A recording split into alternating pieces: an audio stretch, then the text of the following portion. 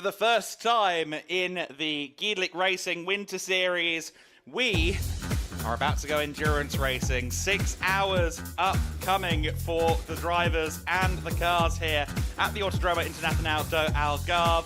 Across multiple classes, we have GT3s, Cup 2 Porsches, GT4s, and TCX cars, a bit of a catch-all class as well, out on the grid.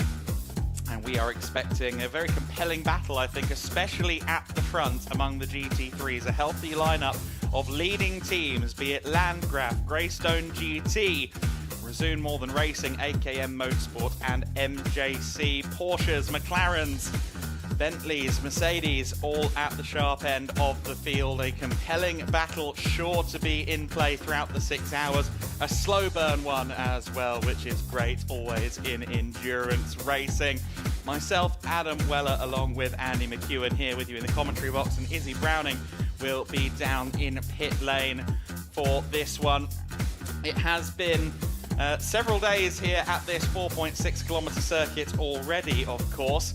The Autodromo Internacional do Algarve, and we are all lined up and ready to go. Hopefully in the next few minutes, the grid or the cars will soon release onto the circuit. But Andy, they've already had several days of running here. However, much of that has been, and I say it as if it's a negative, in the dry. We're expecting the rain to hopefully largely stay away across the race distance. However, this is potentially, in the early stages of the race, going to be quite a challenge for them. I suspect so. Those of you who tuned in for the Formula Winter Series, an hour or so ago, will know exactly how challenging conditions are out there. We had a bit of a jumble of tyre selection for that race. Wet tyres, in the end, turned out to be the way to go. Well, that's one thing. That was a 30-minute race. This is not a 30-minute race. This is a 6-hour endurance race. So you're making decisions now that will affect you for the duration of the 6 hours. Of course, we will have pit stops for refueling, for driver changes, and crucially for tyre changes. So you're not locked into your tyre choice at the start of the race.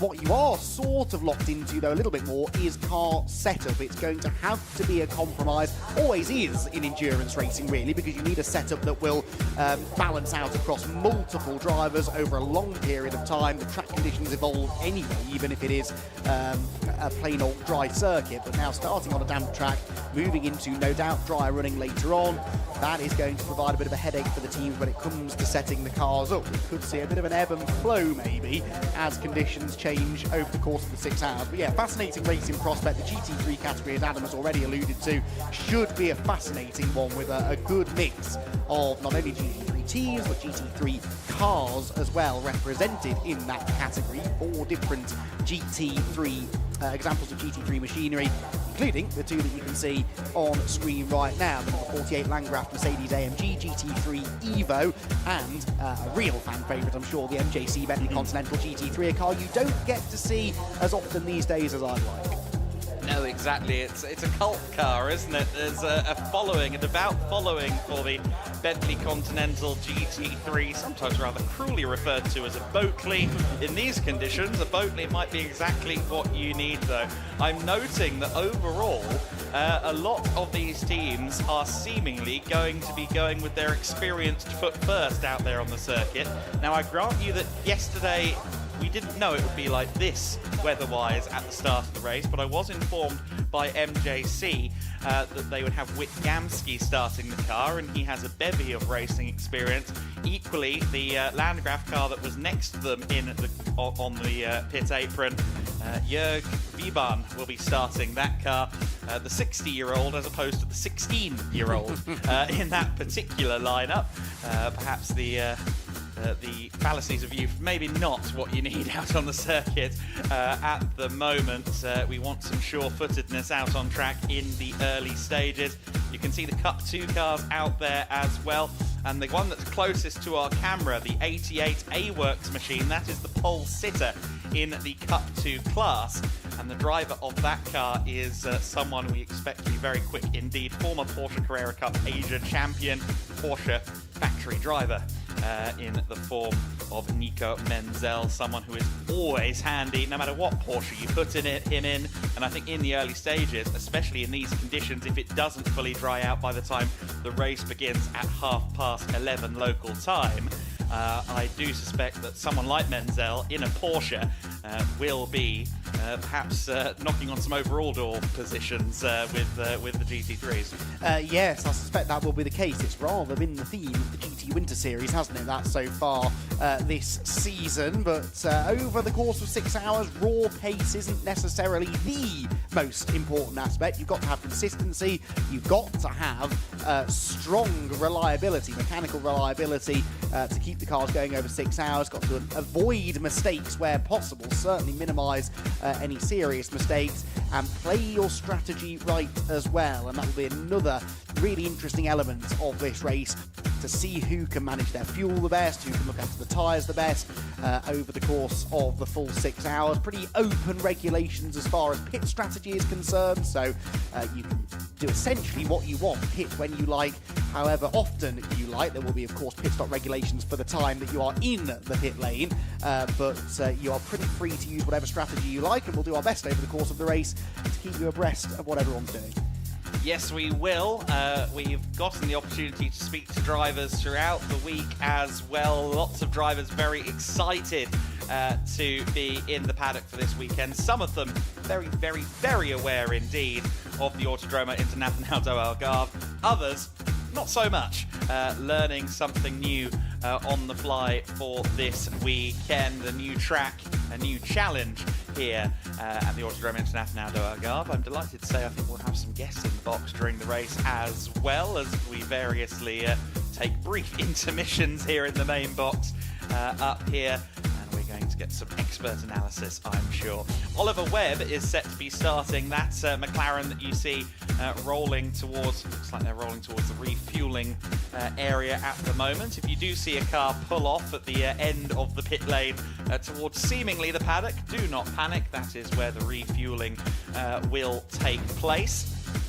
And that will no doubt be an interesting factor as well. They don't refuel, of course, down by the garages. They've got to consider all of this stuff well in advance. And mandatory pit stops in the race as well. So then, yesterday was qualifying here in the 6 Hour of Portimão weekend. Let's take a look at what happened on Saturday. So then, the sessions split into two. 3 sessions for the GT4s, 3 sessions for the GT3s and Cup cars out there on the circuit. We did have some lightning fast pace from several of the drivers. There's the AKM Motorsport Mercedes AMG GT3. As we got into the meat of the racing, unfortunately we would lose one machine. It would be the 42 Lion Speed GP Volkswagen Golf that would ultimately not make it through the quali session intact. Very well prepared car from Lion Speed GP, but one that unfortunately would find the barriers, and that car was too damaged to continue, and indeed too damaged to take the start today. So we are down that Volkswagen Golf. The other Lion Speed GP car, the number 24, also got a bit squirrely at one point down into the first corner. That machine lines up in position number 12 on the grid. And we'll see how they progress through the order. The starting driver in that car is to be Patrick Kolb. We expect him to be very fast. Montero Los Competiciones in the TCX class with their older BMW F82 GT4. That car we saw last week in the GT4 Winter Series in the Club class as well, or 2 weeks ago in the Club class in the GT4 Winter Series. That is to be started by Guillaume Oliveira. And I'm sure, despite being a TCX entry, mix it up with the GT4s out there on the circuit. The number 41 East Racing Motorsport Porsche Cayman. That car will be one to watch in the GT4 category, not the GT4 pole sitter, mind you, but East Racing, a very, very well experienced team, particularly in regards to Porsches and BMWs, a leading light with both of those cars in German motorsport. They have got a solid lineup at the wheel as well. Dag Bullen is set to start that car, per what they told me down in the pits just a few moments ago. MTech competition, the Swedish team who are responsible for a lot of the behind the scenes in Porsche Carrera Cup Scandinavia as well. They are to be started by Gustav Söderberg Krupp. The number 15 NM Racing team car. Ian Loggy is set to take the start of the race in this car at what is actually his local circuit, accent and passport notwithstanding. He lives just about 10 minutes away from the track. Number 15 NM Racing car, Nil Montserrat's team. We will see them leading off in the GT4 category. The A-Works Porsche will be very fast indeed. That car will be starting from 5th on the grid. The Steiner Racing number 45 will line up from P7. MJC Racing 6th on the grid with their Bentley Continental GT3 just behind the A-Works Porsche, which was actually ahead of them in the standings after qualifying. The average times from the drivers determining the grid. The MJC Bentley will be lining up on row 3 alongside this car. We understand it will be Whit Gamsky and Nico Menzel starting for those cars respectively, and I expect that Menzel will be playing with some of the GT3s early on. But he is an endurance race mindset guy. Maybe he'll take it easy. Oliver Webb will line up 4th on the grid, as we understand it, in this McLaren 720S Evo from Greystone GT. Going to, I'm sure, watch this 720S GT3 Evo fight for overall victory here. Strong lineup in this car. We might hear from Oliver Webb as well later on up here in the commentary box. All going well with this machine. 3rd position, AKM Motorsport, Marco Antonelli's team. The fastest driver in this lineup being Raffaele Giammaria, but a strong trio of drivers entered into that one. Strong duo in this Mercedes, Jörg Weiban and Tom Gallander, the reigning GT Masters champion, the latter 16-year-old competitor. Maybe got into it a little bit there with the Bentley during qualifying, but still lining up 2nd on the grid, the number 48 car. And I understand it will be Jörg Weiban that takes the start in that machine. But pole went to Simon Birch, Thomas Anderson, the Resoon More Than Racing Porsche 992 GT3R. This machine looked very fast 7 days ago in the hands of both drivers in the GT Winter Series. They are now here for the 6 Hours of Portimão. And let's see how the race unfolds for them. They start from the best position, but qualifying can only do so much for you in a 6-hour race. They do, however, have the glory of pole position after qualifying. Of course, the average times from both drivers making that possible for them. Meanwhile, down in the pit lane, we have Izzy Browning for the first of what I'm sure will be many appearances today, given the length of this race. And I believe she has Stefan Lerner from GEDLICH Racing alongside her. Yes, indeed. Many appearances during the next 6 hours. I'm down in the pit lane, as Adam said, with Stefan Lerner, who is our racing series coordinator here at GEDLICH.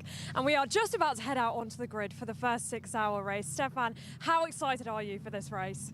Obviously, we are very exciting. We've been working for this moment now the whole year. And finally, the first cars are getting out on track. And why did you guys want to add this to the Winter Series package this year?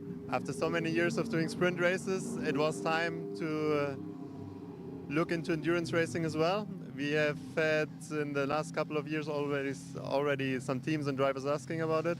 So it was time to add endurance races to the Winter Series. Yeah, so to give a new challenge for some of our drivers. So just explain to us kind of how the pit stop regulations are going to work in the race. So during the 6 hours, each car has to be in the pit lane at least 35 minutes.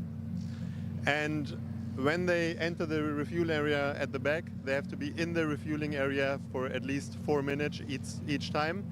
And that is simply to keep it as safe as possible so that there's no rush when the refueling is going on. And of course, with an endurance race, a lot can happen over the next 6 hours. A little bit of a game of survival, perhaps, and also potentially some weather coming in. We've just seen some very ominous looking clouds in the background. So what are you expecting for the next 6 hours? I'm expecting a to be honest, difficult race start for the drivers. The conditions at the moment are looking pretty difficult. You mentioned the dark clouds there, but if you take a look over there, the sun is shining, blue skies, so it will be a tough start, I guess, for the drivers. All right, well, we'll keep our fingers crossed, and I'm sure we're going to have a great race no matter what the weather does. We'll let you get off so you can get onto the grid and go and see some of those cars. And we are going to hear from another one of our drivers that we spoke to earlier in the weekend.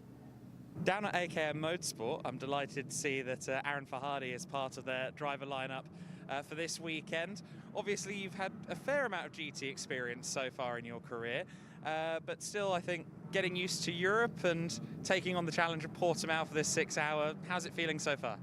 Well, it's a nice track, completely different from anything that I've driven. So a lot of elevation change, many high-speed corners, and you're also getting used to the new cars, going from the Lambo to the Mercedes. It's pretty solid so far. Honestly, we're happy. Just working towards getting more settled in, familiarizing myself with the track, and otherwise it should be a good weekend. And obviously, you've driven a GT2 car previously in America. In theory, a GT2 and a GT3 aren't meant to be that far different apart in speed, but obviously they make their time in very different places. How are you finding the comparison between the two cars right now? Honestly, I enjoy driving the GT3. The GT2 is fun as well. They're both fun cars. They're just fun in their own ways. Obviously, the GT2, you have more power, less downforce. These cars, you have more downforce, so way more physical. It's all about just managing it and being able to find the right amount of speed, really. That's what it comes down to. Now, I've been kind of arguing with myself over the last couple of days, trying to figure out what I think might happen in GT3. I can make a case for just about every lineup potentially winning the race. I take it, obviously, P1 is the goal, and how likely do you feel that is? Well, obviously, that's what we hope. It's a long race. It's a 6 hour. We have a really good lineup, and at the end of the day, it's going to come down to those last 10, 15 minutes. I mean, look at Daytona. Daytona came down to a sprint race at the end. So, no, we have a good lineup, and I have faith in my team and myself, and hopefully we'll get the win done. And lastly, of course, you're sharing the car with Marco Antonelli. I feel like he's one of those paddock sages, those deliverers of wisdom.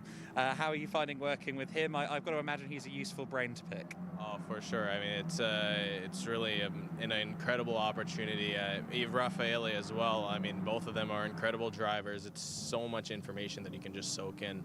Yeah, it's truly a blessing. Well, we're delighted to welcome you into the GEDLICH Racing paddock for the first time, and good luck on the track. Thank you. Appreciate it.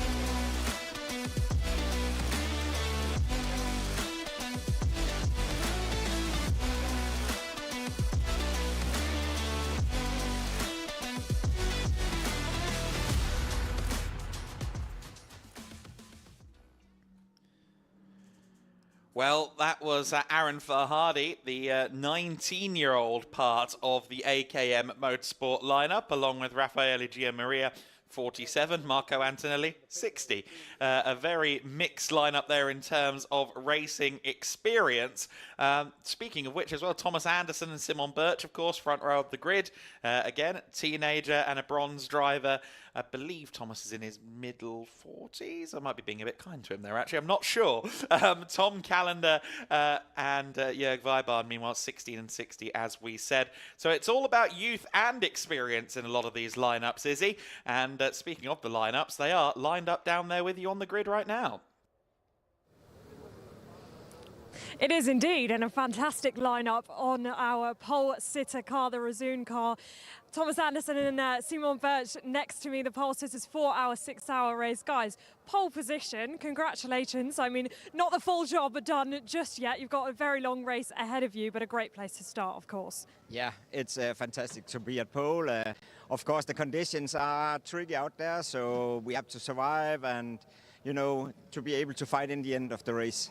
And Thomas, you're going to be starting the race, so you've just said to me it's going to be exciting with it potentially being wet and dry. We've seen some dark-looking clouds over there. So how are you going to manage that challenge? Yeah, I would say my goal is to keep the car on the track. Of course, try to have the pace I can have, and hopefully hand it over to Simon, and he will go really, really fast, I hope. And you guys were racing here last weekend in the GT Winter Series, so do you feel as though you might have a little bit of an advantage? You know the track well in race conditions? Yeah, we know the track good now, but I still think that the slicks on this condition is tricky no matter what. Absolutely, and Simon, you've already done a 24-hour race, so definitely not new to endurance racing, but what are you expecting for this 6 hours that's ahead of us? Yeah, for sure it's going to be challenging with the weather, but a 6 hour is a long race still, so yeah, just keep calm and see what it brings in the end. And how do you prepare for something like this?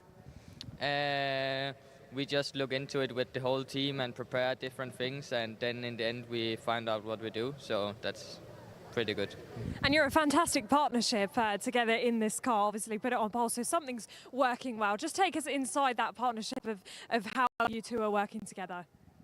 Yeah, it's really good. We have been driving together. This is the third season now we are going into. We drove also last year in GT2, European Series, which was also really good, where we ended third overall in the championship. So yeah, it's beginning to be really, really good. And as we can see, it's a good start to the season to start on pole. So yeah, let's see what it brings. Absolutely, and I'm sure you'll be hoping to speak to me because that means you will have won in the 6 hours that we've got to come. I'm sure a lot going to be thrown at you. Thank you very much for speaking to us. We will let you get on with your preparations, and there are our pole sitters for the 6 hours of Portimão. One of many familiar faces in the paddock for this Portimão 6 hour is Ian Loggy, who is with the NM Racing team for the first time. Obviously, we at GEDLICH are very familiar with Neil Montserrat and the team. How are you finding the experience so far? Yeah, it's first time with the team, and we did a test yesterday. The test went very well.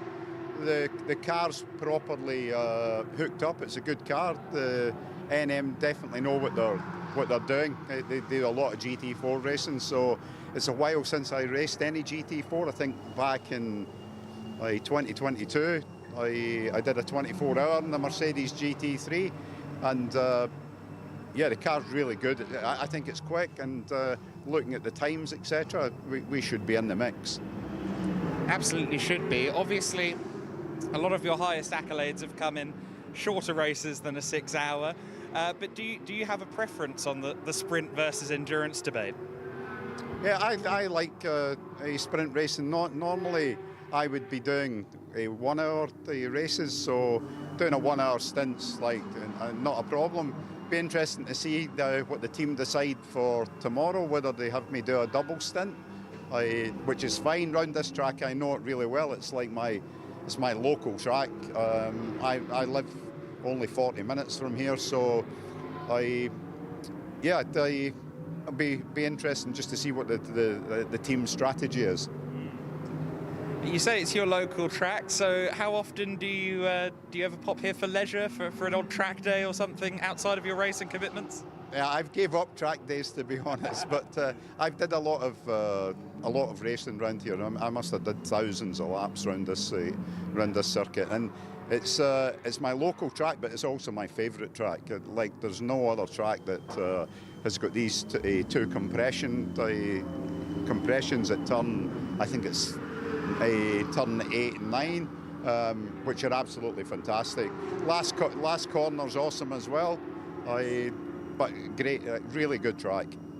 Obviously, the GT4 cars may be a little bit softer than the GT3. It is a different driving experience, but I suppose, lack of power relative to the GT3, lack of downforce, it's still a very fun car to drive around a track, isn't it? Oh, it's a superb car to drive.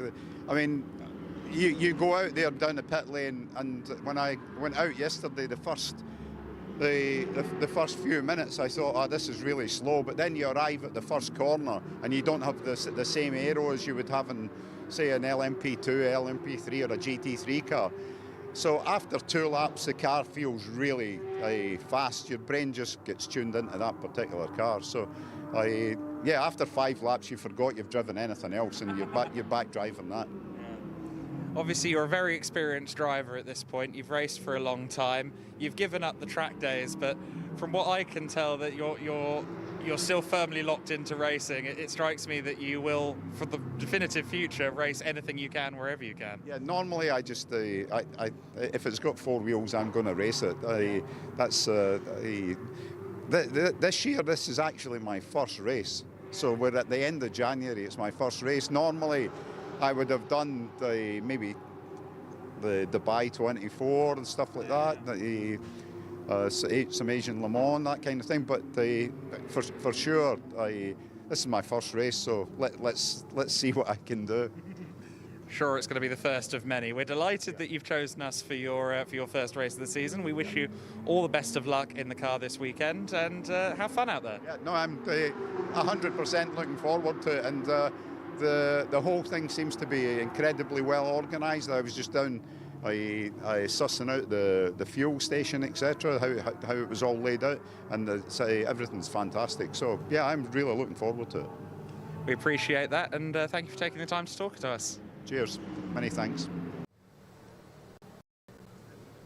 Welcome back down to the grid. Great to hear from some of our drivers. I've now managed to nab another one of our drivers, Tom Callender, who will be driving second in the car next to us, the number 48 Mercedes, another of our GT3 cars starting on P2, so on the front row for this race. Tom, thanks so much for speaking to us. You'll be jumping in the car after Jörg's stint. How are you feeling ahead of this race? I'm feeling quite relaxed still. It's an endurance race, so there's no need to push all the time. So we will keep it easy and see what we can do from second position. And you've had a little bit of endurance experience in the GT World Challenge, but still relatively new to it. So how much are you learning with the team? Yeah, of course, last year was my first year in GT3. I raced in ADAC GT Masters, so it was a sprint race pretty much all the time. I did one GT World Challenge race, 3 hours, but that's it. I don't have so much experience, so yeah, I'm still learning. And of course, you are the youngest ever GT Masters champion, so congratulations on that, but a very strong driver lineup here. Take me into the partnership between you and Jörg and how much you've been kind of learning from each other. I mean, Jörg has quite a lot of experience. He's a pretty nice guy. Of course, I'm on track, I'm faster than him now, but there are a lot of experience things that I can learn from him. Absolutely, and we're potentially expecting some changing conditions over the next 6 hours. How comfortable are you going to be with adapting to those conditions? We will see. Maybe it's going to rain, but no one knows. And how much have you been enjoying driving around this track in the testing so far? It's a really nice track. I've been here before for my first test in the GT4 car. A lot of fast corners, yeah.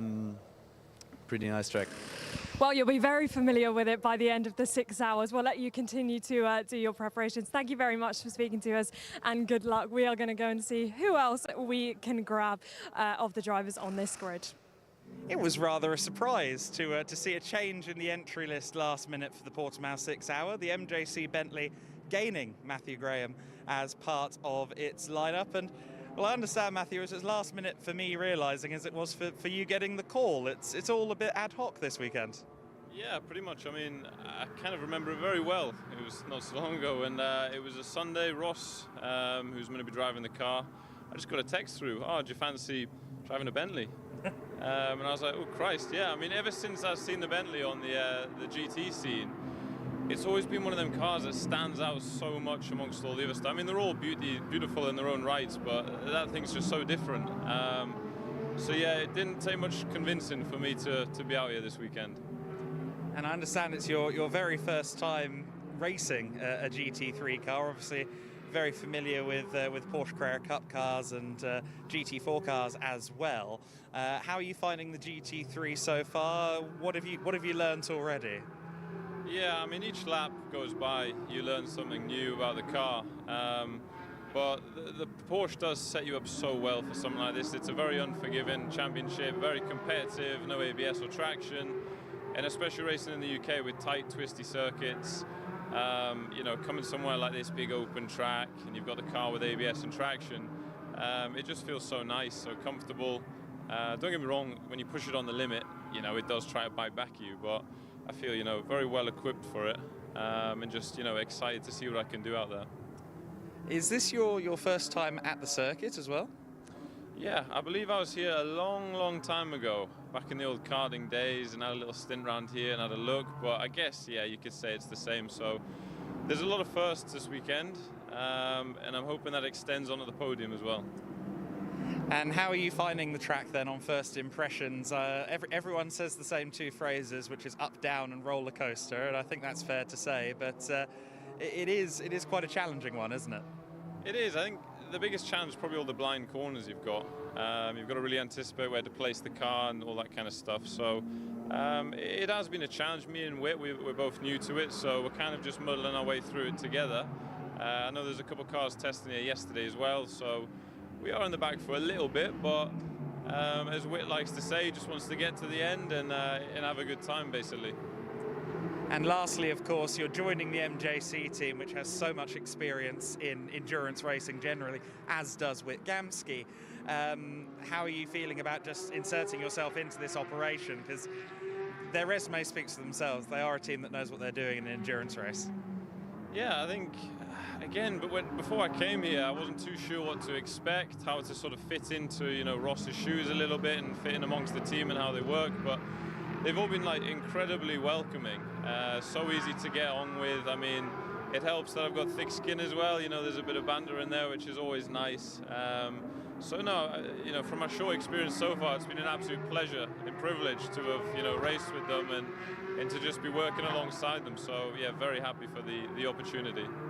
Well, we're delighted to welcome you into the GEDLICH Racing paddock for this Portimão 6 hour, and we wish you the best of luck in your first GT3 experience. No, thank you very much. Thank you very much.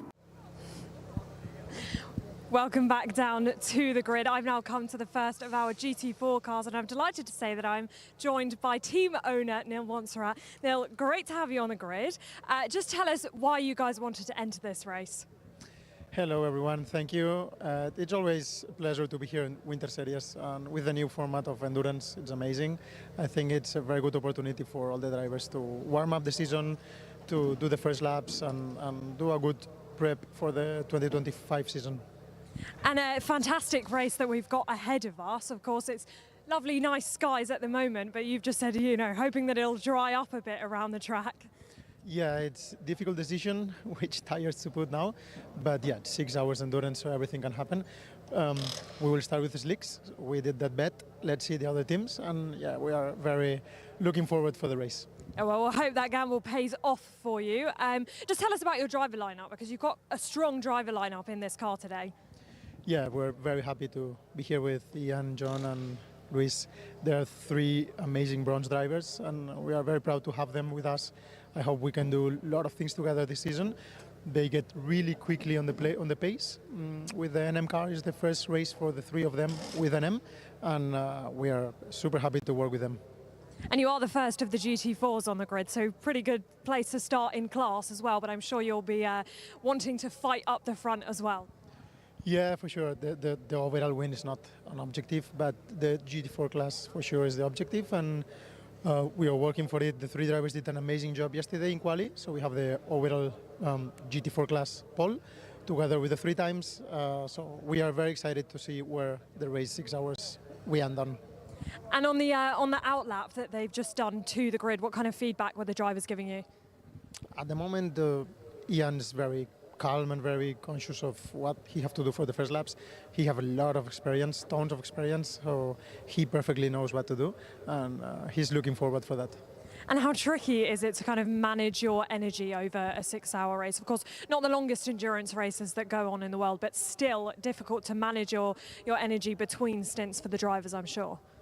Yeah, we have to feed them well with all the energy, with all the calm and psychologist in the box, and also hydrating and be ready for the next stint. It's very important. At the end, 1 hour stint is long here in Portimão, roller coasters, so it's a very nice track, but it's very, very, very difficult for the drivers, so it's always a challenge. Yeah, you make a fantastic point. It's very physical around this track, isn't it? It is. Last corner, and all the compression, so it's very physical, but all the drivers love it, so we are happy to be here. Lots of fun and perfect for a 6-hour race. Thank you very much for speaking to us. We wish you the best of luck, and I'm sure we'll be speaking to you at some point during the race. We'll let you carry on with the team. Thank you very much for speaking to us. Right, we are going to continue a little bit up the grid. We've just had the 5-minute board, so very nearly getting this race underway, which is fantastic. Now, a little bit to tell you about some of the classes that we've got in this field today. Of course, we've spoken to the GT3s, we've spoken to someone from the GT4s. We've also got the Cup 2 Porsche 992 GT3 Cup cars and a TCX car as well. Alongside here, we've got the number 45. This is one of those Cup 2 classes. That's the Steiner Racing car. That we've got here. Beautiful car, beautiful livery, very plain livery, but a lovely colour on the car.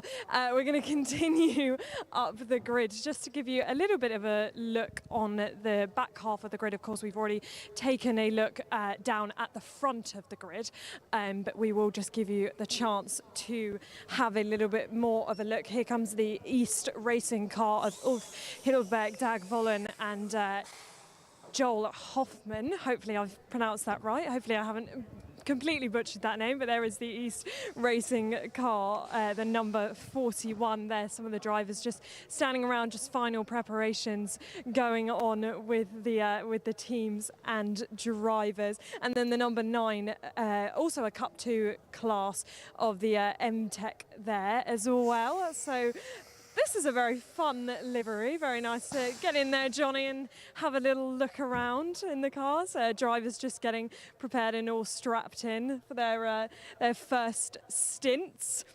And drivers, oh sorry, I should say teams just starting to leave the grid as we speak now. So we will be getting underway very, very shortly. A lot of anticipation ahead of this first of the 2 6-hour races that GEDLICH are putting on this week, sorry, not this week, this season. The 6 Hours of Barcelona coming up later in the season as well. Driver just getting into the number 24 car there. That is the Lion Speed GP car, another of the GT4. So they'll be fighting against the NM Racing car that we just spoke to, Neil Montserrat, of course. Fantastic to speak to a team boss as well and really get the insights of why the teams wanted to get involved in a race like this in Portimão, and fantastic as well to hear about the physicality around here, because really this is a tricky track. You know, we hear it time and time again. I'm sure the boys will say many, many times in commentary today that it is a roller coaster around this track. It really, really is. We've had the formulas out this morning, and fantastic to see them and welcome them onto this package this weekend. But it is a roller coaster, and just how physical that is going to be very intense over the next 6 hours. And we'll be hoping to speak to many drivers during the course of the 6 hours. I'll be jumping in and out of the pit lane to speak to them during as they've jumped out of the car after their stints, and talking a little bit to them about that physicality and just about how intense it is around this track. Right, we've come to the number 32 car, our final car on the grid, as I get out of the way so that Johnny can get a nice view of the driver. Driver just giving us a little bit of a wave there, and we are about to get the 1 minute board shortly. The 6 hour race is about to begin, so we are going to give you one final look down the grid. I say the view to turn 1, but you actually can't see turn 1 because it is, of course, down that hill. Engines are getting fired up. We are just about to have the 1 minute board for the inaugural 6 hours of Portimão. We hope you enjoy this race. I'm sure it is going to be a thriller.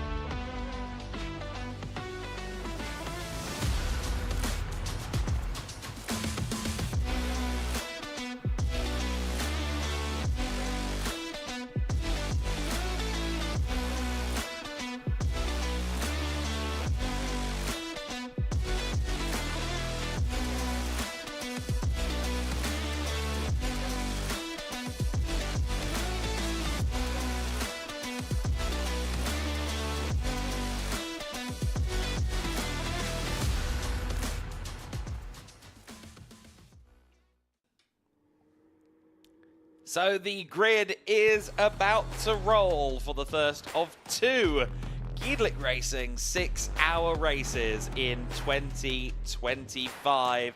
And it's Thomas Anderson who will start from pole position.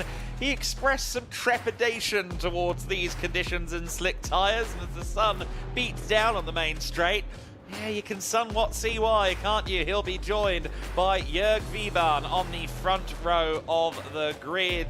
A very experienced front row, both drivers, I'm sure, given they've competed in long distance before. They'll be taking a measure of trepidation in the early stages. Marco Antonelli lining up from third position. I've asked them repeatedly this weekend if the team boss would start. They weren't sure, but inevitably, yes, it is the boss first. Oliver Webb starting from fourth on the grid. Expect that car to be a contender for the early lead with Oliver at the wheel. His resume speaks for itself in that regard. Nico Menzel, another driver who might be very quick indeed in the number 88. He is alongside Whit Gamsky in the number 43. Gamsky, of course, the spearhead of Team MJC. And how great is it to see Air Bentley on the grid. Anders Steiner is P7 alongside, well, strictly John Ian Loggy. John is his first name, but we all know him as Ian Loggy. Oh, and a spin for Lion Speed on the first formation lap. That's Patrick Kolb. He is the big boss round here, so I guess he can get away with a drift for the Lion Speed Porsche. That's not how you want to start things off. Gustav Soderberg-Krö lines up from P9 in the number 9, the M-Tech Motorsport machine, the M-Tech Porsche. That car should be competitive. Dag Vullin starting from P10 for East Racing in the GT4 class, second among the GT4s.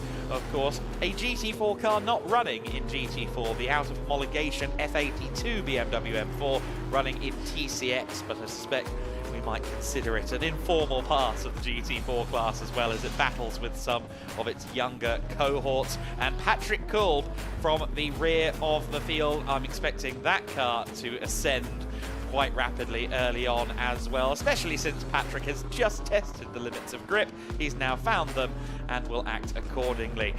So then, the cars are rolling 2 formation laps, but the clock will officially start on this race as they come across the line this time by.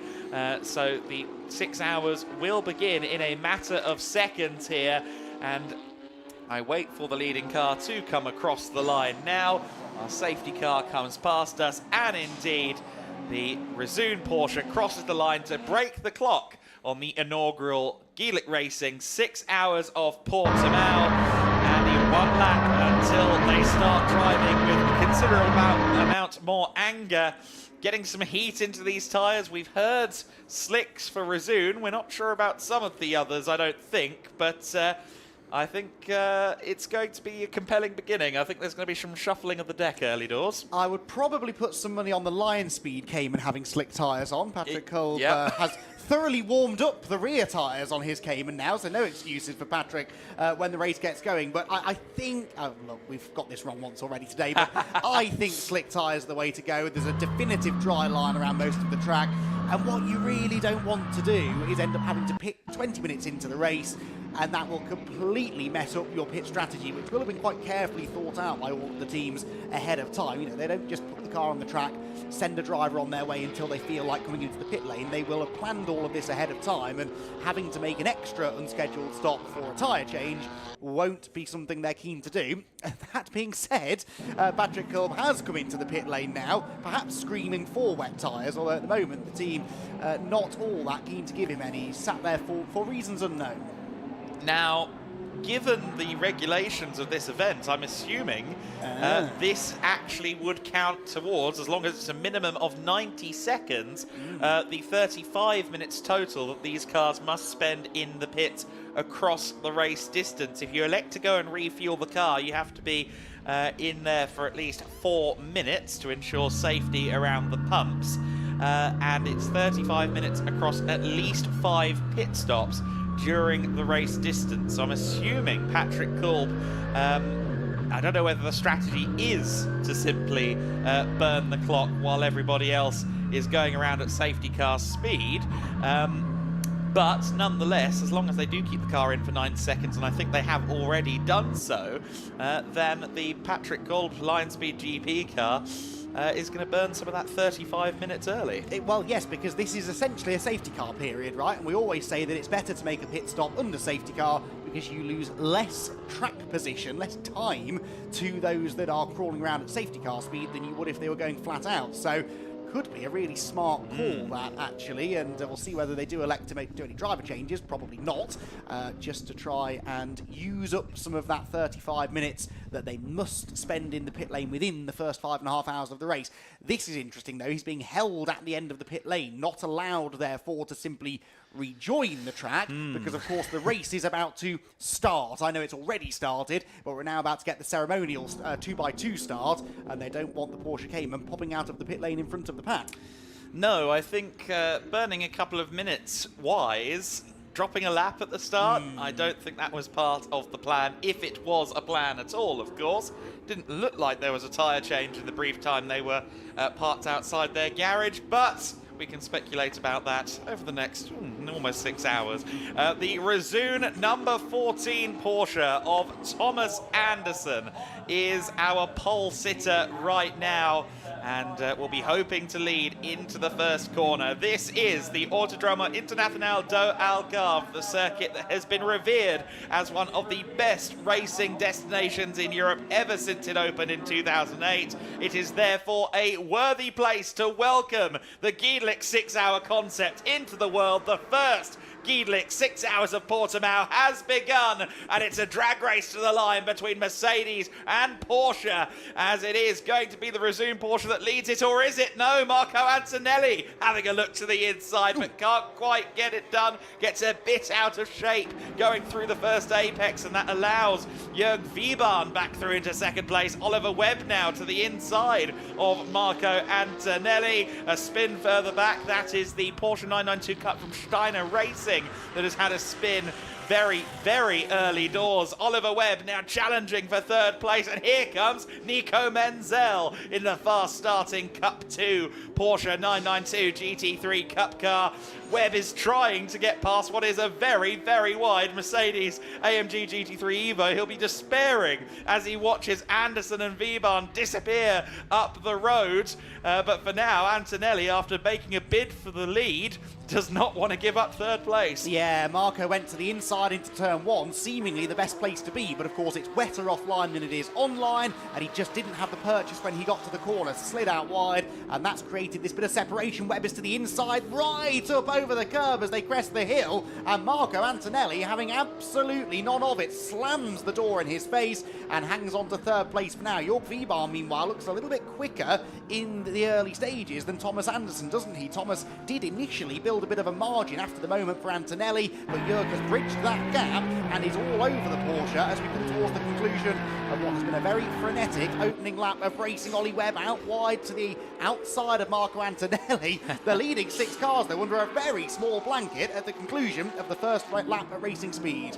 Not 6 laps, guys. Oliver Webb with a good run out of turn 15 now draws alongside the Mercedes AMG GT3 Evo. Greystone GT's team will be watching on with bated breath, and Oliver Webb has indeed got it done going into the first corner of the lap, and Nico Menzel getting himself unsettled, and that hands the Cup 2 lead to Kröhr for MTech Motorsport. So there we go.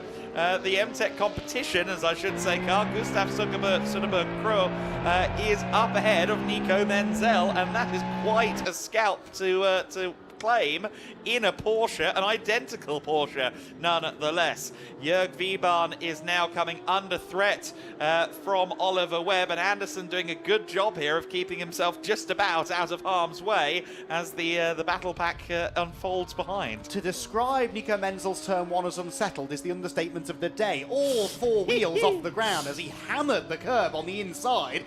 very lucky if he's not damaged anything actually on that Porsche 992. Cup car side by side for second place. Meanwhile, Ollie Webb to the outside of Jörg Wiebahn as they drop down the hill. That would have been the inside when they got to the top of the hill, but the move was made already, and Ollie Webb is doing Ollie Webb things at the moment, charging towards the front of the field as we sort of expected. But it's interesting to me, Adam, that Thomas Anderson, who was under all sorts of pressure a lap ago, suddenly has got away from Jörg Wiebahn. Don't know whether Jörg maybe made a mistake whilst I was being distracted by the acrobatics of Nico Menzel, but that lead gap has definitely increased. Jörg Wiebahn, I think, will take the considered and measured approach to this race. He has been racing for a long time, seen it all and done it twice, and we'll have to see quite how this unfolds. He is a former champion in the GT4 Europe class. By no means does he hang around at the wheel of a car. A class winner as well at Bathurst 12 Hours, and of course that also took place this weekend, and a deluxe weekend of endurance GT racing, as Kreuer and Menzel still fighting out for 5th overall and the Cup 2 lead. But here is potentially the first bid for a new leader. Our pole sitter Thomas Anderson charging Oliver Webb in his wake. Good luck, Thomas. Yeah, Ollie's had a good run out of turn 4. He will look to the inside, surely. A late lunge to the inside, downhill into the 5th corner. A bit damp on the middle of the road, but he gets the car stopped well, and Oliver Webb to the lead. So Oliver Webb with a brilliant opening stint in this race. The Greystone GT car that started outside of row 2 is now in position number 1, and now Oliver's job is to get away, pull the pin, pull a gap, so that when he does eventually hand the car over in the best part of an hour's time, he will do so with a healthy lead. That's the plan. We'll see, though, whether now that Thomas Anderson's got Oliver Webb to follow, he is able to get a little bit closer to the times of the new race leader. Meanwhile, third place still very much being debated. Jörg Wiebahn and Marco Antonelli, the pair of Mercedes AMG GT3 Evos, nose to tail with the Cup 2 leaders right behind. It is still Gustav Söderberg-Krö ahead of Nico Menzel after that moment for Nico at the start of the previous lap, and those two running nose to tail behind some of the GT3 runners. On board here then with Oliver Webb as we round the penultimate turn, head towards the final corner, and Anderson way wide up over the curb. We saw them doing that last week. If it does remain a little bit damp off track, that is a risky place to be. It is. They're extending like that in qualifying as well. We saw that in the highlights of quali earlier on. So then, a good Porsche battle going on at the moment, and it is Menzel with a nose ahead this time as they approach the first corner. That's front bonnet flapping in the wind as he gets the car stopped and moved into the lead of the Cup 2 class. So the 88 is back through.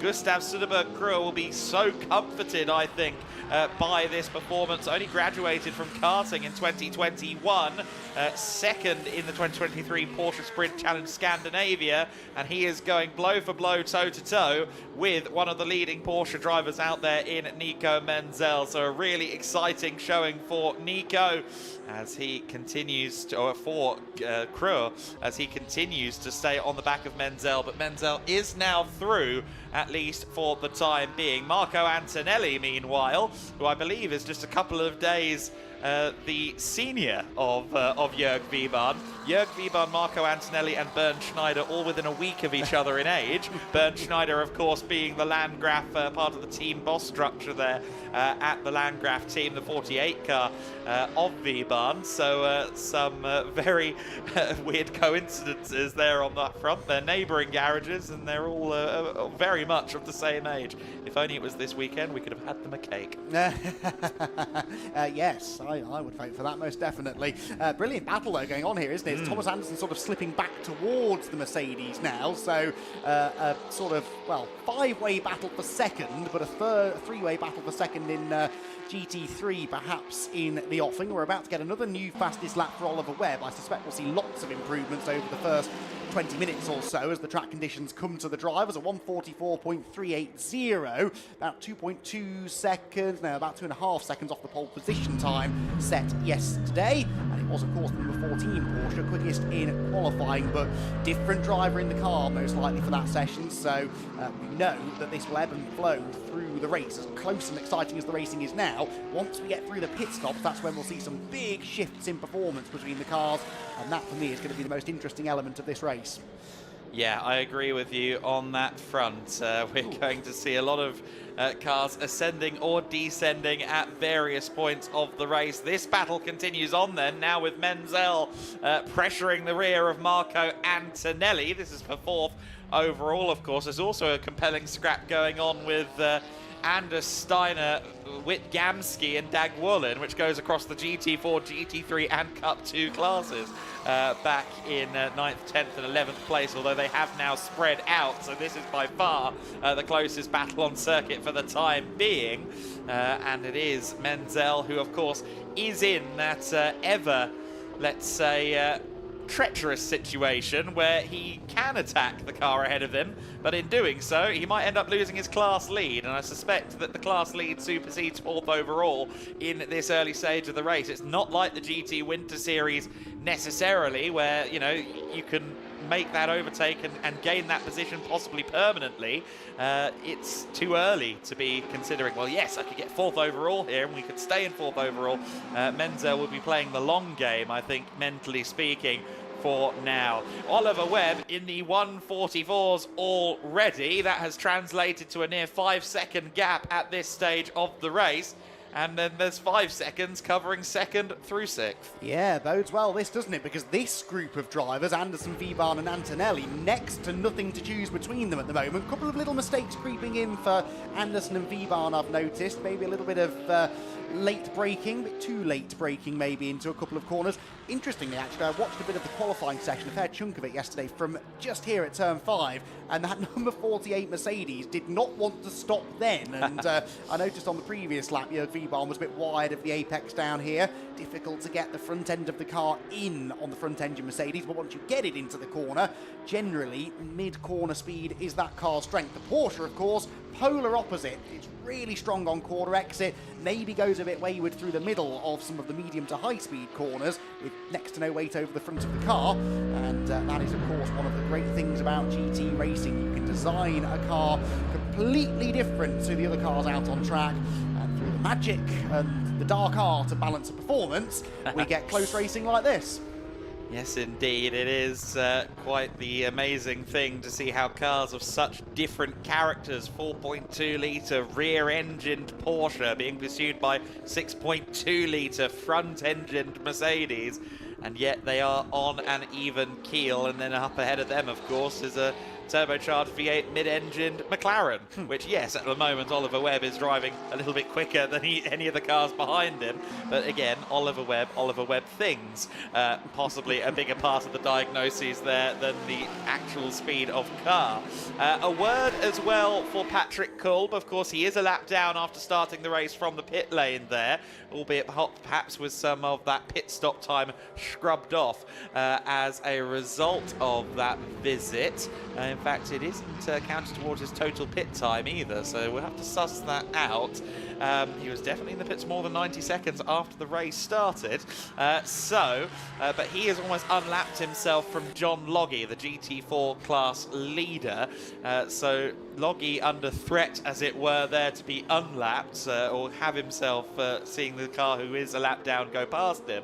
And another word as well, I must say, to the number 32 BMW team, Monteros Competicios, the TCX car, the expired homologation BMW M4 GT4, and Guillaume Oliveira is currently leading in the kind of invisible GT4 car. He's ahead of all the actually GT4 class machines. I think for the purposes of this afternoon, we can refer to it. It is a GT4 car, just not a currently homologated one, and yes, going rather quickly, isn't it? So again, running really, really strongly. Patrick Kolb, though, is the fastest GT4 spec car on the track, so it's a shame really that he's lost that lap, but at least, as you sort of alluded to, he's actually gaining a lot of that time back. So yeah, working quite well for him. He's not in any particularly clean air either, as we've documented, so doing that running that sort of pace at the moment is fairly impressive. Another new fastest lapping coming from Oliver Webb. No, actually lost quite a bit of time in the final sector. A 144.1 though is still going to be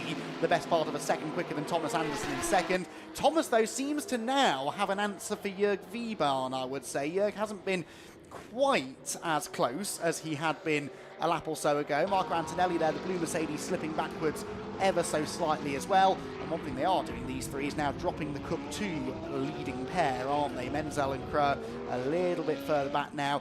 Not a bad thing really for Nico and Gustav, because that means they can just focus on their own private battle rather than tripping over the GT3s. Yes, indeed. They are 3 cars strong in that Cup 2 class. We were meant to have an additional entry in the form of Ricard Motorsports, number 911, Leandro Martins and Dieter Sveps.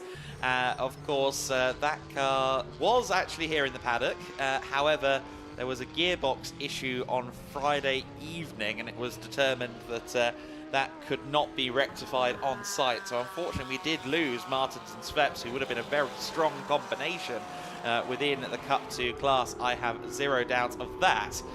But I think they might be back with us for the 6-hour Barcelona as well, where we are expecting a bevy of new entries as well. No championship across these 6-hour races, of course. They are stand-alone events, but a great way to start the season and early doors. A great race that we're witnessing as well. 2nd, 3rd and 4th place, all much of a muchness out there on the circuit. Anderson around the outside there. Jörg Wiebahn still pursuing very closely. Now, funnily enough, when I spoke to Jörg Wiebahn down in the pits on Friday, he identified that Razoon Porsche as the primary competition to him and Anton Callender for the victory overall here. So that's interesting, perhaps overlooking the McLaren that currently leads the way. Of course, Tom Callender, quite the hot shoe at age 16, and then slightly his senior, Simon Birch, also very fast indeed. If we get those two on the same bit of track at the same time, that will be very compelling. And you could throw Aaron Farhadi into that mix as well for Antonelli Motorsport, and Raffaele Giammaria as well, who is vastly experienced and very quick. Marco Antonelli says, oh wait, don't forget me though. Dives to the inside for 3rd position. Jörg Wiebahn sees it coming, allows it to happen, and I think Antonelli might have successfully pulled that off. Let's see if he can challenge Anderson. Yeah, that sort of came out of nowhere, didn't it? Antonelli, you almost get the feeling, had dropped back a bit just to cool everything off and settle into a rhythm, and then Jörg maybe had a moment through turn 4. I think maybe just as he came over the hill, there was a snap of oversteer. He was slower over the hill therefore than Marco, and Marco Antonelli needed no second invitation. So now he goes after Thomas Anderson. They head up through turn 7 and 8, where, by the way, there have been spots of rain reported, I'm hearing, from a couple of laps or so ago. Not enough yet to affect track conditions too much, but a bit of psychological rain on the windshield might just be holding them back. Not holding back Marco Antonelli, though, who suddenly looks very racy, launches to the inside of Anderson into the penultimate corner. Does the Mercedes emerge ahead? Well, no, they both do, really. They're absolutely level. Oh, a bit of door banging between the two of them. Antonelli on the inside for the final corner, and Thomas Anderson, I think, could do worse than to wave him on by, which in the end he sort of does. Antonelli, 2 places gained in half a lap, and a little bit of red paint perhaps on the left-hand side of his Mercedes. I'm not sure Thomas Anderson is done. The red mist descends from the red headlighted Porsche. Anderson around the outside now of Antonelli. Antonelli may end up deep into turn 1, just about gets it stopped. What about turn 3? Can't afford to overextend his braking zone there. He's got the Bentley of Whit Gamsey, who is going to go down a lap down early on in this race. I know Whit's philosophy here is first to finish, because I don't think that car has done much finishing in its brief tenure with the MJC team so far. And Antonelli, thankfully for him, manages to just about negotiate that well. Anderson then has to remain behind, and now has to consider perhaps Jörg Wiebahn. Very good traction out of the corner, though, from Anderson at turn 5. But Marco Antonelli, as you said, kind of just suddenly stirred and started moving up the order. That he hasn't pitted, so it's not Andrea Kimi taking the car over, but clearly the tree can be just as good as the apple. Thomas Anderson, big moment there, dipping a wheel into the gravel. We've not missed the memo that they've shortened this race, have we? Because this is sprint racing at its best. Fantastic stuff. Really clever driving there from Antonelli as well, because he came out of turn 4 still very much alongside Thomas Anderson, saw Whit Gamsky's Bentley in the distance, you can't miss it really, can you, and used it as a pick, sort of blocked Anderson behind the Bentley heading to turn 5, and that meant there was no retaliation from the Porsche, which now is under renewed threat from Jörg Wiebahn's Mercedes behind. The Landgraf machine pulling to the outside into the penultimate corner. That leaves the door open for Nico Menzel, though. What was that you were saying about not getting involved with the GT3 cars? Bails out of that particular move, but this is all starting to get very, very tasty indeed. Oh, I'm smiling from ear to ear. This is good fun, this, in the early stages of the GEDLICH Racing 6 Hours of Portimão. If we can keep this up for 5 hours and 38 minutes, this is going to absolutely fly by. And of course, the quality of drivers waiting in the wings implies that we are going to see a lot of this fighting throughout the race. No changes among any of the class orders, so we can focus in on this scrap for the time being. Rather excitingly, Oliver Webb still piling on the quick laps in the lead. 11.6 now clear of Marco Antonelli. Antonelli sits in second place. Anderson, well, third under contest though, but Wiebahn actually really more so having to worry about the car behind than in front, because Nico Menzel is on it. He's an expert analyst in his native German. Will do kind of something similar to what we do occasionally, Andy. But right now he's showing that, yes, he's an expert, a good analyst, but also extremely good as a driver. Yes, just proving the point, isn't he, here this afternoon? On board there briefly with Marco Antonelli, who finally breaks into clean air and, interestingly, posts the outright fastest middle sector of the race, about 3/10 quicker than Ollie Webb. So Marco Antonelli was being caged in a little bit, I think, wasn't he, when he was in that battle? Now he's broken free. This Mercedes looks pretty rapid. AKM Motorsport, they've got the setup right, clearly, and Marco is very, very pleased with how the car's feeling. Really do get the feeling, don't you, that he spent the first 20 minutes just feeling things out, just double-checking what the conditions were like, and as soon as the confidence was there, bang, off he went, and he, I think, is about to come through most likely to set that car's best lap of the race so far. Really impressive stuff from Antonelli. I think what he's doing is sussing out the conditions a little better than many of those around him at this juncture in the race. Last lap of 1:45.1, still about a second off the pace of Oliver Webb, but Antonelli doing a great job. Of course, everyone, I think, is probably aware of the fact he is Andrea Kimi Antonelli's dad, and he is the boss of the Antonelli Motorsport, AKM Motorsport team.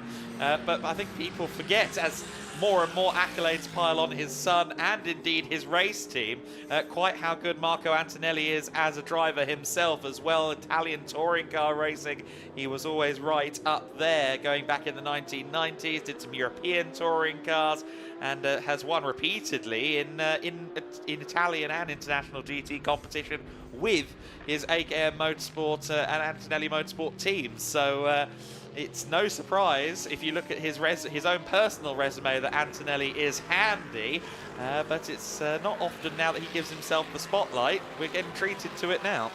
Yes, and I'm all for it. Fantastic stuff from Marco. Good to see them getting his elbows out as well, and providing us with some great wheel-to-wheel action in the early stages. Here's Oliver Webb. The only wheel-to-wheel action he's getting at the moment is negotiating some of the slower GT4 traffic, so cars beginning now to go a lap down.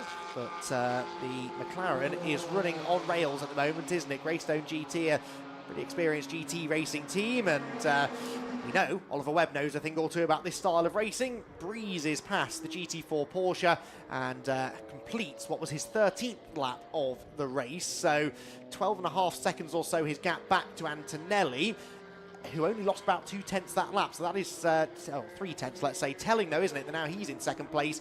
Lead gap no longer extending quite as rapidly. That's not good news for Oliver Webb, who, as we alluded to earlier on, really needs to gain as much time now in anticipation that maybe that car might start to lose time a little bit later on. That's not a judgment on the other drivers in that lineup. It is just the nature of sort of Pro-Am GT racing.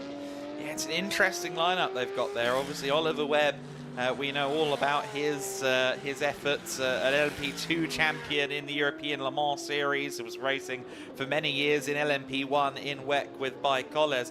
Also worth mentioning Ed Peed as well, a name who perhaps is not so familiar to many, but has been back in GT3s in GT Cup with Greystone in recent years, and prior to that, 3 times a vice champ 3 years in a row in Clio Cup UK, which has to be one of the more agonising streaks that any racing driver has ever had. Never quite made the big one either, unfortunately, Ed Peed, but he's very fast as well. And Andre Borodin, of course, is the driver who sits there and tries to sponge the information out of Ed Peed, and indeed Oliver Webb, and has been a regular presence in British and international GT3s now for the last 3 or 4 years. So very interesting lineup there for Greystone GT. I think nothing less than a win will do for them in their minds. The same applies to Nico Menzel for the Cup 2 class as well. But still, right now, is clearly keen to try and nab 4th overall as well. Well, and the thing is now, I think he feels he's being held up a little bit by Jörg Wiebahn, who's the handling just seems to have gone away slightly from the Landgraf Mercedes. Had a couple of big slides on that previous lap and has now found himself losing a bit of ground. And in fact, Antonelli pits, so this is a little bit earlier than I expected, especially given the pace he was showing. Marco Antonelli down the pit lane in the AKM Motorsport Mercedes. We will see where he goes and what they choose to do here, but that is earlier than I anticipated. Now they've gone past their garage already, so they're going into the refueling bay. Their garage is down towards the podium end, so this is first fuel stop for Marco Antonelli and the AKM Motorsport team, which means they're now destined to be in there, you would assume, for 4 minutes, because that is what's written into the regs. So they're going to drop a lap or two here early doors, so the Antonelli car will plunge down the order somewhat. We'll keep an eye on that one. Presumably, if they were going to do a driver change, they'd have done that first and then headed into the refueling zone. So this is not, it's going to be a double stint for Antonelli, but only about halfway through what should have been the full stint. So there the refueling is being done. Interesting call. I mean, it's not even like they were trying to get him out of clean air, because he was out of dirty air. He was in clean air anyway. You can only think that they've sort of judged this backwards from the end of the race. Maybe there is an extra half-hour stint that had to be done somewhere. Yeah. They've elected to do it early in case there's a safety car. We're more likely to get a safety car early in the race than later, I suppose. And if we were to get one, they'd regain a chunk of the time they're losing. Yes, and if teams don't succeed at getting their 35 minutes of mandatory pit time in the first 5.5 hours, that will be rebalanced as a penalty, plus 40 seconds as well. So I think maybe that is exactly what they're doing. They're now making it straight hour-long stints until the end. Meanwhile, Thomas Anderson has been pursued by Jörg Wiebahn as the headlights flash away on the Milwaukee-backed Razoon More Than Racing Porsche. Of course, it's the first time that Razoon have run a GT3 car in a race of this length. Patrick Kolb, the GT4 class car, getting in amongst it there as well, finds himself haplessly stranded on the apex as the GT3 cars make their way around the outside of him at turn 4. But for now, Anderson has had, I think, nary a moment of peace over the course of this race. Well, it looked a lap or so ago like he had the measure of Jörg Wiebahn.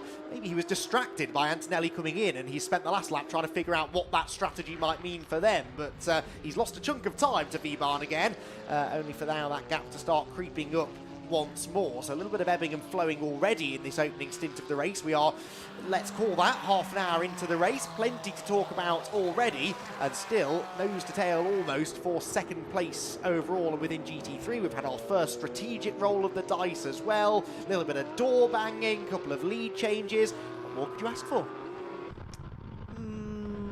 A slice of cake. There's always something. Anderson and Wiebahn both still under pressure from Nico Menzel at the moment, and still want to doff the cap to Guillaume Oliveira, who is still now running 6th overall with Antonelli in the pits and ahead of all the GT4 cars. They are doing very well indeed down at the Montelos Competiciones BMW team. Now, a few other notes to mention to you here. Maximum stint length for a driver is 2 hours, and they must rest for at least 1 hour after they have gotten out of the car. So that's an important one to note for you there as well. You just saw Marco Antonelli getting ready to emerge from the refueling bay. I think there's a little bit of a nasty angle to get back out onto the pit exit from the refueling bay. So a little bit of work to do, and the pit limit the speed limit in there is 20 kilometers an hour, because as you saw, they have to kind of double back on themselves. The last thing we want to do is have an off-track incident that is somehow still part of the race, as it were. Nico Menzel, we continue to watch on for him. A-Works, of course, a team with a lot of racing history in Porsches. The team run by Nico Vieth, he leads that squad. I've been trying to figure out if Nico is here. I thought I saw him, but I wasn't sure. I haven't gotten to speak to him. But they used to run a self-developed Ferrari 550 in FIA GT. I'd love to know if that car is still in their possession one day. So then, Marco Antonelli back out onto the circuit. The former hard charger of the GT3 class, the one doing most of the disrupting, now rejoins the race stone dead last, which is a big representation of quite how long these mandatory stop requirements prove to be. But Antonelli back out onto the circuit now. We'll see if that comes up trumps later on in the race. Thomas Anderson again on the limit, and again really extending that outside line into turn 15. A little unnerving, isn't it? It is really, and I notice he's the only one doing it, and I suspect that is just because of the nature of the way that car handles. Like I said, rear-engined, a little bit of understeer through the high-speed corners is normal, particularly when you're going over such a vicious crest as the one you go over through the final corner. And so the wider he goes into the corner, the tighter he can keep that rear-engine Porsche upon the apex. But yeah, fascinating battle this between Thomas Anderson and Jörg Wiebahn, with Nico Menzel, who at the moment has the best ticket, really, doesn't he? He's got front row seats to this fight for second place, which keeps on teasing us, doesn't it? Wiebahn closes in, then drops away, then closes in again, and then there's a little moment maybe from Anderson, and he thinks there's half a chance, but it hasn't yet developed into anything. Ian Loggy is in, by the way, from the lead of the official GT4 category, and this looks like a proper pit stop, or are they checking something over? They're wobbling the rear wheels of the GT4 Mercedes, which is not typically standard pit stop procedure. No, it's not. That could be a cause for concern. Wheel gun comes out, new tyres are briefly being readied, and then they run off again. We'll have to see what's going on there. Of course, a pit stop in a GT4 car, at least a tyre change in a GT4 car, does take longer than GT3s. The GT3s are single nut centre lock, and it's still 5 bolts on the GT4 cars. So if it were to say have a big shift in weather conditions, the GT4s would lose a lot of time to the GT3s. Not that we're expecting those two classes to overlap too much in terms of the overall matters. So then, Anderson continues to watch on as Jörg Wiebahn, as you said, Andy, ebbs, flows, gains, loses, and oh, okay, a shock absorber is down there on the floor for the NM Racing team. That is not a good sign. No, it's not, is it? So that's repair work going on. This is going to drop them a lot of time very early in the race to be losing the time as well. So Ian obviously has reported that something wasn't right with the back of the car, and so in dive the mechanics to try and diagnose and then rectify the issue. But that's going to require quite a bit of work. They'll have to take the whole of that left rear corner off the car, really, in order to get to the bit they need to change, and then there's the small matter of putting it all back together again. So time being lost, chunks of time being lost, I fear, for the NM Racing squad, but it's a 6-hour race. There are only 2 other cars in their class. There is a chance that those 2 cars could still run into some issues, so it's worth getting the car fixed and back out there, just in case. Absolutely right. There's a long old way to go here in this race, and it's a strong lineup as well in that NM Racing Team GT4 car. So you'd expect them to be up there if all things go well. Jonathan Curry, Ian Loggy and Luis Liberal, the latter of whom we've seen previously in the GT4 Winter Series.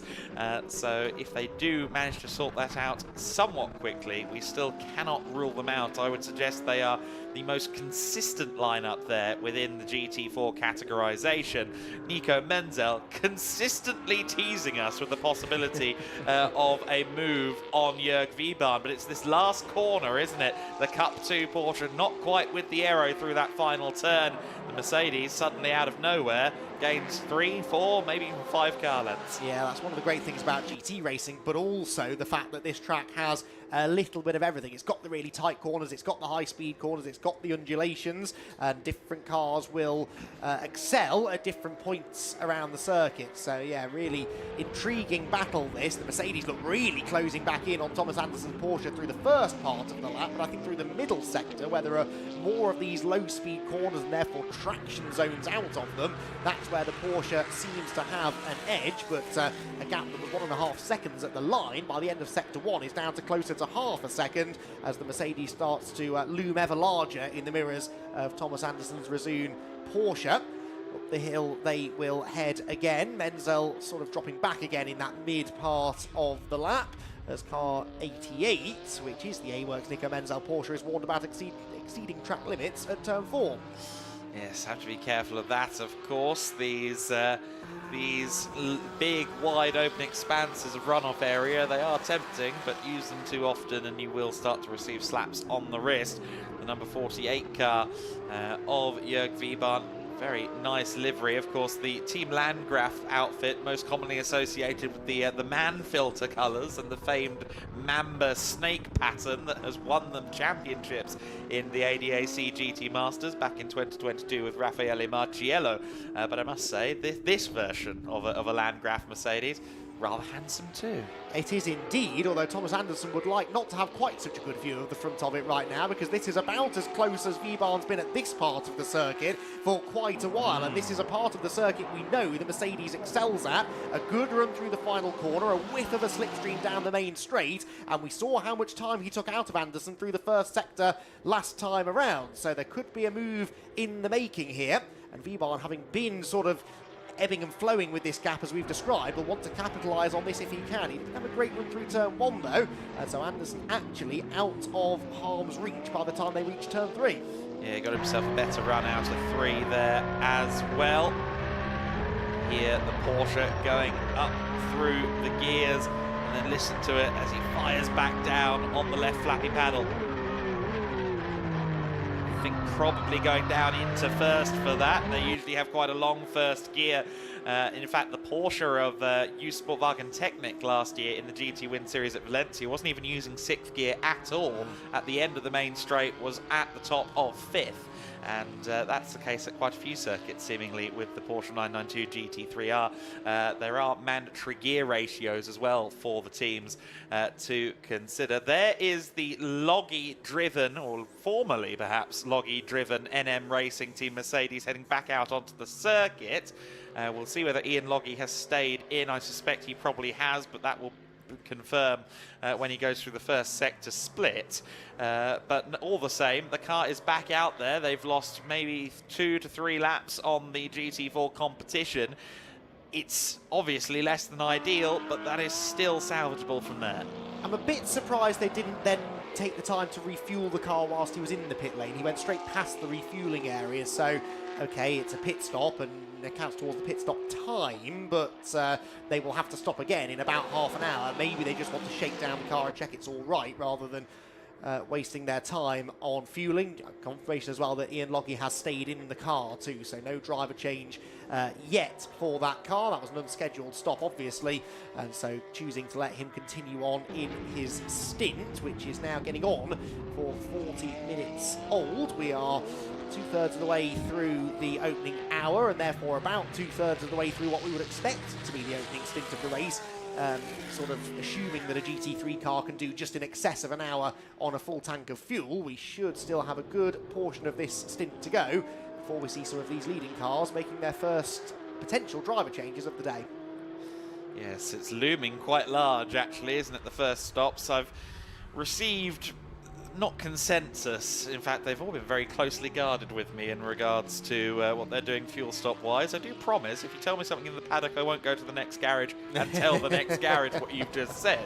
But it does seem as though the consensus is somewhere around an hour. I know that Oliver Webb's intention was to do the first hour or so of the race and then hand the car over into the hands, I believe, of Andrei Borodin, who will take the car second. So Borodin, I think, will be in the car next to Oliver Webb, but expect the leader in at the top of the hour, there or thereabouts. I know that much courtesy of Oliver Webb, who is now the best part of 30 seconds clear at the front of the order at the moment. We'll see what it is this time by. Meanwhile, Guillermo Oliveira continues his charge in the first stint of the race, is just about to try and put a lap on Dag Volhin in the number 41 East Racing Porsche. The interval between first and second place overall, now confirmed, 27.1 seconds. Yes, and I may now retract the... Oh. What have you seen? Oh, yes, the Monteros Competicios sort of unofficial entry into the GT4 category, because they're a lap ahead now of the next best GT4 car. So, right, for the sake of an interesting race, yes, we'll keep them in TCX for now, shall we? Dag Volhin is about to be lapped by the BMW. He is only, though, 8 seconds clear of the Lion Speed car. Now, actually, Dag had a slow lap on the previous lap, a 59.1. I'm not misreading this, am I? No, a 59.1, his best of 47.3. 57. So, 57.3, sorry, yes. So, lost quite a chunk of time there to the car behind. The car behind, though, is now Patrick Kolb. Now, remember, he made that extra pit stop, and in fact has just come across the line, only 7/10 of a second behind, in fact ahead now of Dag Volhin. So a change for the lead in GT4, and that is after that extra pit stop that they took earlier on. Meanwhile, down at NM Racing, I'm sure they're relieved to see the car back out there on the circuit, and I understand we can go down to Izzy Browning now in the garage, who might have a little bit of an update for us. Yes, I have indeed. I've got Neil Montserrat with me once again. Neil, the car's gone back out on track, but just tell us what happened. Yeah, we had a technical failure with the damper rear left. It's always very typical here in Portimão. Very typical. It's not the first time that we have this problem. There's a lot of compression on the last 2 corners, and ultimate on the last corner is big compression, and we are suffering a bit on the dampers. But it's strange because we did a big refresh of the car. We know that. And the dampers were new, 4 dampers new, so we have to know exactly why. We are examining, and we put a new damper, and we are on track again. The race is still on to fight, because we have 35 minutes to lose on the pits, so we are still on the fight. Yeah, absolutely. I can see your team getting ready, so I won't keep you for too long. But you are back out on track. What's possible today? I think we still can fight for the category victory. We will try. All right, thank you very much for speaking to us. We'll let you get back. We'll let them get back as pit stops now beginning to happen. Correct, Izzy, including Razoon More Than Racing making a tyre change and a driver change at the moment. Thomas Anderson giving way to Simon Birch. 44 minutes into the race, well, 43 at the time of coming in. And that car makes its first stop of the race. One would assume perhaps a visit to the refueling bay as well upcoming for this car. And a good point made there by Neil Montserrat, the team boss of NM Racing Team as well, that in a way that 35-minute mandatory pit stop time is kind of a cushion, a helpful cushion, if you do have a minor, in inverted commas, issue like the one they just experienced. You can kind of make that back by shortening some of the stops later on. The MJC Bentley is in, still Wittgamski listed in the car. I'm not sure if that is going to be the case long term, whether or not the driver ticket changes after this one pit stop, whether they plug in his co-driver Matthew Graham in for the first time. I'm not sure. It's been a long time since we've seen Matthew in a race now. There he is. Matty Graham is indeed at the wheel of the 43 Bentley. Does it need a visit to the petrol pumps first? I suspect it will. Yes, indeed comes the number 43 MJC Bentley. But yes, Matty didn't get to race at all in 2024. Did a grand total of 4 laps during the 2024 season, he informed me a little earlier on this week. Of course, you may know him from the Porsche Carrera Cup GB, as well as the British GT, GT4 class, where he won races in both.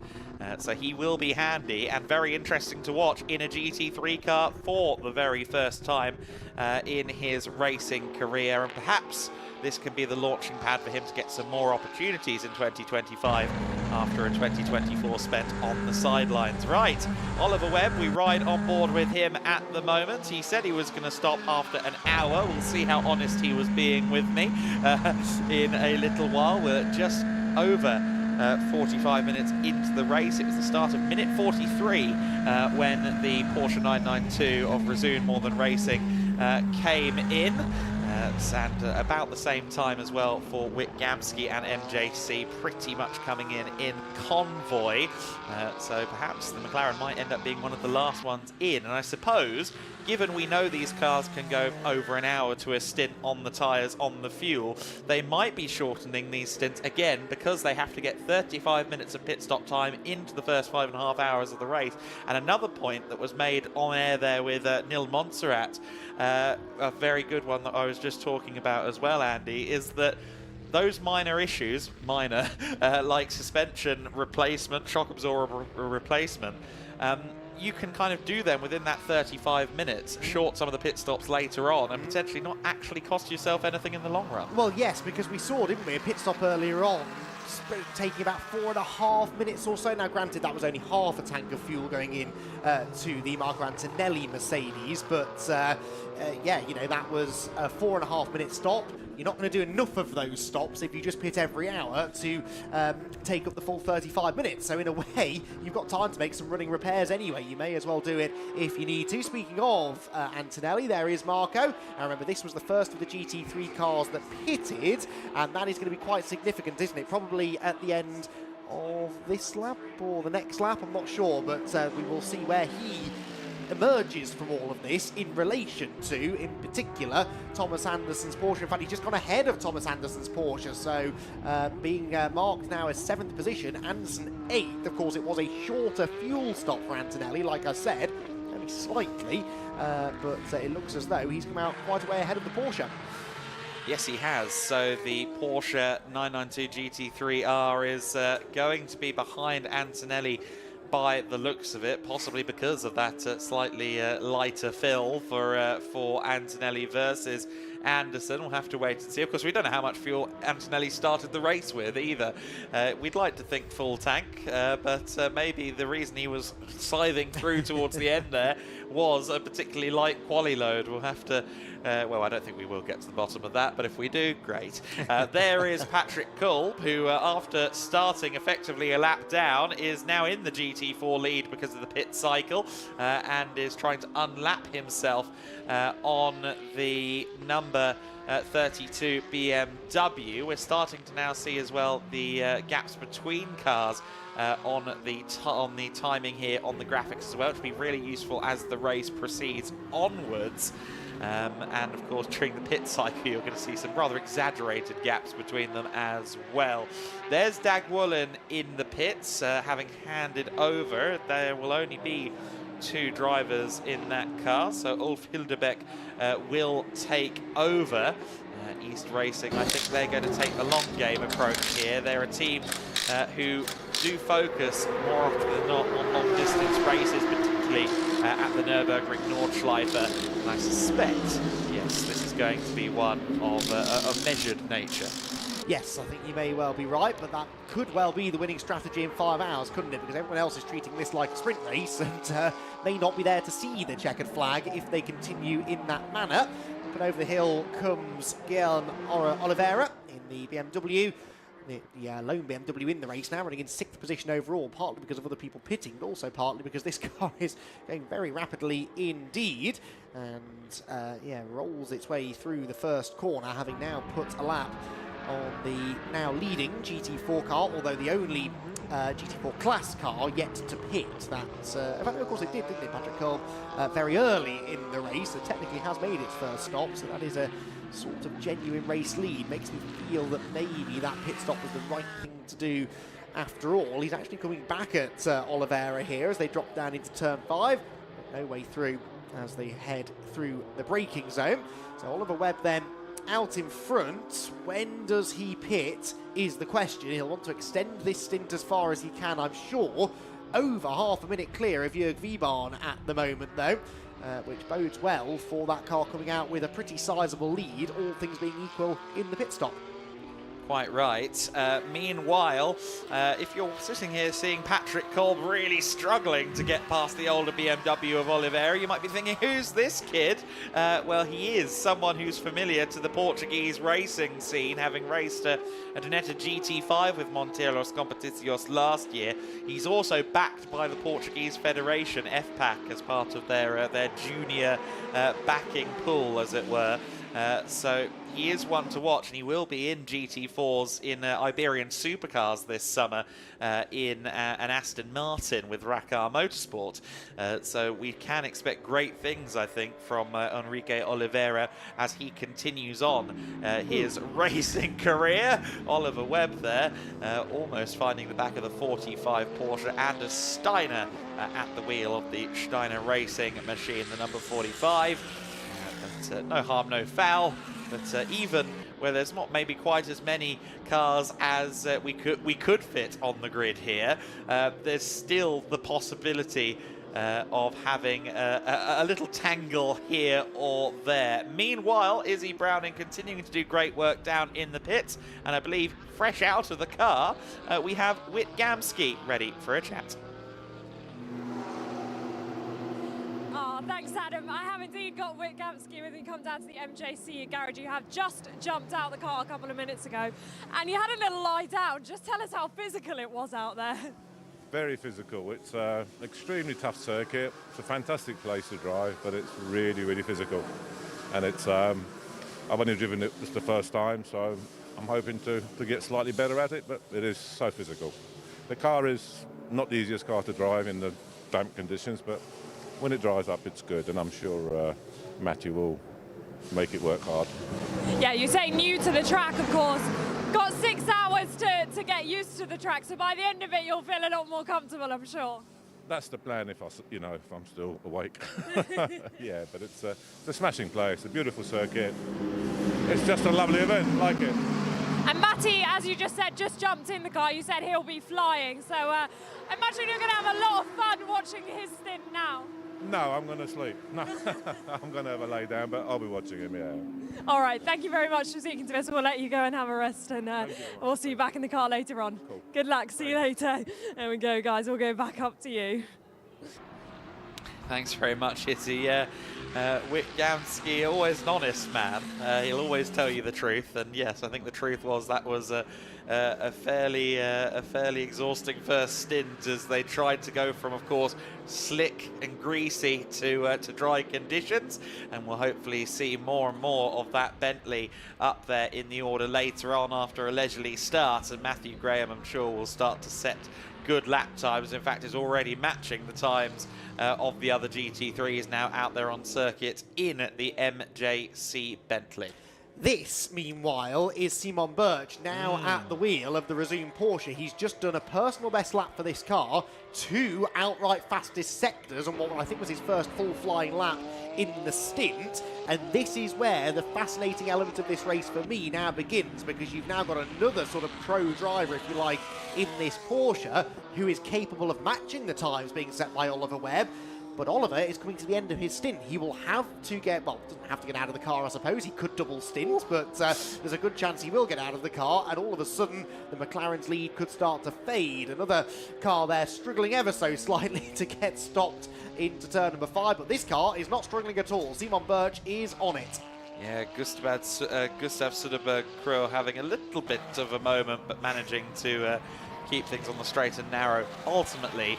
But yes, to your point, Simon Birch, is going to be very compelling to watch what happens next here. Antonelli is about 50 seconds up the road from Simon Birch, which of those that have pitted will be a net race lead. Although that said, of course, Nico Menzel is currently in the pit lane. I suspect he will he double stint? I'm not sure what the plan was down at A-Works Motorsport, whether Nico will continue on or not.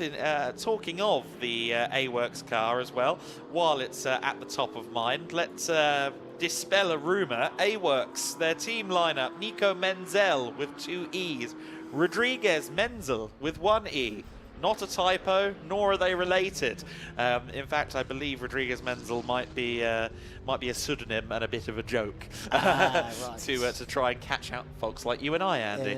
But yes, Nico Menzel, of course, or Menzel, quite a famed name. Christian Menzel, his father, is a renowned racing driver through the years, and the 27-year-old Nico, born in Adenau, so what hope did he have to be anything but a racing driver? And always great to see him on track. Antonelli pressing on in, as I said, net race lead of those who have pitted right now. And the second of the GT3s is pitted on our screen right now, Simon Birch. Who is now the fastest man on the track. New fastest lap, a 1:42.894. On that lap alone, 1.2 seconds faster than Oliver Webb. Now, okay, wow. Oliver did not set a particularly competitive time, only a couple of tenths off his previous best, though, in fairness. But, of course, he's coming towards the end of his stint. Simon Birch only at the very beginning. But, interestingly, the pit stop for Rezoon was a full minute and a bit longer than it had been for the AKM Motorsport Mercedes earlier on. So that's why they've lost so much time. But of course, you've got this 35 minutes you need to spend in there over the course of the race. That will, in theory, come back to them later on. They've served it now. They've got their quick driver in who can start sort of negating some of that time lost. And in theory, the AKM car will have to spend that extra minute in the pits a bit later on. Yes, I think it's going to really come out in the wash about 5.5 hours into the race, isn't it, really? Because everyone is going to approach how to peel 35 minutes from their total race time or total time on track in the next, well, now 4.5 hours. In different ways. And for Antonelli, with that minute extra that you alluded to, Andy, one would suspect that is as part of it down to the fact that he spent maybe less time in the fuel station, but also Antonelli, of course, drove straight down the pit and straight into the refueling bay, whereas this Porsche has fresh rubber. So that is worth bearing in mind as well. We saw them changing the tyres on the Porsche 992 GT3R, so they did a service at the garage and a refueling stop, as opposed to Antonelli that was purely in it for the fuel.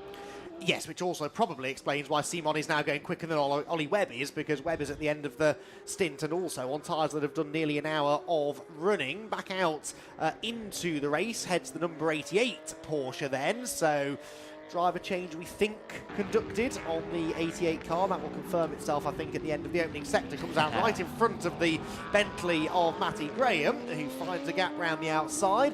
So what lap times is Graham doing? Yeah, high 144, so not that far, half a second or so away from the lap times of the race leader. So we're now going to start to see a little bit more, maybe, from the MJC Bentley.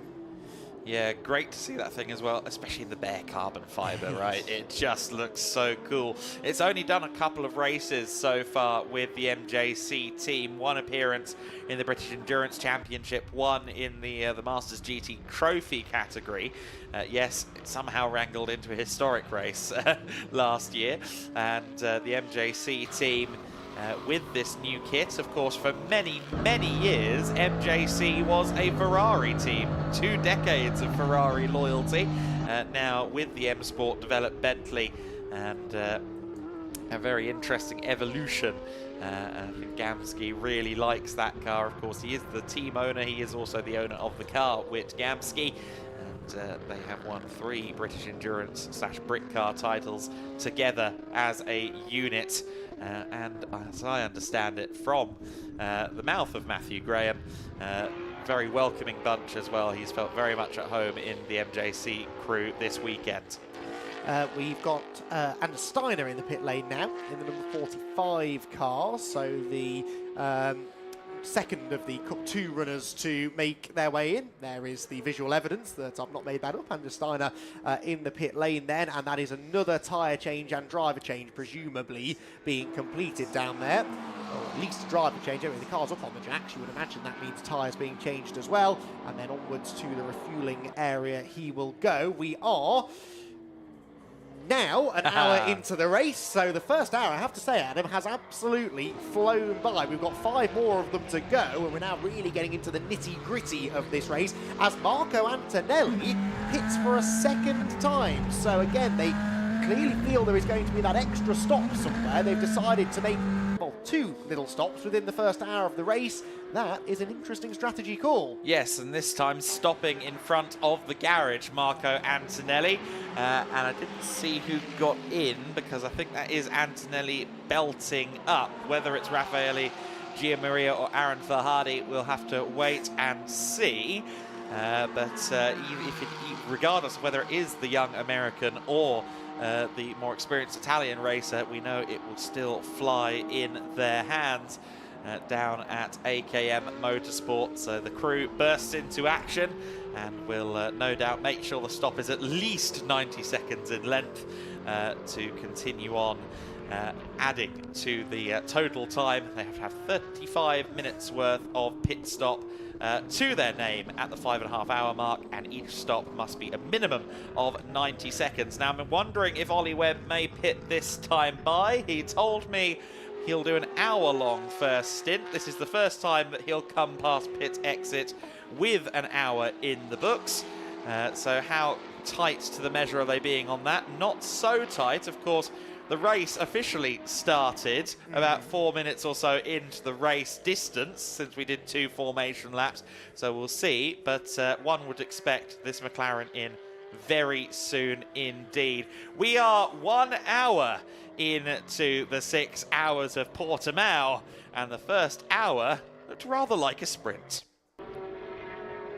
Fans and some of the Equip for Test team members down there in the grandstand to watch the beginning of this race unfold in what were some slippery conditions. Everyone, though, was on slicks, and Thomas Anderson, despite a little bit of a bid from Marco Antonelli, led the early stages. Antonelli got loose at the first apex, which handed Jörg Wiebahn second place, and Oliver Webb was on his way through the pack. First getting past Antonelli, the other Mercedes would be his next target, and seeing Andy's point there regarding Nico Menzel going absolutely flying across the curbs at turn 1. That cost him, at least momentarily, the Cup 2 lead. This was the move for the overall race lead. Oliver Webb diving to the inside, getting through fairly easily at turn 5. He would then start to build a lead that would exceed 30 seconds. Wittgamski, meanwhile, having a bit of a scrap further back with the number 45 Porsche machine, the Steiner racing car. And there was the 1-2 in Cup 2, still holding on to the back of the GT3s as well. Both Menzel and Gustav Söderberg-Krö putting in a mighty shift at the beginning of the motor race. The NM Racing Team Mercedes of Ian Loggie was being pursued by the Lion Speed Porsche of Patrick Cole, but even though they were a lap apart, and Loggie would be looking good, at least in the early stages, in the GT4 lead. Then Marco Antonelli, after biding his time in the background, suddenly started moving up. First, he got past Jörg Wiebahn. Meanwhile, Patrick Colbert getting past to unlap himself on the GT4 leader. And here was Antonelli leaning a little bit on Thomas Anderson to move up to second overall. He would only stay in second overall, though, for 2, maybe 3 laps, and then make a pit stop a little over half an hour into the motor race. So an early stop for Antonelli, and consistent pressure from Thomas Anderson all throughout this first stint. The pole-sitting Resoon Porsche was under threat everywhere we looked in the race distance here. Oliver Webb, meanwhile, simply had to worry about traffic management, tyre management, and perhaps a little bit of team management once he's out of the car as well, down at the Greystone GT squad. Antonelli went straight past his garage and straight into the refueling bay a little over half an hour into the race. Mandatory stop time of 4 minutes within the refueling bay. So yeah, they lost 2 or 3 laps and actually dropped down to the very rear of the field momentarily at least. Some of the Porsches getting in amongst it, and unfortunately for Ian Loggie, came into the pit lane with a smoking rear left and a new shock absorber, some new suspension parts placed into the NM Racing Team Mercedes. Now back out there on the circuit, but lost a couple of laps in the process. The NM Mercedes would head back out onto the track, but a little bit of time lost still, though. Optimism from Nil Montserrat, the team boss, that they can make something happen. The Oliver Webb McLaren leading the way all throughout the first hour, despite the odd hiccup here or there in amongst the traffic. Patrick Kulb, meanwhile, having a little bit of fun making his way through the field. Obviously, they pitted after the first formation lap, and that then put them a lap down at the start of the race, but has been unlapping himself in the GT4s and some of the others, and enjoying taking in the Autodromo Internacional do Algarve. Our race leader we saw there is Oliver Webb by a lap. It was, at least, but now he is in the pit lane and falling through the order. So Weiban was second at the end of the hour. Soderberg was third at the conclusion of the first hour. But the all-important pit stop, therefore, is going on as we speak. Oliver Webb is there in the pit lane for the first time, almost on schedule, extended the stint a little bit more, surely enjoying the McLaren 720S GT3 Evo a little bit too much. And that, I believe, is indeed the Andre Borodin lid in the car. So Borodin now takes over. Oliver Webb has done a faultless first stint of the race. And it's over to you, Andre Borodin. And what sort of lead will he have over Simon Birch? Well, slightly reduced one after that little fumble as he left the pit box there. The car should now peel to the right into the refueling zone. He's missed the entry, I think. Yes, and now there's a conversation to be had with the marshal. How generous will the marshal be? Very is the answer. Moves the cone for him, and into the fueling zone he goes. So Andre Borodin now begins the second part of his pit stop, and the very first thing he had to do when he got in the car was get out of the box. That didn't quite go to plan. The second thing he had to do was get into the fueling zone. That didn't quite go to plan either. Hopefully they are his two errors for this stint out of the way, and he can get out on track and get his head down. 3 strikes, question mark.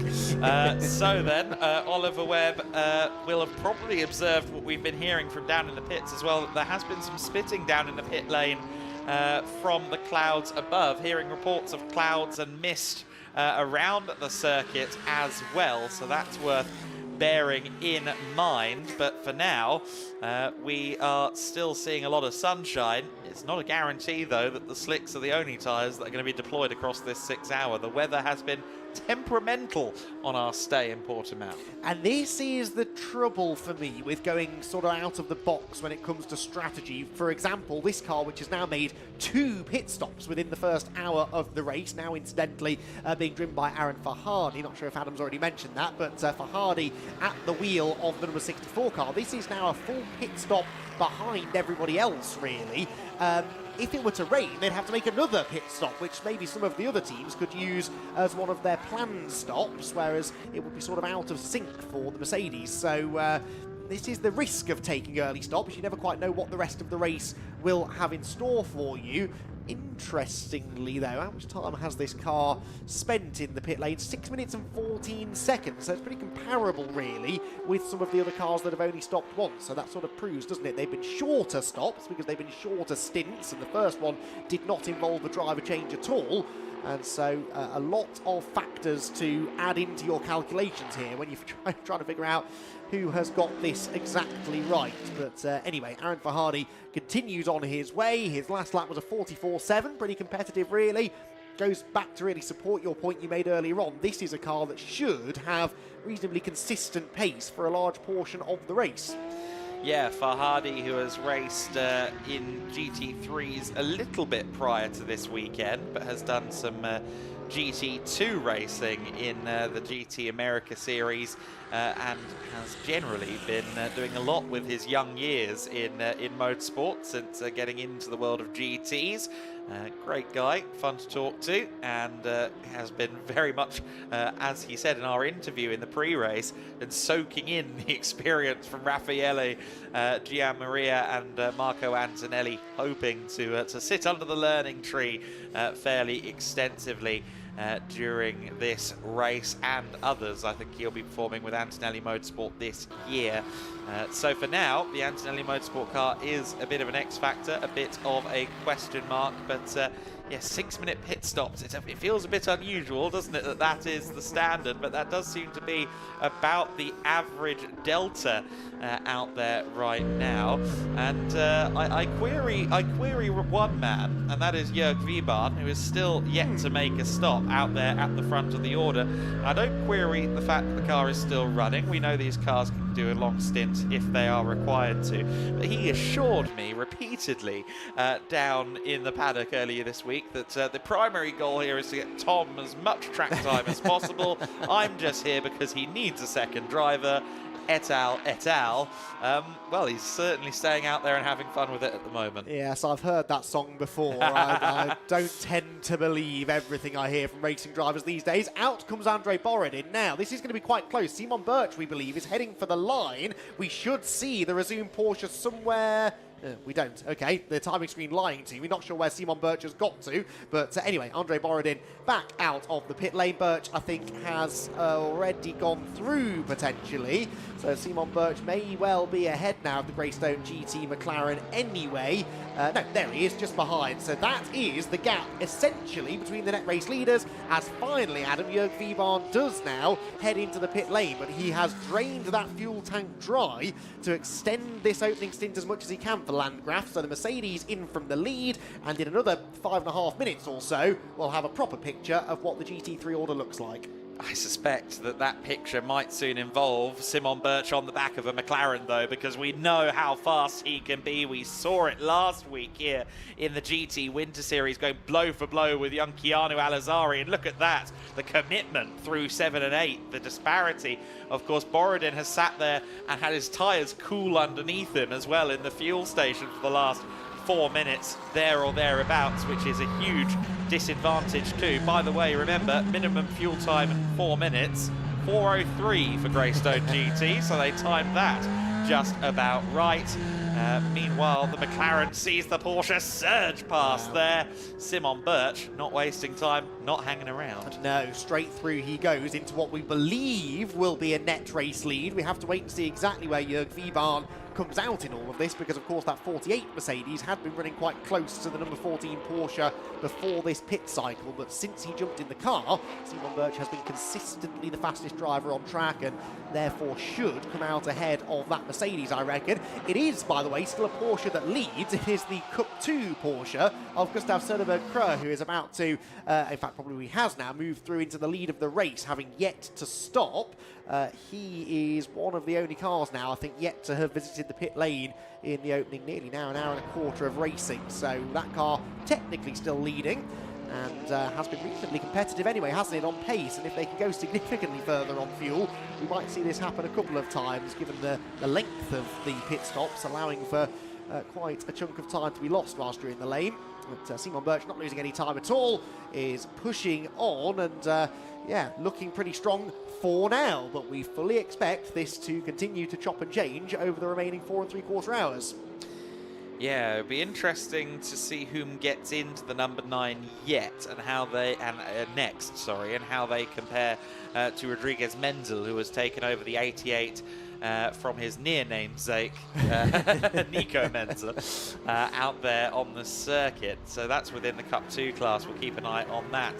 Gustav Söderberg-Kröhr sharing with Matthias Estrand and Thomas Carlson, both of whom should be solid hands at the wheel there. The very strong lineups as a totality in the Cup 2 class. So that will be one to watch. Indeed so. So, yes, Jörg Wiebahn then still in the pit lane.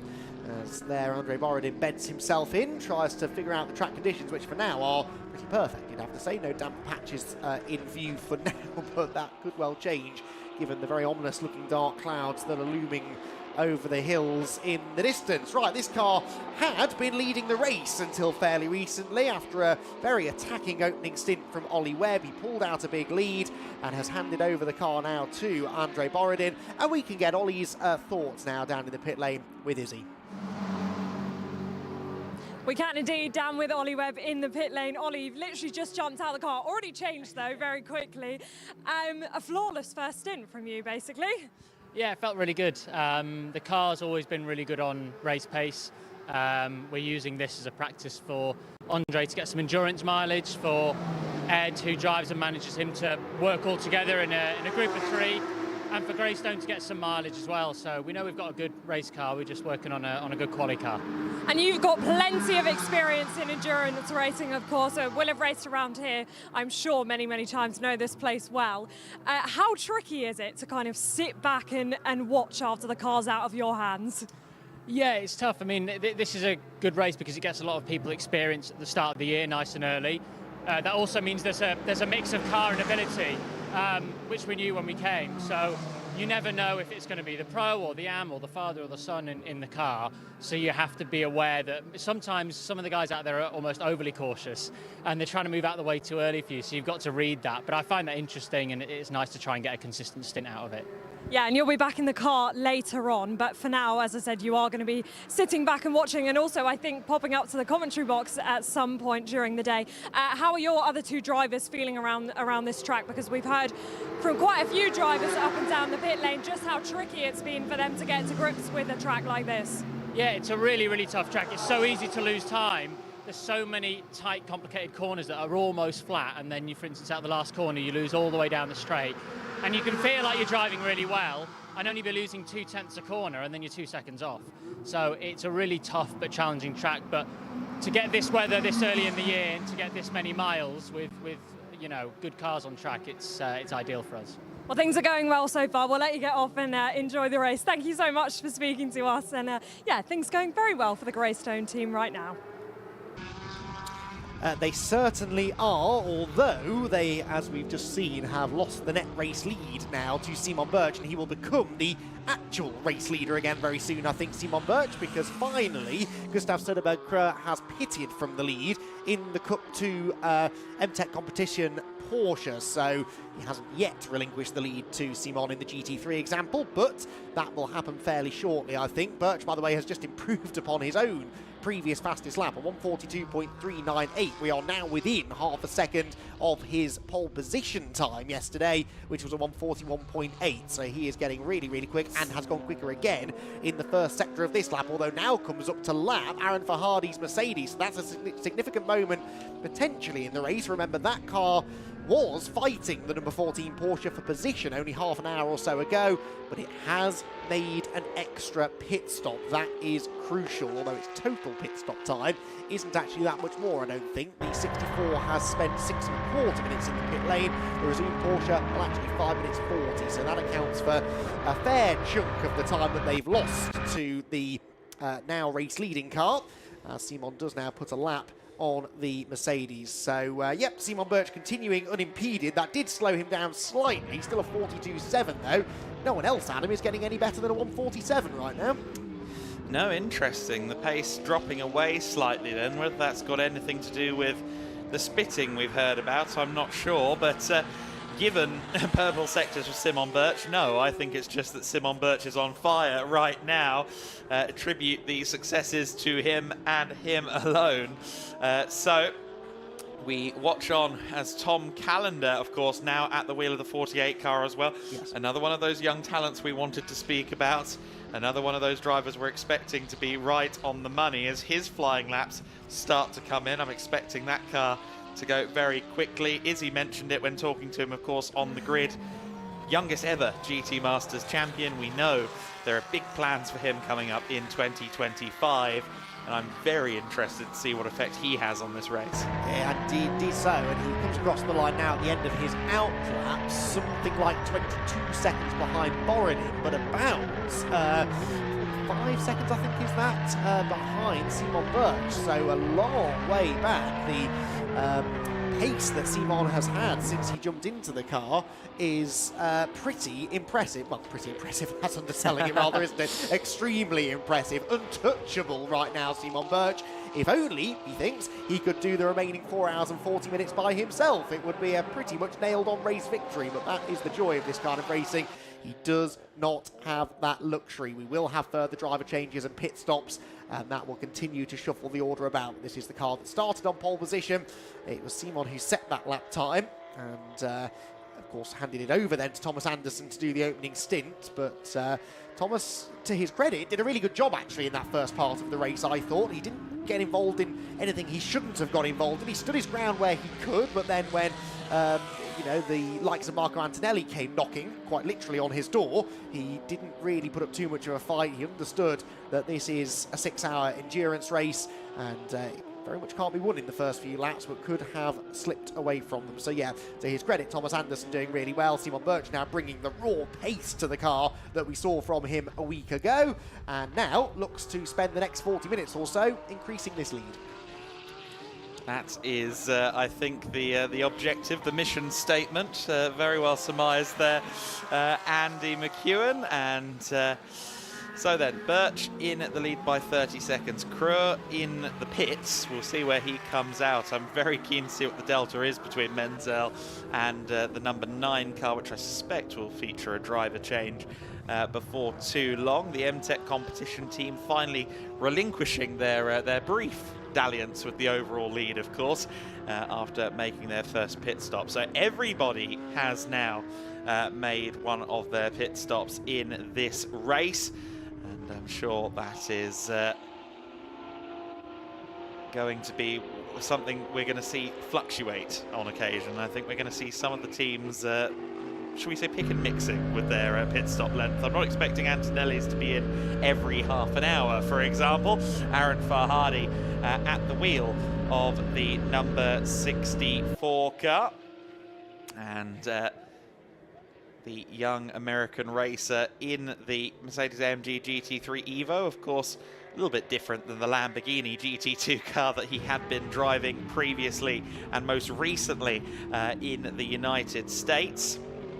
Currently in 4th place with Tom Callender directly ahead of him on the timing screen. So he's got quite the act to pursue at the moment in the number 64.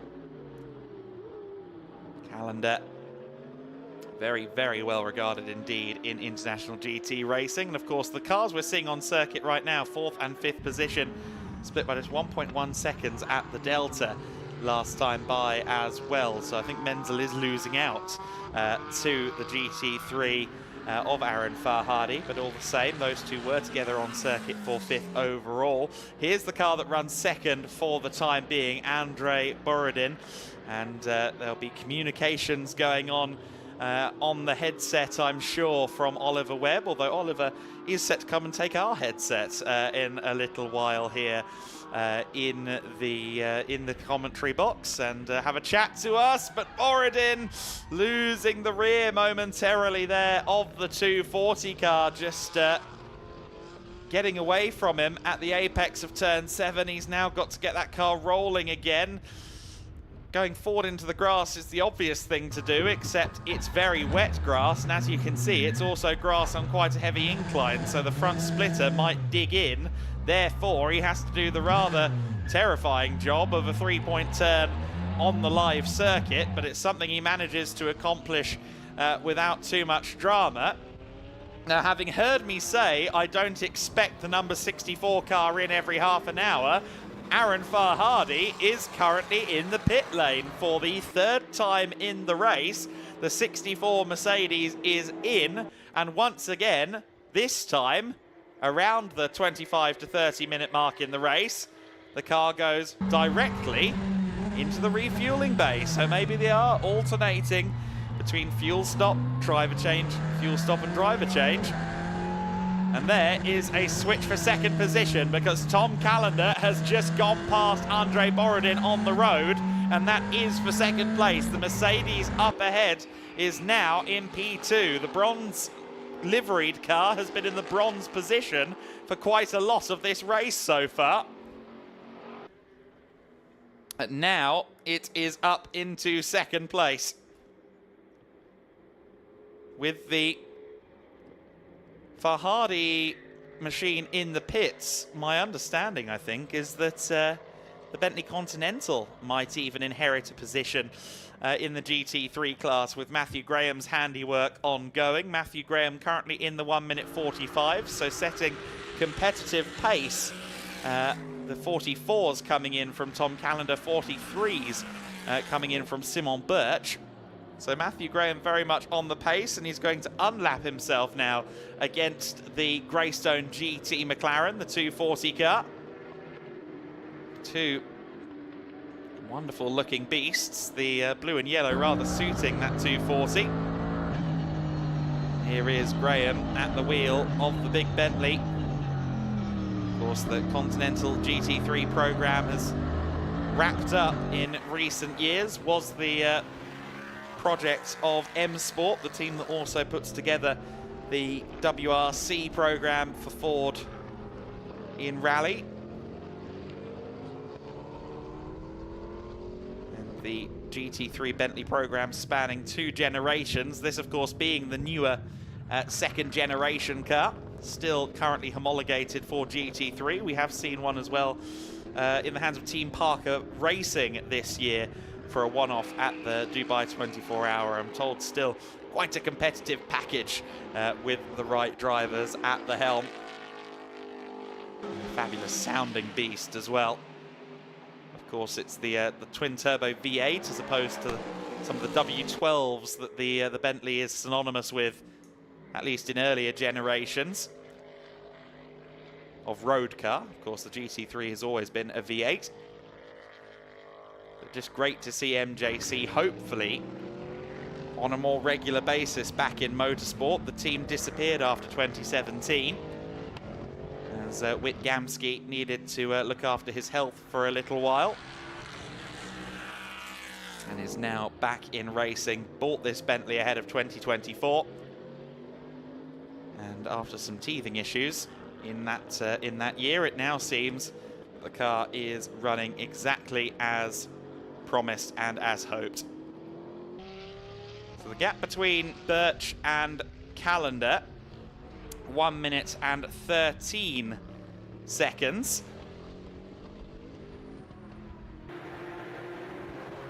But it's 1 minute and 13 seconds and separated by a lap. So that's a little bit misleading there on the timing screen on that front.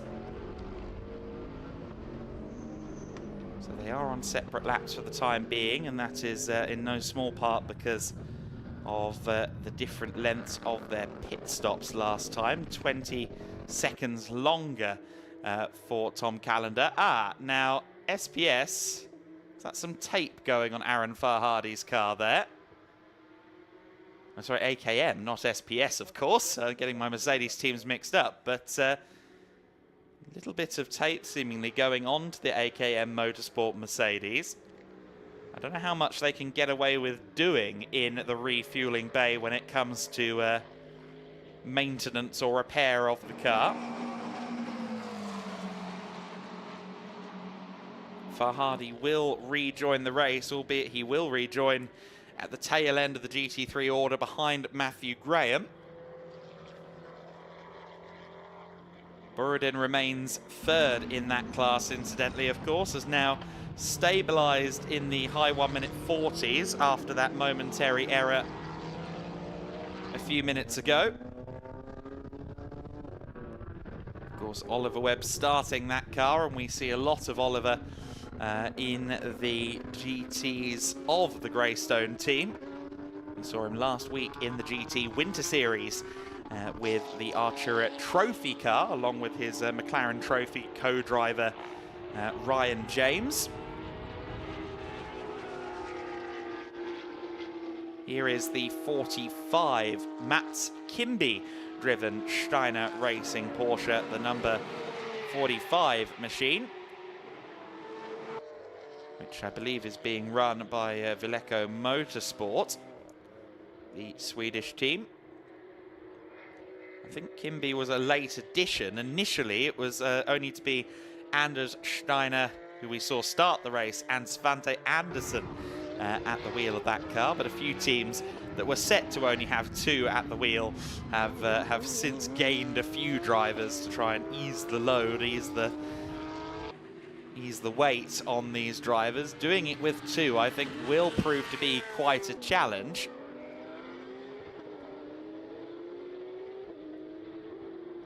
Of course, we saw Whit Gamsky hand over to Matthew Graham, and they don't have a third driver.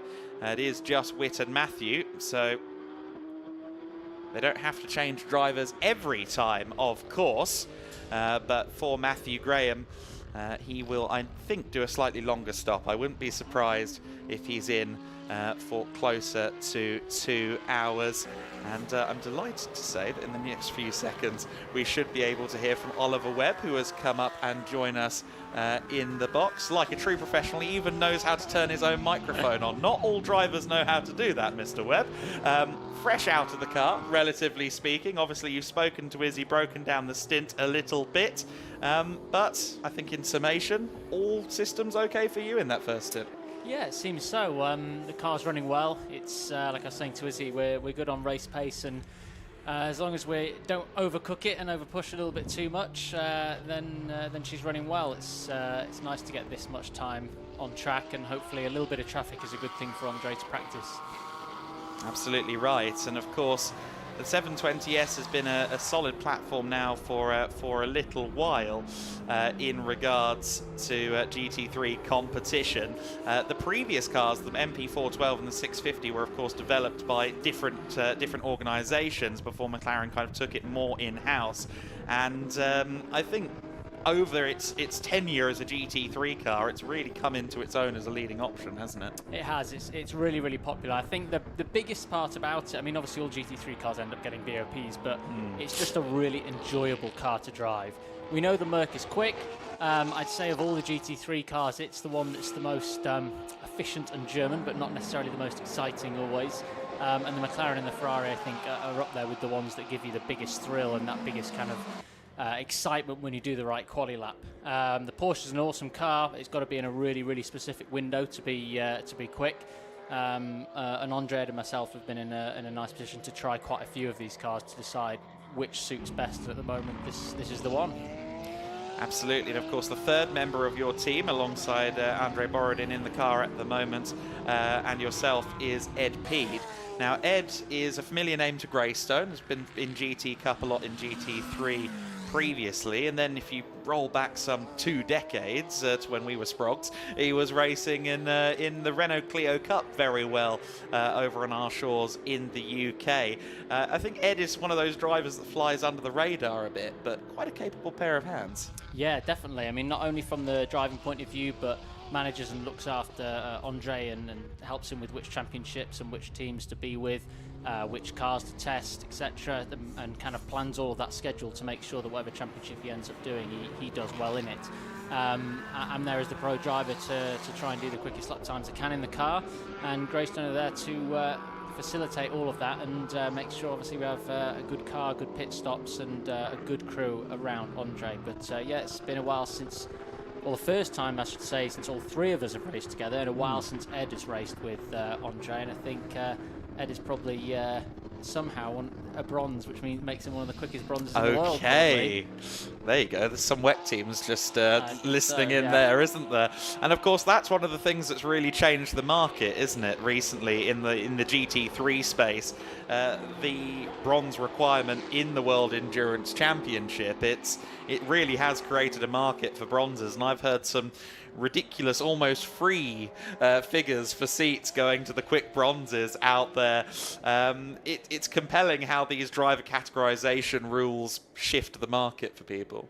Yeah, I think it depends on the situation of team and championship, but certainly each year with each regulation change makes a certain grade more appealing. It never really makes the golds appealing, unfortunately. There's no situation that there's plenty of us to go around, which is both good and terrible. But for silvers and bronzes, depending on the regs, that changes all the time. Right now, a good bronze, especially with good backing, is the way in, especially for championships like WEC, like Le Mans, like ELMS.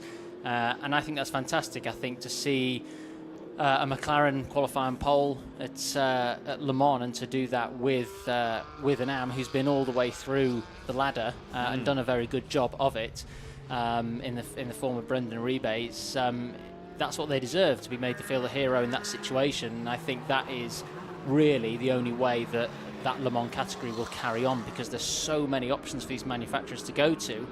I think if they sit back and just say, well, we'll have a full pro car, where's the funding going to come from? So there has to be a share split there between a wealthy entrepreneur or someone who's wild enough to want to go racing with you, and then some help from a manufacturer as well. And of course, a couple of weeks ago, I think you're a stranger to the GEDLICH Racing paddock. We hadn't met you before, at least on the race weekends, recently at least. But you've been in here for the last couple of weeks now with Greystone, initially with the trophy car and with Ryan James, now here in the 6 hour. And how are you finding it so far?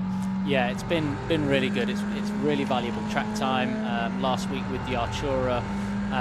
With Ryan James, also with Greystone, getting some mileage in that car before the McLaren Trophy season, and now in this before the season that Andre will do with his McLaren. And I think it's just incredible to see a team like Greystone go from running supercar track days to running in some of the top categories around the world with GT3s, GT4s, trophies, and their program just getting bigger and bigger and bigger. It doesn't feel like work when you get to come and do this, but when you get to come and do this and do it with a team as professional, as enjoyable as Greystone, I almost feel a bit selfish that I get to do it.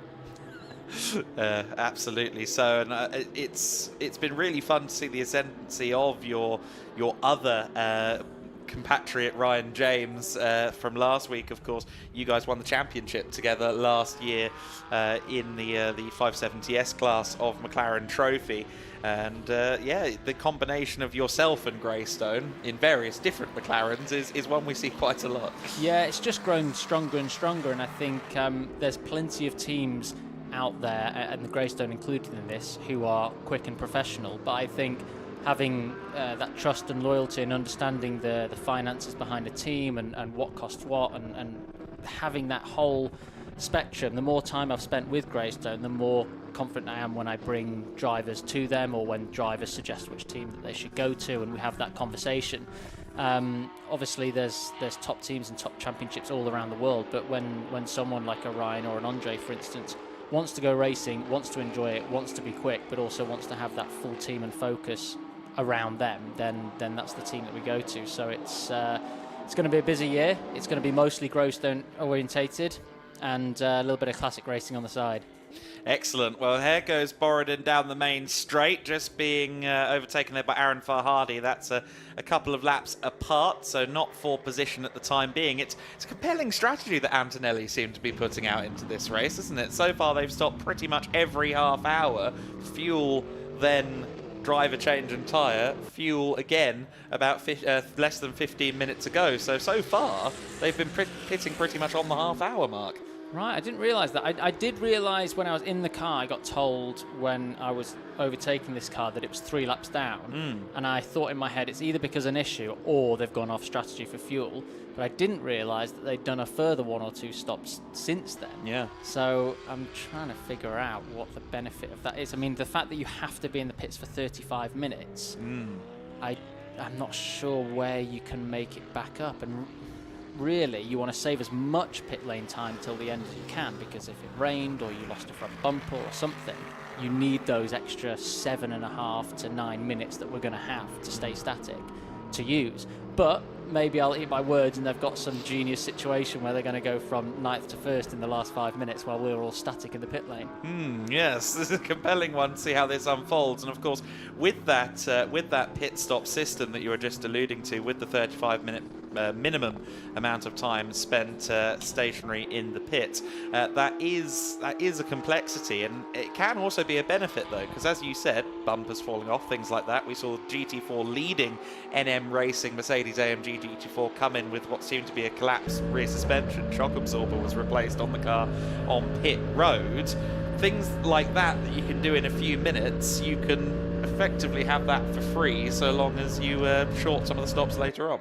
Yeah, exactly. And I think to get an endurance race under your belt without crazy pressure, with a decent grid but nothing too intimidating, those kind of rules are probably quite appealing for newcomers. So I think whether that's the aim of what the championship are looking for or not, I'm not sure, but I think that is almost like how when Dubai 24 Hour and those championships started, it appeals to the newcomer, high-level newcomer of racing. Obviously Dubai 24 Hours now just becoming a staple race of the 24 hours. It has all the same factory cars in that you see around some of the other bigger 24-hour races around the world and other endurance races. So I think this is great. You know, new drivers coming in who maybe haven't done a longer race before. We certainly haven't as a pairing. We've been doing 1 to 2, maybe 3-hour races over the last couple of years with Andre in this GT3. So this was originally to blow the cobwebs off, and I think it's certainly doing that. Excellent. Well, I'm just hearing some news from down the pits, courtesy of Stefan Lerner from GEDLICH Racing, saying that there are very small raindrops in the paddock, so we'll keep an eye on that potential story as the clouds play their devious tricks over Portimão. Incidentally, this circuit has been, well, it was built after you started your racing career. I was trying to suss out quite where your first encounter with the track came. Would it have been Formula Renault 3.5 potentially? We didn't do 3.5 here. I think the first time was private testing, and then the actual first race I did, I think, may have been in as late as in WEC. I don't think anything I raced in after that, because after 3.5 I moved to the States and did Indy Lights, and then when I came back to do WEC, it wasn't on the calendar for the first few years, and then eventually I did it. Yes, that is that is longer than I thought, I'll be completely honest. And of course, driving an LMP1 around here versus, and indeed, well, prototype machinery in general around a circuit like this is quite different than doing so in a GT machine. In general, at a circuit like this where there are so many fast corners, is there more to consider in terms of things like tyre management with the added weight of a GT car, and what do you have to deal with in comparison between the two? I think with the weights, you definitely have to think a little bit about traction and some other things, but laterally the car, you drive them both to the limit, so you end up tyre managing both of those cars anyway. I'd say it's probably tougher in a GT3 than in the prototypes, because corners like the last corner that are easy flat in some of the prototypes, in this are just off flat, so with a bit of a lift, and you need that confidence in that car to be able to do that. And with the changing wind that we've had the last 4 days, Thursday the last corner was really hard to do flat, and then in quali today without the wind the last corner was a lot closer. So I actually think a GT3 car around here is probably more physical, more challenging than the LMP1s or LMP2s. Mind you, the weather today is very favourable in the cockpit compared to when I think August maybe when I was here in an LMP1. So. Yes, it's a bit less of a pressure cooker, isn't it? That mist that we're seeing around the circuit, there's a little bit on some of the camera shots, you can see a fine mist developing. In the event of rain, I mean, how well balanced is your car in those conditions? I assume, obviously, when you're sharing with a bronze driver anyway, it's not on the finest knife edge to get the absolute optimum. It might be a little bit more forgiving when it rains, if it rains. Yes, we have a fairly forgiving setup in the car. I think that's been fairly apparent throughout testing. We've never been right at the top. We have a car that is a lot softer, a lot more understeery. It's centered around our main driver, being Andre, who is the customer. So that means, yes, selfishly, we as the pros can't get our one-lap pace out of it. But I think over a race distance, there will be less mistakes from the bronze, more of a consistent drive, and more of an enjoyable drive, because obviously we're so ingrained in competitiveness, we forget that you have to enjoy every single lap you're doing around here. So sometimes you don't enjoy it until you're on the drive back to the airport and then remember that it was quite fun. Absolutely right. Now, we are seeing a little bit of windscreen wiper there as well out of the number 24 car. Stephen Berntsen, who incidentally is leading GT4 and has the big brother Porsche just behind him there. Simon Birch, the overall race leader. That combination of Birch and Anderson is certainly an interesting one in terms of your fight for the overall win, isn't it? Because Thomas is a solid bronze, and then Simon is, well, quite the teenage upstart. Yeah, I think that car's got a very, very strong chance. I think it's going to be very difficult for us to be able to match that. We're hoping, if everything goes well, we should be able to get a podium out of it. I think anything more than that would require some issues from the car in front. Yeah, they've been here for the last couple of weeks, this car, and I think it looks amazing. I mean, I love the livery on it. It's very professional, nice garage, and good livery, and the drivers all driving it very well. Yeah, they've been knocking around the GT scene for quite a long time. I think almost the polar opposite of Greystone, actually, down at Razoon. Greystone have very quickly gotten into just about every type of GT you can, and Razoon have been more reserved, doing KTMs and GT4s, now moving into GT3s. And all the Bentley, that's Matthew Graham having a little bit of a moment there. Even with the traction control on these GT3s, especially the turbo cars like yours, like the Bentley, that instant, well, not quite instant torque, but close to instant torque can catch you. Yeah, it is. It's especially out of those tight corners at the top. It's we have 2 different TC settings which we can use. So that's called slip and gain, and the easiest way I always describe it to someone when you're showing them the TC buttons in the car is one, which is gain, is how much TC intervention you've got, so how much that controls the wheels spinning as it senses that the road is going quicker underneath the car than the tyre can allow. And the other one, which is slip, which is when it comes in. So for instance, you can have it so that the car gets to 45 degrees sideways before it comes in, but then when it does, it comes in really strong, or you can have it that it comes in very early and very weak. So depending on your TC system, is also going to be dictated today, if it rains again, how quick your lap times are going to be, and how many mistakes or slides like that Bentley had that we're going to see. And I think if it does start to rain, that's when you're going to see a big difference, not just in the confidence of the drivers, but in the cars themselves. Now, I'm hoping, if possible, we might be able to hop on board as we start this new lap with your 240 McLaren, and perhaps you could sit on the shoulder for a lap of Andre Borodin here. Yeah, no problem. It feels weird watching the car when you're from up here. So yeah, we're coming down here in 6th gear. We're checking our pressures and temperatures on the screen there. Braking at the 150. Down 2 gears to 4th, trying to make sure that we don't run wide for track limits. Flat through here.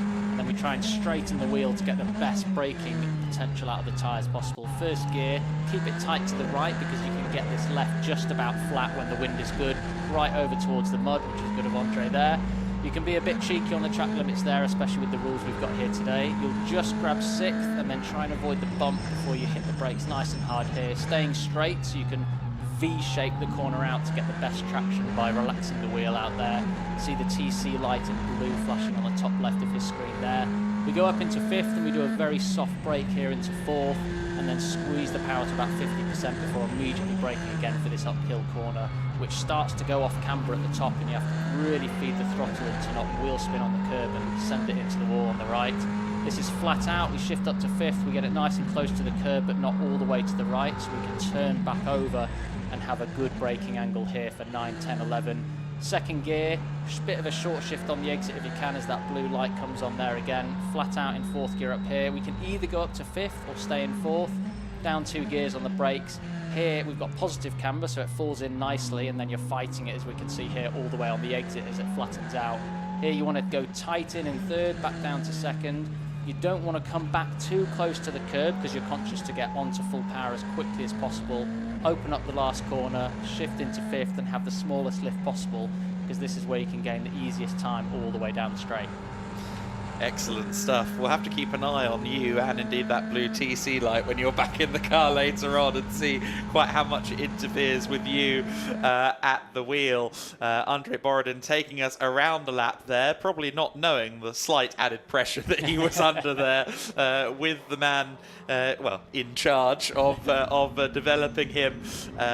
Watching on, and I imagine it's hard for you to ever turn off, especially mid-race, that analytical brain. You were kind of still picking out bits and watching what he was doing there, weren't you? Yeah, exactly. So the camera we had there, I think, is yours, TV camera, but we have pretty much identical just below it in the car, which we have a live feed to in the garage. So we, and now currently Ed will be watching his whole stint, the team will be, and then we have 9 other screens which are showing everything from weather to splits to fueling, as here we can see the leader of Simon Birch coming in, and he'll be doing his tyres and fuel coming in for double spin. Yeah, they did tyres and fuel last time as well, so I suspect it will be much the same. And the other question mark is whether it's going to be a 2-hour stint for Simon. Certainly there's no Thomas Anderson nearby, so I think are going to be doing that that maximum of 2 hours. Now, I know you have to run back pretty soon, Oliver, in about 5 minutes or so, but there's someone that goes for a flyer there. The Red Bull. Yep, Red Bull down, other drinks available. But of course, you've got an hour of rest mandatory between stints here. Is it going to be just another... yes, there is rain falling. And they put slicks on, didn't they? They've put the slicks on, so that is about the worst timing possible for the current race leader to have just bolted a fresh set of slicks on, and now it's starting to spit. And for everyone else, also out there on slicks, this is where it starts to be extremely challenging if that is more than just the pit lane that's experiencing that. Yeah, it looked misty and was certainly kind of, we could see it spitting down on the camera, but then out of our window here, it doesn't look too bad. So if it was just a passing foggy cloud that mists up and maybe makes it a little bit damp for a few corners, it'll be fine, as long as he can keep those slicks kind of around 1.6 upwards in bar of pressure and then keep them up to a nice temperature. He should be okay. And so what I was going to mention previously was you do have a mandatory hour off, but of course when you've got 2 other drivers in the car, you're going to do more than that. Is it just one more stint in the race for you? Or? Yeah, so we're basically going to do one each. Okay. Andre will see how he feels after this stint as to whether he decides to do another hour or not. I think that would be very tough for him. It's a physical car, and that's quite demanding if we shared it all totally evenly and expect him to do the same as the pro in the car. So the idea is Ed will go in next and he will do an hour, the same kind of time that I did, hour and 10, whatever we can get away with the fuel. Then I'll be back in to do the maximum I can do on the fuel. We'll absolutely brim it and I'll just stay out as long as I can. And then Ed and Andre again. So we've got a very simple, very basic strategy. We're very, very aware of the number 14 and 48 car being so strong that we kind of need to do our own race, get the most track time possible for Andre, practice the pit stops for the guys, and if we can get a podium out of it, then that's great. Back into the pits again comes AKM Motorsport, showing you what I was talking about. Now they come to do a driver change. Raffaele Gia Maria coming in again. So this is their 4th pit stop of the race already. They came in for, as we saw, yet another fuel-only visit about 20-25 minutes ago, and now a driver change. It's, as you said, it feels counterintuitive to burn away all of this time so early on, which is obviously what they're trying to do, to burn as much of the 35-minute mandate as possible in one fell swoop. But yes, I mean, it might pay off. It's going to be one to watch, isn't it? Yeah, maybe there's someone back at home screaming at the TV as some obvious strategy. Yes. But I mean, we didn't really overthink it too much anyway, because like I said, we all want an even amount of time in the car. Ideally, I want Andre to be in the car as much as possible. Now, strategically, it's not the healthiest thing for us to do, but we're here to do as well as we can, but practice for our main season at the same time. So it may be a different situation if he was doing the full championship and the 6 hours of Barcelona as well. But this is a 6-hour test for us, in which if we get a trophy at the end of it, we'll be very happy.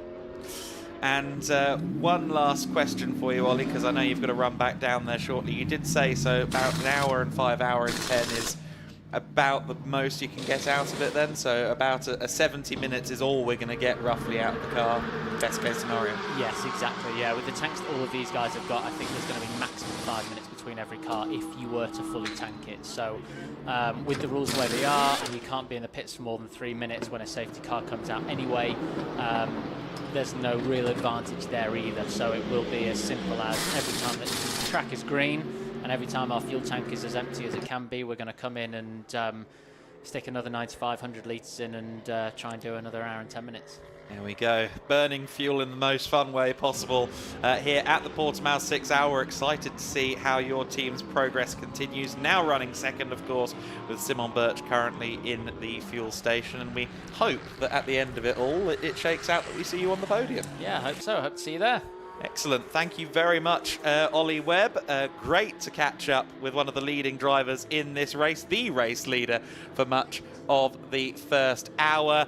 He is now going to go straight from one headset to the other and see if he's missed out any juicy Greystone gossip while he was away. Thank you very much, Oliver Webb. We now will welcome Andy back in. He did cheekily play with some of your levels there, Andy, so I do apologise if you have to do some twiddling now, but we will hopefully have Andy McEwen back on in just a few moments there. Great to get some insight there from Ollie Webb. And indeed an onboard lap voiced by Ollie Webb there during that stint. And yes, we now return to really focusing in on this race as Simon Birch leaves the pit. And a point that we made just a few minutes ago as you came back in the room, Andy, is that they changed to new slicks on this this number 14 Porsche just as it started to spit in the pit lane. Oh yes, I did spot a little bit of that, but I think it's passed now. I didn't notice any as I wandered back towards the commentary box a moment ago, so I don't think it's too slippery out there, if at all. But yeah, interesting that they took the time to put more new tyres on then, so that was their second stop of the race, wasn't it? And already another set of tyres going onto the car, and they're keeping Simon Birch in, it would seem, for now. So they're double stinting Simon. Oh, now that looked like quite a bit of rain actually up at the top end of the circuit, unless my eyes were deceiving me. So, yeah, maybe slightly changeable conditions. There was quite a ferocious wind this morning blowing across the track. That really seems to have disappeared now, which is good news in a way. It means that any weather that's coming this way is coming here slowly. It also means it may linger a little bit longer than we thought it might. So if it does start to drizzle, then it might take a while longer for that to pass over the circuit. Yeah, that is a point worth noting as well. The weather is currently a question mark, I think I'm going to say. I don't know how better to analyse it than that.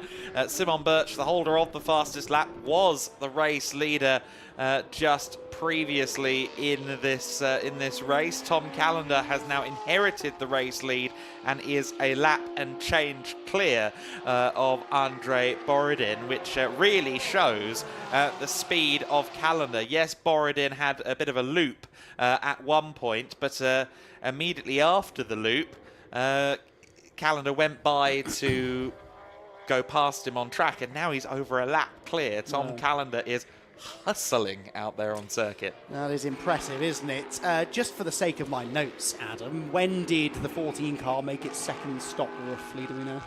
Second stop was, well, about 7 minutes ago, I think, maybe 8. Around the 4-hour 10 to go mark, I would say. Right, okay, so not that long ago then, so they're pretty fresh into that stint. And of course, we've had extra pit stops. I did spot for the 64 AKM car, Raffaele Gianmaria now at the wheel of the 64 Mercedes. And so, yes, the 64 car on this interesting strategy, which I did hear you discussing briefly there with Ollie Webb, and trying to figure out exactly what it is they're trying to do. I can only imagine they're trying to load up their pit stop time now, so that then they can treat maybe the second half of the race a little bit more normally and try and do the longer stints there. And maybe that some of the other teams have to try and do that rather the other way round. Rodriguez Menzel here in the number 88 Porsche drops down through turn number 1. He is actually with the third place overall now, because this car, I believe, has still only made the one pit stop. The Cup 2 runners generally, it would seem, just going as long as they can on fuel and pitting when they absolutely need to. Yes, I think they're doing exactly what Oliver Webb was alluding to with Greystone, which is just, we're going to do leisurely stints of the amount the fuel tank will allow us to do. That seems to be what the Cup 2 guys are attempting to do. We might see a few teams look at the maths about 20 minutes before the window for the pit stops ends, which is 5.5 hours in. You can pit afterwards, of course, but you have to have the 35 minutes of pit stop done at 5.5 hours in the race. I wouldn't mind betting there's 1 or 2 teams that just sit there for 10 minutes because, well, they kind of have to, and that is going to be the compelling curveball, I think, in the final hour of this race, Andy. Yes, I think so. So we might go into that final half hour thinking we know exactly what's happening, and then that all rather changes in the final, well, maybe not the last half hour, because they have to have had that time done, don't they, by then, but certainly going into the final hour, we still won't really know what the situation is. Definitely noticing different visibility levels just from different cameras at different points of the circuit. There is quite a wave of rain coming across the top end of the circuit towards 7 and 8. That's the direction from which the rain has been coming all day. I say that as if it's been raining heavily all day, but when we've had the drizzles, that's been the bit of the circuit at which they've been noticed first on every occasion. So pretty tricky up there. Got to be careful. Easy on slick tyres to just get that ever so slightly wrong and find yourself skittering off into a gravel trap. And of course, that's the place where most of the interference of the elevation change comes in as well, because you see that drop down out of turn 8, where you've really got to be careful on power application. That is where often the rain seems to come in a lot. 9, 10 and 11, big compression followed by difficult braking zone where you simply have to get the car turned while under braking as well. And then, of course, downhill sweeping into 12. The bit that the rain hits first is often the most complex bit, even in the dry conditions. So if it does start to get greasy up there first of all, it's going to be heart and mouth stuff. Yeah, this is definitely the tricky bit, isn't it? 7 and 8, and you're braking on a turn there. As you come through 7, you're immediately onto the brakes for 8, and that's one of the worst parts of the circuit to catch the slippery surface, as Adam was alluding to there. Very easy to lock a brake and end up pointing the wrong way. Again here at the other sort of really high area of the circuit, it looks as though it is drizzling, so maybe the mixed conditions are going to start leading to a few moments, and I believe we've had a few moments recently we can take a little look back at as well. First hour of the race. I thought we were just doing the second, to be honest, but this is the very beginning of the race. Of course, 2 hours ago, back when the circuit was presenting a challenging sheen for our drivers, and Simon Birch went out into an early race lead. Meanwhile, after a very short order, Oliver Webb moved forward into the race lead. Thomas Anderson, it was, at the wheel, of course, at this early stage. And after 5, maybe 6 laps, the number 14 ended up pulling into second place, with Oliver Webb disappearing up the road. Ian Loggy had a suspension issue that they rectified after a few minutes, and Oliver Webb continued to make progress, pushing through the order so he could come up and join us in commentary, of course, but also to hand over to Andrei Borodin in a strong position, and they definitely succeeded in that task. Borodin would struggle momentarily to find the refueling area, but did eventually get the car back out there on the circuit, albeit with Simon Birch a matter of moments behind him. This was for position. They were on the same lap, and by the time the lap had concluded, Simon Birch, now in the 14 car, had moved through into the top position at that time. The number 14 Porsche has been marked out by many of their competitors as a potential favourite so far in the race, and nothing that happened in the second hour really dispelled that notion and that theory. The big Bentley trying to make its way through the order, getting its nose rather rudely chopped off by the Steiner Racing Porsche of Mats Kimby.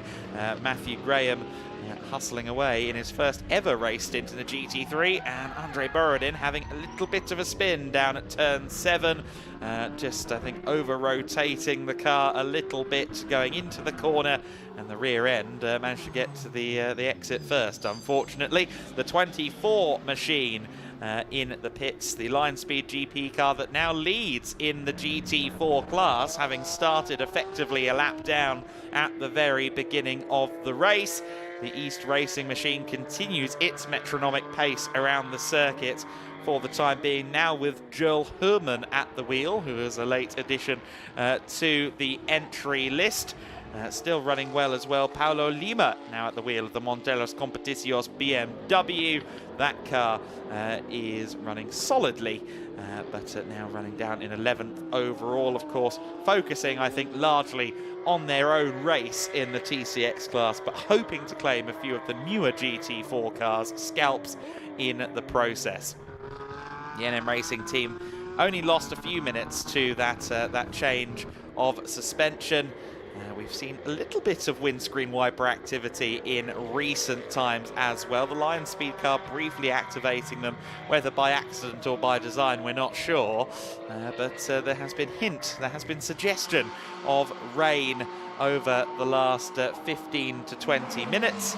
And the number 14 GT3 car was potentially going to suffer a little bit because it came out on slicks and then it started to fall, the rain, but it does seem to have stayed away for now. The number 14 should stay out there with Simon Birch at the wheel on those slicks. I don't think there's any cause for a tyre change anytime soon as the sun and indeed the rainbow continues to beat down upon the circuit. At this stage then, it is Tom Callender who leads the 6 hours of Portimão. We are 2 hours into the race. Rodriguez Menzel is in second position. The third place is Andre Borodin, who's currently in the refueling bay. Was Andre Borodin. He's now down to fourth. Simon Birch in third. Carlson is second among the Cup 2 drivers. Raffaele Giamaria is in sixth place. Berntsen in seventh. Wittgamski eighth for the MJC Racing team. Jonathan Curry in ninth. And Mats Kimby was 10th, but Paulo Lima has just taken that position as it fluctuates at this stage of the race as the pit stops continue to have their impact on this race. And again, it is, I think, going to be so much down to quite how people burn their time. I think it is just going to be, I think, at least in a couple of cases, a matter of drivers or drivers having to wait it out ahead of the final half hour. And for us, it's kind of having to wait it out and see how this picture unfolds, because the pit stops the approaches to the pit stops are being taken radically differently by others. It was comforting to me that Ollie Webb also couldn't quite decipher the AKM strategy, but there might be method in that madness yet. Yeah, well, they're certainly burning up that time, aren't they, that you were alluding to. They are, they've spent more time in the pit lane, I would venture now, than any other team. Yes, they have 13 minutes. Well, actually, MJC have spent 13 3/4 minutes in the pit lane, although they're rather less in contention, we think. But we don't really know, because we know this is going to drastically change over the second half of the race. We are only a third of the way through. We still have just under 4 hours remaining, so lots more pit stops that can be taken, but it's clear that you can't just go an hour between stints. You're going to have to do something quite interesting, and it's not just one shorter stint you may have to do. It may well be that you have to do 2 or 3 of those, which clearly is the AKM Motorsports theory that they're working off. Ed Peed we expect to emerge onto the circuit shortly at the wheel of the Greystone McLaren. Rodriguez Menzel is in now as well in the number 88, so that is the third pit stop for them, as Ed Peed does now emerge right on cue out of the pit lane. Immediately seemed on the attack there as he accelerated out of the pit lane exit and rejoins the circuit, I think possibly just behind Simon Birch. I think that was maybe the resumed Porsche that I saw flashing through shot as the Greystone McLaren rejoined the circuit. Yes, I think it was. Yes, there is Simon Birch. So Simon Birch then moves back ahead of the Greystone McLaren on track, and we'll get a proper reference of what that gap is before too much longer. Yes, I think it's going to be a good couple of laps, but we'll see quite how that pans out. Ed Peed then at the wheel for the first time in the car. He will have done quite a bit of track time, I think, though, prior to the race starting, so shouldn't take too long to bed himself in. Meanwhile, Rodriguez Menzel in, as you said, just the second time for this particular car. Now, is Christian Menzel? Sorry, getting father and son mixed up. That was bound to happen. Nico Menzel. Is Nico Menzel back at the helm? It looked to me like there hadn't been a driver change there, potentially. We'll have to see. One driver change that has happened is Wittgamski now back in the MJC Bentley. So that car is back underway now with its owner Wittgamski at the wheel for the second time in this race. Of course, he and Matthew Graham, the only 2 drivers in that car, so we'll keep an eye on them and see quite how long Witt stays at the wheel. Of course, Witt has to do an hour now as well, because there is the mandatory hour-long break for the drivers. So Wittgamski is going to have to do a slightly longer stint than he did at the beginning of the race before handing back over to Matthew Graham. And as a 2-driver lineup and a maximum 2-hour stint for each driver, they will also have to do a little. He will also have to be put back into action at least once more. Indeed so. Simon Birch then comes through now up into essentially second position. But I think still quite a chunk of time behind Tom Callender, whose lap times have been impressive, haven't they? Pretty much matching Simon Birch. So Tom Callender going well, but the fact they're keeping Simon in now means that as much as Tom is pushing, he's not really doing anything about the substantial lead that the Resume outfit have gained. A big push on there through turns 7 and 8 for Simon as he wriggles the car up the hill early on now in this, his second, the car's third stint of the race so far. But yes, he is a fair chunk behind Tom Callender. I'll be interested to see what that gap is once the next stop is done for the Landgraf car. Those are sort of the two main consistent protagonists that are emerging. We'll see what sort of pace Ed Pede's got in the Greystone car now, but Resume versus Landgraf for me seems to be the fight right now. Yes, I do think that might end up being the winning battle after all of this, depending on, of course, the AKM wildcard strategy. Greystone could still be a factor as well. Ed Pede's progress is going to be an interesting part, an interesting factor into this. Ollie Webb expressed while he was up here with us that he's not sure whether there will be a second stint for Andre Borodin. That's down to, I think, how Andre's feeling after that first hour in the car. He is quite a physical beast, of course, a GT3 machine. So we'll see whether Borodin continues on going into into the second half of the race. So we'll keep ourselves posted on that front to see whether his name appears again.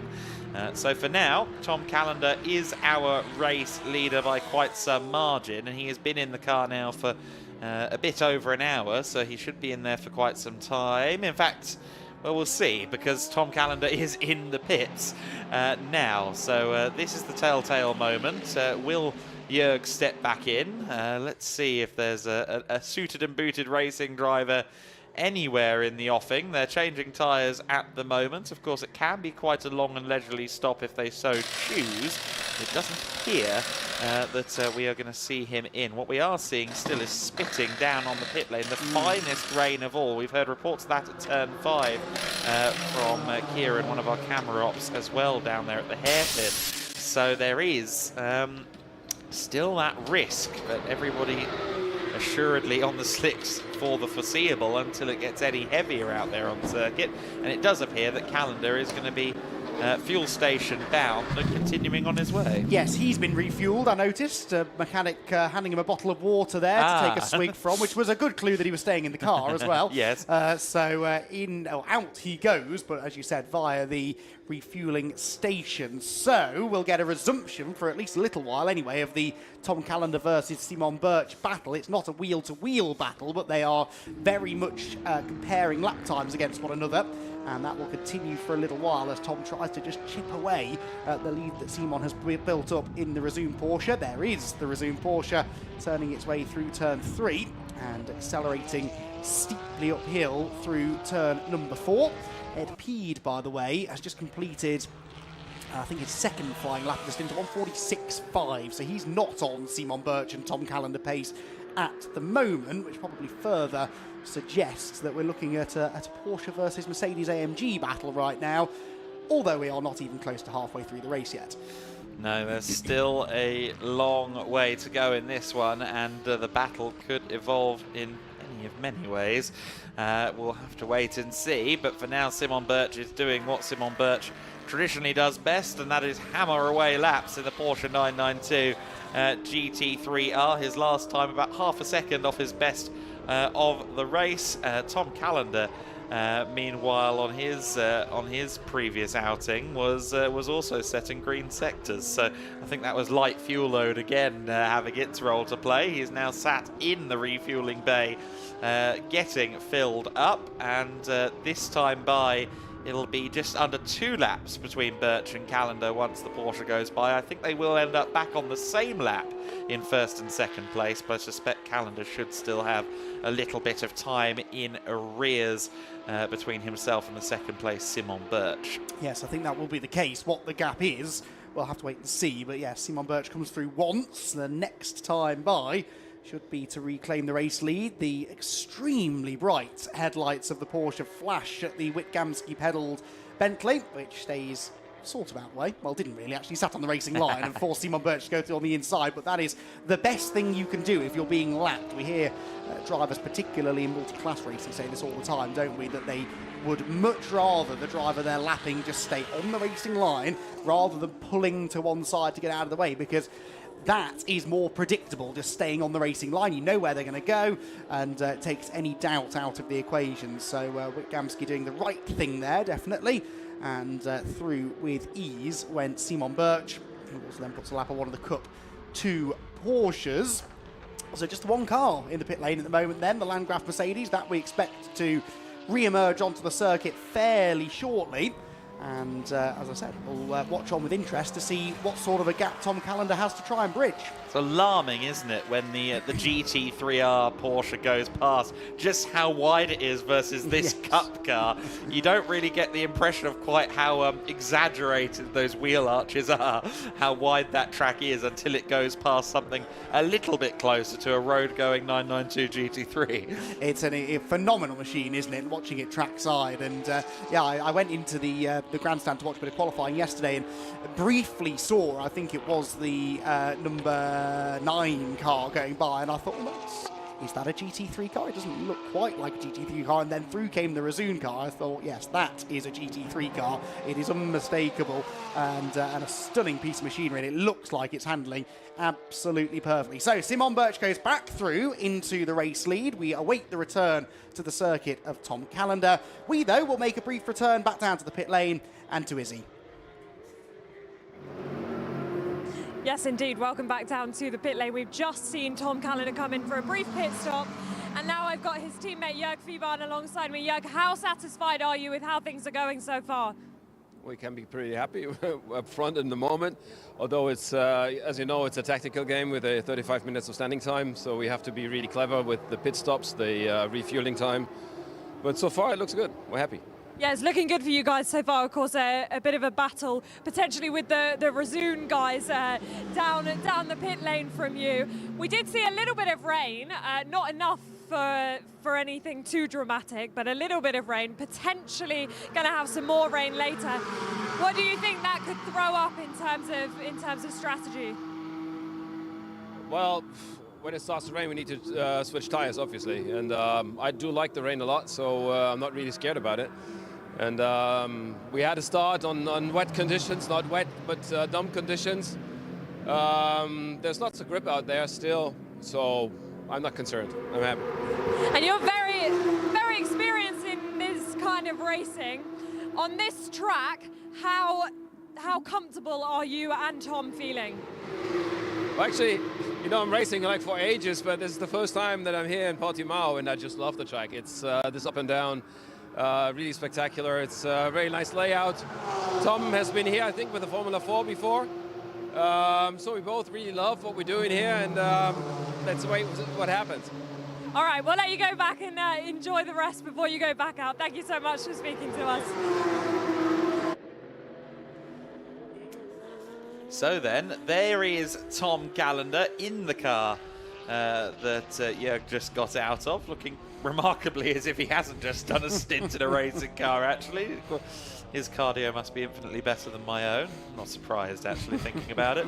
But Tom Callender has headed back out onto the circuit, and we will get a picture now of the gap between himself and Simon Birch, who has inherited the race lead. So Birch, 71 laps in the books, 70 laps in the books at the moment for Tom Callender. But we will see the gap shortly. I suspect it's probably going to be somewhere around the minute 10 region, potentially. We will see. It was 1:12 at the first sector split, so that would make sense. And the number 48 car just now powering through the final corner of the lap. Back with Callender at the helm. And there's some GT4 action going on. Meanwhile, further around, this is several laps apart, 5 laps apart, but Joel Herman means business at the moment on the back of Stephen Berntsen. The gap between the leaders, actually 1:21, all things told. So Callender, 1:21 off of Simon Birch. That's that situation unfolding. But this is a situation we often see in endurance racing, of course. Two cars with two quick drivers at the wheel in the forms of Berntsen and Joel Hulman, who are, well, not fighting for a position, but fighting for honour. Yeah, well, at least not on the face of it fighting for a position, but we never quite know, do we? Because there is just this general air of uncertainty surrounding the strategy in this race. It's not inconceivable that suddenly cars that were 3 laps apart could find themselves together by the end of the race. The 41 car has spent so far 12 minutes and 18 seconds in the pit lane. The 24, which leads the GT4 category, only 6 minutes. So, to my point, yes, there are 5 laps between them, but there are 6 minutes difference between them in pit stop time. That accounts for 3 of those laps pretty easily. So, yeah, it's certainly not... it's certainly worth fighting here, even though it isn't for on-track position at the moment. It is potentially going to be by the end of the race. They've got Tom Callender coming through to put a lap on them momentarily. Tom won't want to waste any time here in his pursuit of the race leaders. But yes, this is an intriguing battle between 2 of the Caymans, which may well turn out to be a bit more significant than we think a bit later on. Quite possibly so. Here comes Tom Callender blasting past both of them. So Joel Hulman is finding it quite difficult, I think, to go past the Lion Speed Porsche. Now, Lion Speed Porsche put the windscreen wipers on again there down the main straight. Oh, and goes wide at the first corner. Oh, goodness me. Did they actually touch there? That wasn't just evasive action, was it? No. So the question now is damage? Well, it looks as though there may be on the Joel Hulman car, and I think is that a puncture or a damaged rim maybe on the front of the Stephen Berntsen car. Now that's the class leader, remember. That was a significant moment. Yes, definitely crabbing on the Joel Hulman car, and you can see the left front damage on Berntsen. So I'm sure we'll get another look at that momentarily, but it was one of those awkward moments really where they had got through that without any contact, and then suddenly one of them got a bit sideways and they sort of met in the middle. It wasn't one of those bits of contact created by aggressive driving, just an unfortunate set of circumstances. I think the 24 has largely got away with that. The 41 though, I'm afraid, not so lucky. No, absolutely not. So that is inevitably, I think, going to be a pit visit, so long as the team have picked up on that for Joel Hulman, the 18-year-old who's very familiar with East Racing, having done some BMW competition with them previously, but a late addition to this entry list, and unfortunately, perhaps an early addition to the garage for at least a little while, because it's more than just a tyre issue there. Clearly, with that level of crabbing, there's a suspension problem at play. And we actually saw last week in the GT4 Win Series, of course, a car with damaged suspension limp around despite crabbing in the form of the SR Motorsport Mercedes of Enrico Federer. And then eventually, it just gave way completely. And of course, the longer you wait, the more damage you risk on the car. In this situation, in a 6-hour race, as the car goes past me, you're only going to compound things. Well, exactly. And, you know, I could understand a little bit why Enrico wanted to carry on in that situation. It was a shorter race. He obviously felt there was a chance he could get the car to the flag. There's no way, surely, that Joel Hulman is going to be able to do the same. The checkered flag is still 3 hours and 37 minutes and change away from being waved. We'll see a replay here of what happened again. So the move had been made, and then... well, actually, at first I thought maybe it was Berntsen getting sideways. Possibly it was actually Hulman running to the edge of the road and not realising that he hadn't cleared the number 24 car. Either way, they met in the middle, contact made and damage done. I dare say a little more space could have been given by the yellow and black car there, but that's, well, only so much you can do now that it's all in the past. So I'm sure the East Racing team will be evaluating their next move. They'll be seeing the pictures as we are down there in the garage and seeing that the car is crabbing. Meanwhile, we ride on board here with Simon Birch, dispatching rather neatly there 2 of that car's Porsche cousins, and continuing on in the race lead. And on the previous lap, Simon Birch was less than half a tenth quicker than Tom Callender. They are incredibly evenly matched, both of them in the high 1-minute 42s. Simon on the first sector of this lap sets a purple sector. However, the new fastest lap of the race, belongs to Tom Callender, a 142.365. Personal best first sector, a solid middle sector, and an outright fastest third sector. That may be about to be mirrored here by Simon Birch, who's gone fastest of anybody in Sector 1, then had that bit of traffic that we rode on board for him with in Sector 2, comes through at the line, and no, 7/10 slower in the end than Tom Callender.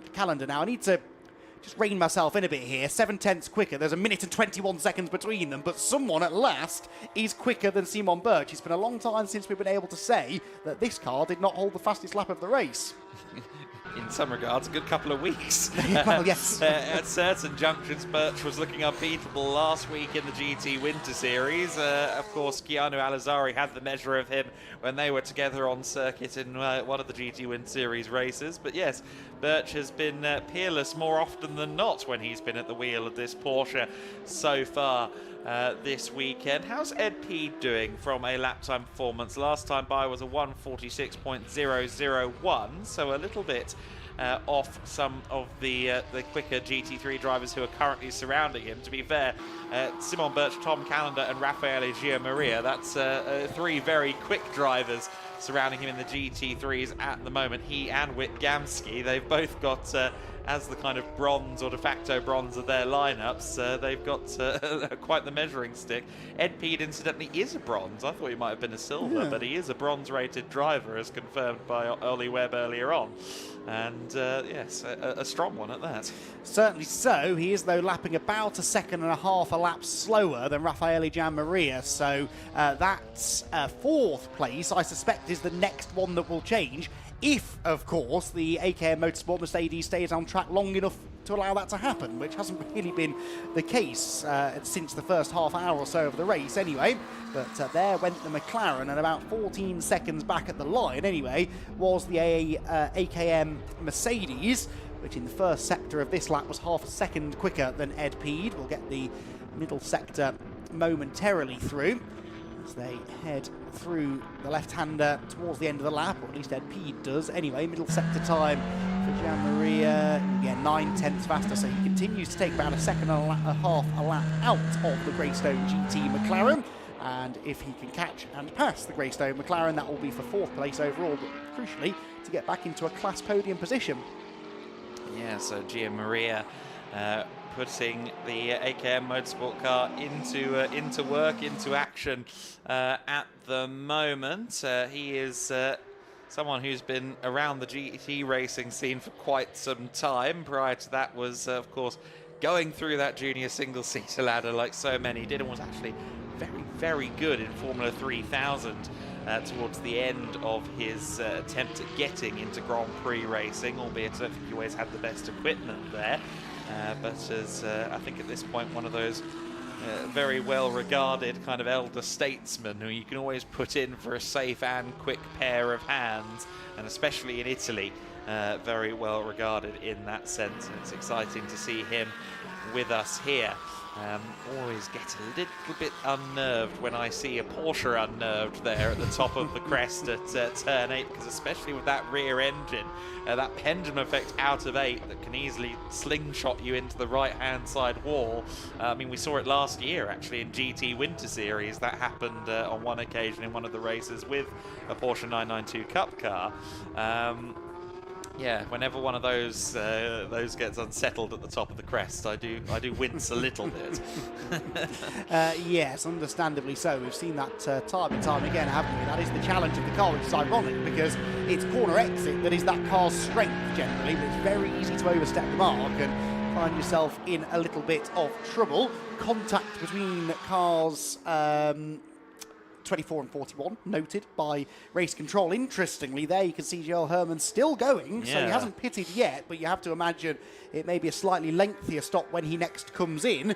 But of course, they have time to do that, don't they? They have all of this extra time to burn in the pit lane. If he can sort of nurse the car through towards roughly the period of time where they wanted to stop, then they can afford at that point to spend a bit more time looking into it, should they wish. So, nearly halfway through the race, 1.5 minutes until we do hit that crucial, 31.5 minutes. Maths never was my strongest subject until we hit the halfway mark. Looking at the GT3 class in particular, actually a little bit of sort of symmetry now starting to appear in the pit strategies. Certainly most of the GT3 field roughly on the same page as far as time served in the pit lane. The race leading Resume Porsche has spent 11 minutes and 38 in the pit lane. This car, the Tom Callender machine, 11 minutes 54, 11:21 for the Greystone McLaren, and then the outlier a little bit, understandably, is the AKM Motorsport Mercedes, which has spent 13 minutes in the pit lane. Might that help the race come back to them a little bit later on? I believe, though, Adam, we've got a replay lined up which shows us some of the recent antics of the fastest man on the track. Okay, let's have a look then. I wasn't aware of anything that happened, at least on the live pictures, but... Oi, okay, yes. Dukes of Hazzard spring to mind there. Perhaps Smokey and the Bandit. Yes, airborne moment that would have not been appreciated by the young man's vertebrae, but he's 16, he's got time before he has to worry about things like that. Now... Yeah, you can't afford too much of that, though, in all seriousness, can you? Because the underside of these GT3 cars, if you do damage them, it is going to have a noticeable and significant effect on your performance. And just in general, every time you have a moment like that, you're chancing a bigger problem emerging. Good lapping coming here, I think, for Callender. Personal best first sector, outright fastest middle sector again. He already holds the fastest lap of the race, a 1:42.365, which was a whole 0.03 of a second quicker than anything Simon Birch has managed to do.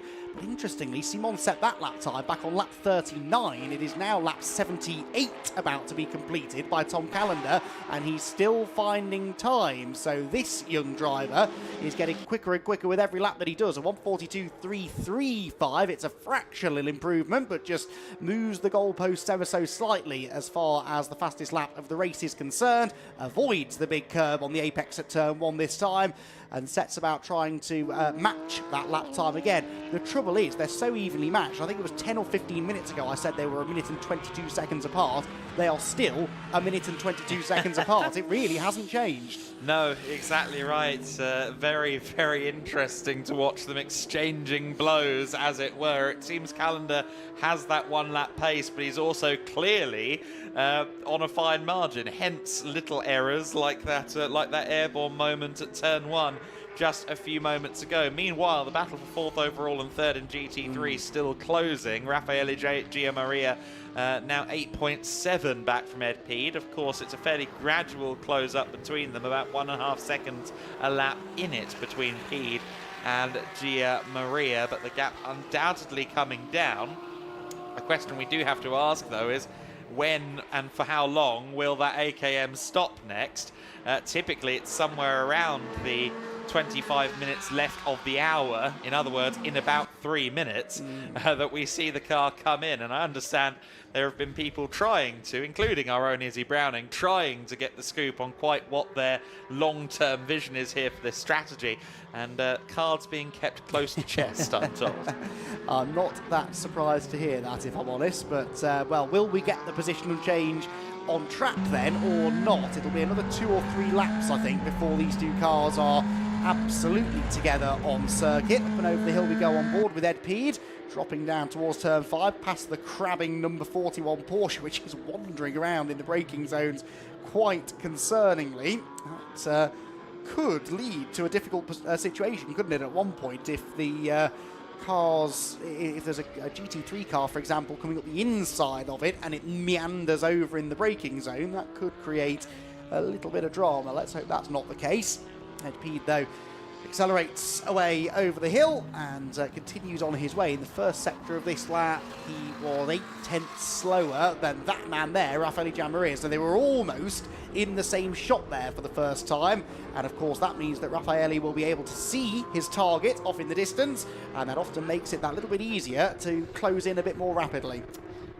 Weather forecaster, amateur meteorologist Kieran Mogg, one of our camera ops, giving me a bulletin here.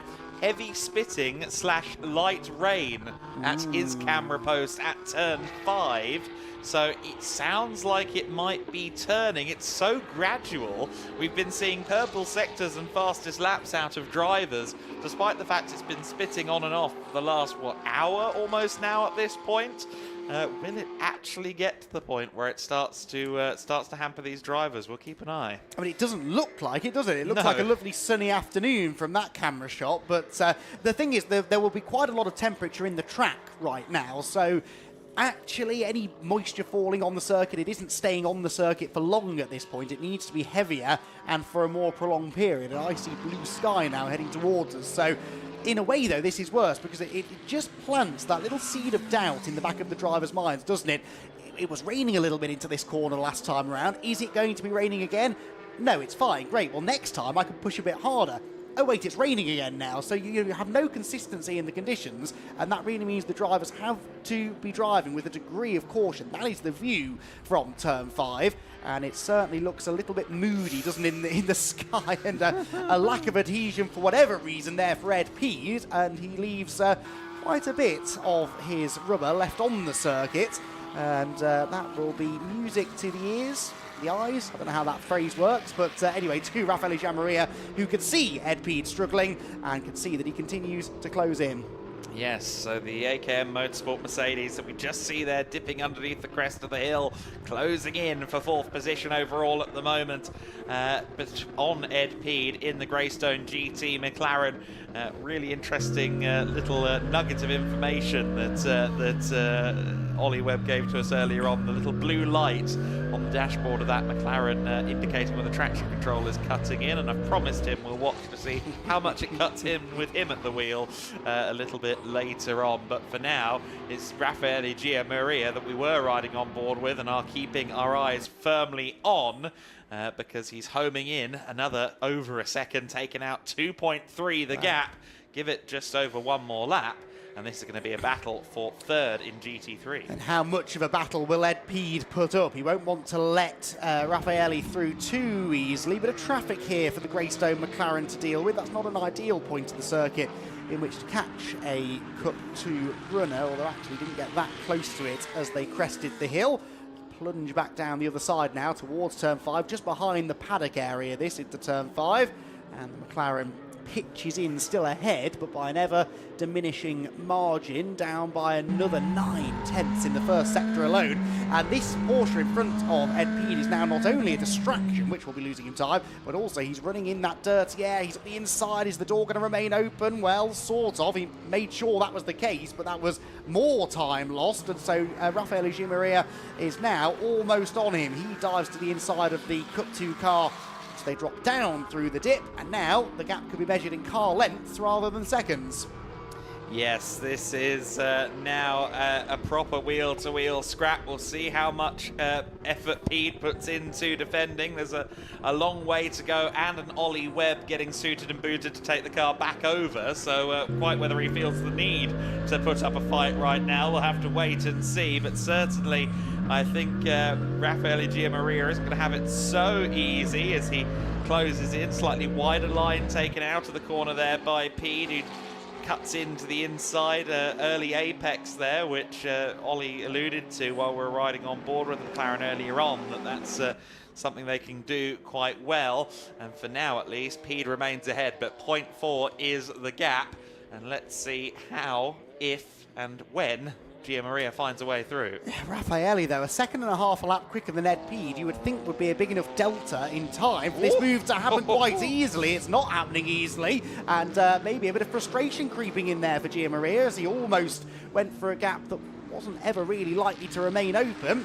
And that means he's a bit slower up the hill now than Ed Peed was in the McLaren. Again, pokes his nose to the inside towards turn 5, but not really close enough to commit to the move. Through the tight left-hander they go. The Mercedes now, the grunt and go Mercedes, accelerates. A very torquey engine heading uphill, closes in on the McLaren. Is there a possible move into turn 8? It's a tricky place to make a pass. Raffaele thinks about it. Again, doesn't commit, but it distracted Ed Peed. Look, it forced him to roll off the brakes a bit too much, missed his apex, and now Rafael Maria sees a clear opportunity. They will head back up and over the top of the hill towards turns 10 and 11. Is there an opening on the inside? Still no, but again, not making friends with the apex there, Ed Peed. He runs wide for the second time in quick succession, and Rafael Maria is back to the inside, onto the brakes, into the left-hander. Mercedes goes through. It took about half a lap of trying to outfox Ed Peed, but finally the move is made, and Rafael Maria is into third place in class. That was a little time coming, wasn't it, between the two of them? Maria found his berth, found his opening, and got it done. I thought the BMW might trip up the McLaren slightly there. Paulo Lima, though, staying well out of the way as we get a look back here at a spin there for the Mercedes from Jonathan Curry, who's currently at the wheel of that car. Jonathan Curry, who's familiar to UK-based motorsport fans, of course, from racing in GT Cup in a Mercedes-AMG GT4, among other things. But a bit of a moment there, and whether that's an indicator of just being a bit too enthusiastic or potentially some slightly greasier conditions, well, given the deltas we're seeing from the fastest GT3 cars, I would assume probably the latter, just pushing the envelope a step too far. MTech Competition, by the way, have just pitted from the lead of Cup 2. Now, I was going to make the point when we next saw this car that they have not spent a lot of time in the pit lane despite making frequent pit stops, but they were, well, until this point, had only spent 8 minutes and 21 seconds in the lane. Rodriguez Menzel still at the wheel of the number 88 Porsche that runs second in class. Well, they've spent about 4 minutes longer in the pits. So extra stops being made by this team compared to the A-Works squad, but shorter stops. This is, though, a full driver change and tyre change service. You'd imagine they'll then go and spend a chunk of time refueling the car too, and this might now start to be a slightly lengthier pit stop, which kind of brings those two cars back together. But yeah, they were last in the pit lane only about half an hour ago, so a very short stint there for the MTech car.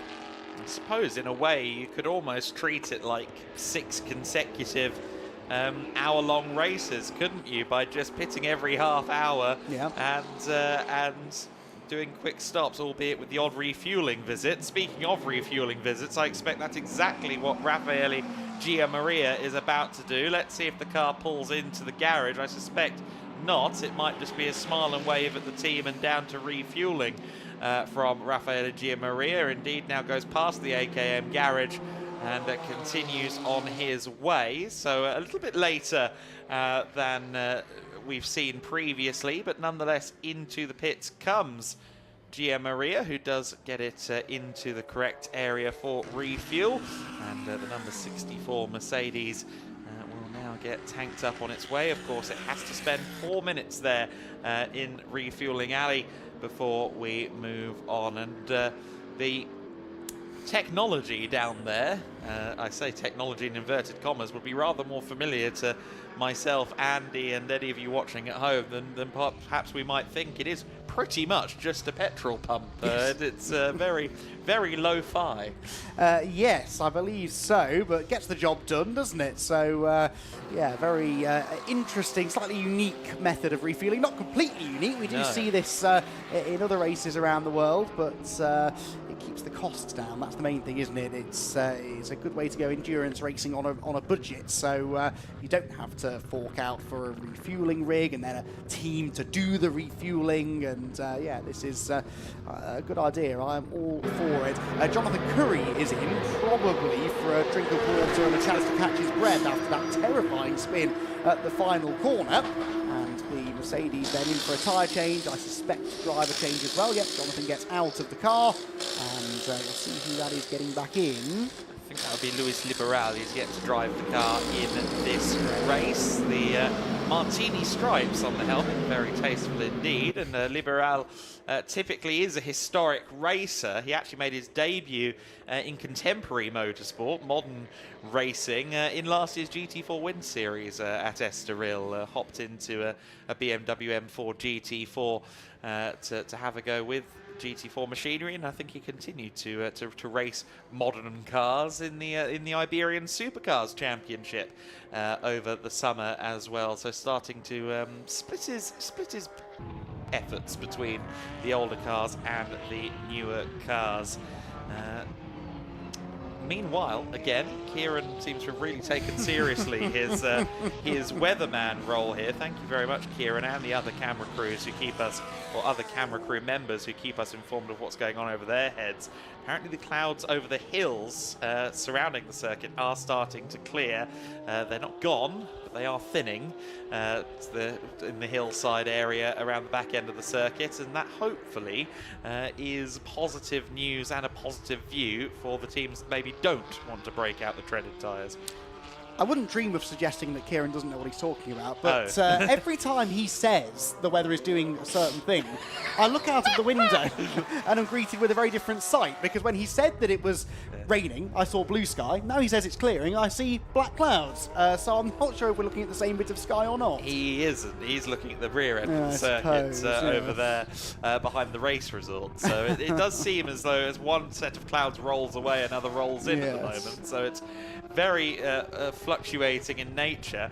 I think it shouldn't be too long before we see the MTech competition Porsche back out of the pits. I'm very interested to see the delta between them and Rodriguez Menzel after the stops. The car's still in refueling right now, so we'll have to see where they are in that Cup 2 battle relative to each other. It does seem to be a two-horse race now in Cup 2. Svante Andersson, though, has taken over the other Cup 2 entrant, which is the Steiner racing car, and it is good to see that car out there now for the first time in the hands of Svante Andersson, who has done a little bit of driving in Porsche Cup machines, but mostly in GT4s, and I think the 992 Cup car is a fairly new proposition to him, so he'll be learning on the fly, and again, he's had some track time to do it with, hasn't he? Meanwhile, Gia Maria heads out onto the circuit once again after the traditional AKM refueling stop. Meanwhile, back out onto the circuit comes Crow in the number 9 car, who I believe will have lost potentially the lead in the Cup 2 class, but by how much we will see. The timing graphic on screen is telling us that Stephen Burnson is in the pit lane, but I did not see his car in the pit lane unless I was missing the obvious from that most recent stop. It's possible that he's hidden away in the refueling area. He is, yeah. Oh, he is, right, that's okay. So I wondered whether maybe they were having to make some repairs to that car that was involved in the contact earlier on, but no, they've sent it back on its way. Gia Maria then, after a fairly lengthy stop that time around for the AKM Motorsport Mercedes driver, is now out on his way. That was a 4-minute 27 stop, exactly 4 minutes of which were spent in the refueling zone. It just changed. I was going to point out a bulletin to you. Car number 9 under investigation for speeding in the pit lane. So having just come in for a pit stop, and I believe a refresh to Gustav Soderberg crew back at the wheel of the number 9 MTech competition car, it has now shown up that perhaps there was some naughtiness going on either on pit entry or exit. I don't know which driver to attribute it to, so I shan't attribute it to anyone. Meanwhile, Whit Gamsky, I think, is going to hop out of the car. Now, I didn't note down when he came in to take over. I do wonder if he's been at the wheel for an hour, though. He does need to be at the wheel for an hour, of course, to abide by the hour rest time rule for Matthew Graham. Well, no, I don't think he has, in a word. I wonder if this is an issue, because there's quite a spirited conversation going on, isn't there? They're sort of ushering maybe over for Matty Graham to come and have a word. Yes, they're belting him back. Oh, no, that is Matty Graham, sorry. Yes, Matty Graham in the car.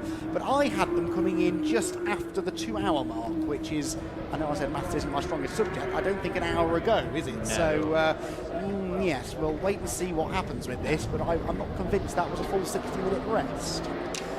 Me neither. That is potentially going to be a point of discussion then, that they may well end up investigated for, but Matty Graham getting ready to belt up and head back out there all the same, I suspect with a trip to refueling in the middle. And the 43 car will soon burst into life and away from the crew down there at MJC, which is one of the first garages in the pit lane. Furthest away, therefore, from pit exit and refueling. And that Bentley will pull away shortly. Yes, it will. They're just giving the front bodywork a little bit of attention as well, I guess more as a precaution than a major drama. And they'll send the Bentley back on its way. A glorious noise it will make as it fires back up and rumbles away down the pit lane. And again, we'll probably, well, will it peel right? Because it hasn't been a full hour since it was last in. It probably will peel right, and indeed it does. They may as well top it up whilst it's here. But yes, we'll await further news on that one. Now, Tom Callender is no longer 1 minute and 22 seconds behind Simon Birch. 1 minute 23 seconds now is the margin. So quite a substantial gain made by the Razoon Porsche driver over the last 15 minutes or so.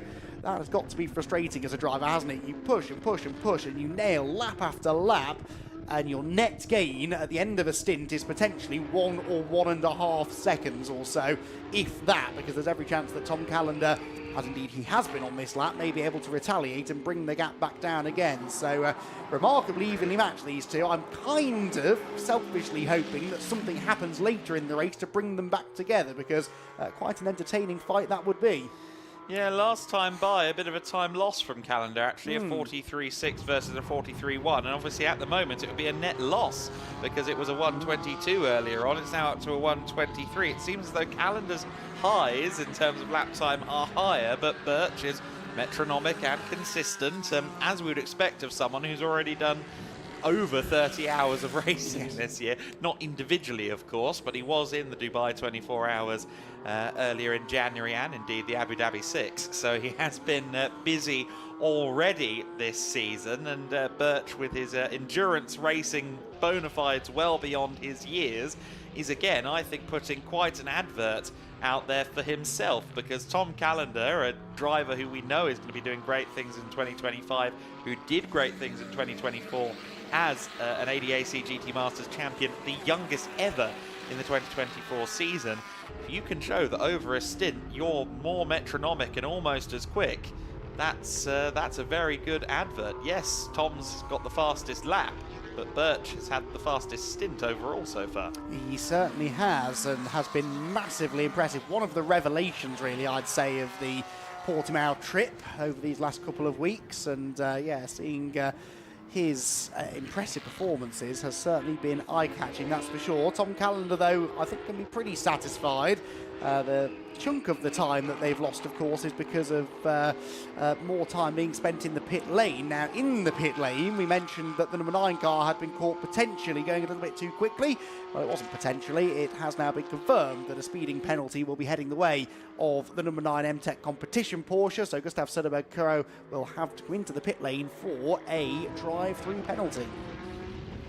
Yes, so that is going to be unfortunate for them. They are a couple of laps off the lead post-pit stop of Rodriguez Menzel in the first of the Cup 2 cars. Into the pits comes Simon Birch from the race lead, so Callender is more than likely going to inherit the race lead. I also note that the 41 car is in the pits, Joel Herman, and in fact I can also see that Johnny is down there with the camera alongside that car. I do wonder if they're having to repair in addition to replace tyres, because of course that's the car that was crabbing earlier on, and at the moment we can see bolts being tightened on the number 41 Lion Speed Porsche.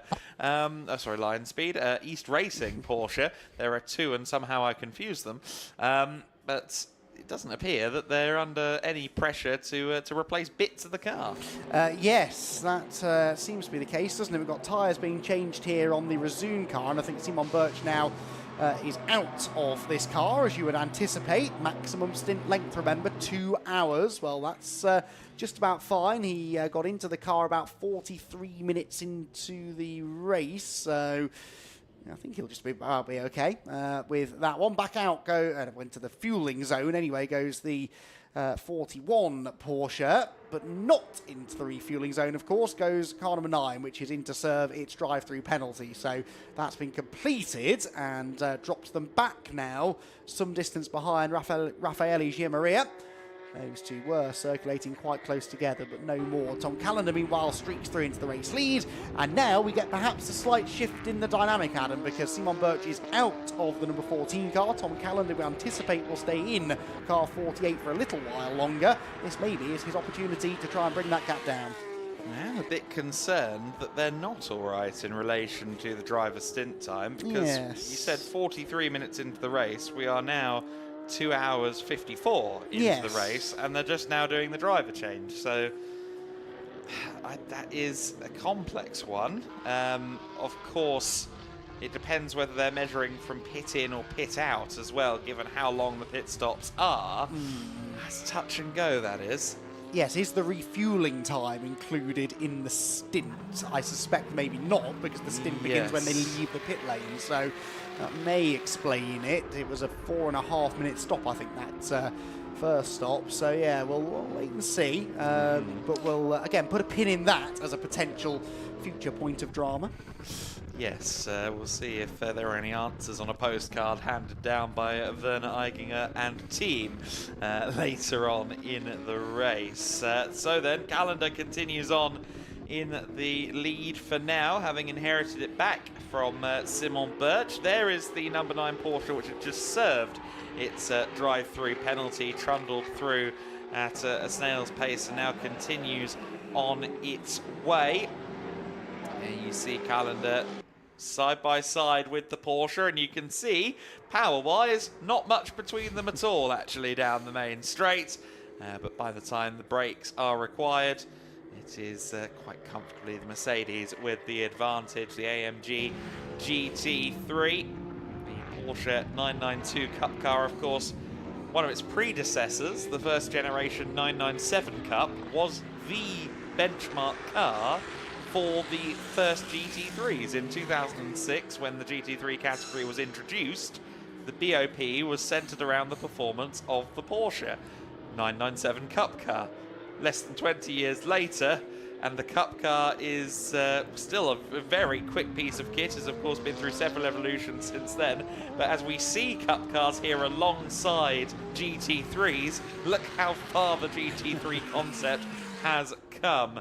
Rodriguez Menzel, meanwhile, just being lapped here, I believe, by Ed Peed, or is it vice versa? No, it is that Ed Peed has just lapped Menzel, so that puts a lap between the 3rd and 4th place cars overall.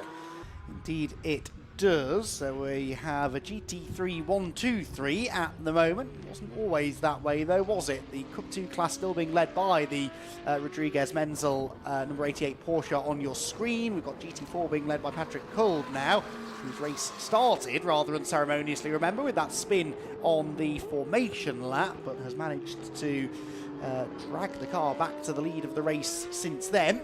And Paolo Lima, of course, the only TCX car in the race, has had a real yo-yo race, really, hasn't he? He was up ahead of most of the GT4s before, and now back in the pit lane again, so slipping down the order ever so slightly. In, meanwhile, comes Tom Callender, so actually only a couple of laps longer or later than Simon Birch pitted, although we do wonder whether maybe Simon has extended his stint a little too far. The resumed Porsche has been and gone from the lane and is now in the refueling area. Tyre change, driver change on the Landgraf Mercedes, and we'll see how this all shakes out once this round of pit stops is done.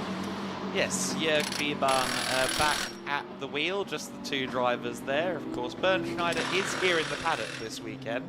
I did ask him speculatively if he'd brought any helmets and race suits, you know, just in case he fancied it. But I was assured it would remain a two-driver lineup no matter what. Of course, Bernd, after his DTM career wrapped up at the tail end of the 2000s, went on something of a tear in GT3 races, the Dubai, Nürburgring, Spa, 24 hours for a little while. It was a Mercedes SLS, the forebearer to the AMG GT3, with Bernd Schneider at the wheel that was winning a lion's share of the GT3 contests. Now Schneider, of course, still very much a part of the Mercedes family, along with Team Landgraf and Team Landgraf, who at one time were a HTP Motorsport in a previous guise. A very successful pair of proponents of Mercedes there. Yes, they were. So back down the lane goes the Landgraf car. Peels to the right. We haven't yet had the Razoon car out of the fuel zone, so actually this is going to be a battle for the lead, joined in the, there it is, going nowhere, interestingly now. So they've refueled the car, and they're just running down the clock, are they then, I wonder, on the Razoon Porsche, which now, almost spurred into action by the sight of their nearest rivals, heads out onto the circuit. But I made the point, didn't I? They'd spent 30 seconds less in the pit lane than the Landgraf Mercedes. They were going to have to give that back at some point. I wonder just how long it was sat there for. Yeah, interesting to see, isn't it? We do get fuel deltas as well as the pit stop times. So it spent how long? 5:25 in the fuel station. A minute and a half then, longer than it needed. Yes, I think it might have been. Thomas, if you fancy just giving yourself a minute, mate, you could actually do with it, long-term thinking-wise. Thomas Anderson back at the wheel then for the second time. Of course, he started the car earlier on in the day. And as we tick over to the second half of the race in the next few moments, it will be Anderson back in for the second phase of his day in the Porsche. The question is, will he be in the lead once all shakes out? It's going to depend quite how long Jörg has to spend there. I do think that Jörg Wiebahn will most likely drop back to second place with the Razoon Porsche ending up being our leader, not as the 3-hour mark goes by, but shortly thereafter. Depends though, doesn't it, what they decide to do with the Landgraf car, because they were 1 minute and 23 seconds-ish behind. If they just go for a standard stop, well, it was 1 minute and 25 seconds longer that Thomas Anderson spent in the fuel zone than he needed to. So, I don't know.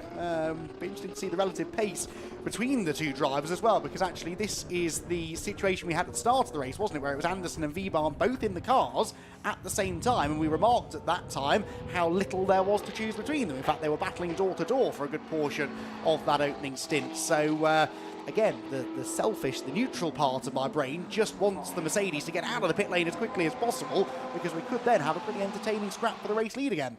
Yes, it's going to be a good 2 minutes or so, though, before that car exits the pits. For the time being, though, Thomas Anderson has been kept busy by Ed Peed, who is a couple of laps off him, I grant you, in the overall considerations. But nonetheless, interesting to see them this close together.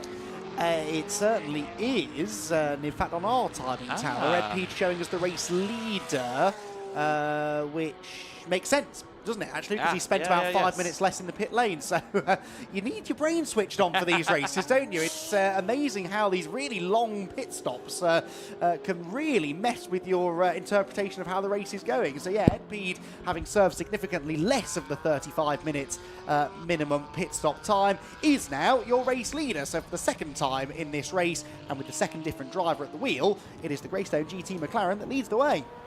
Definitely not out of the fight here at the Portimão 6 Hour.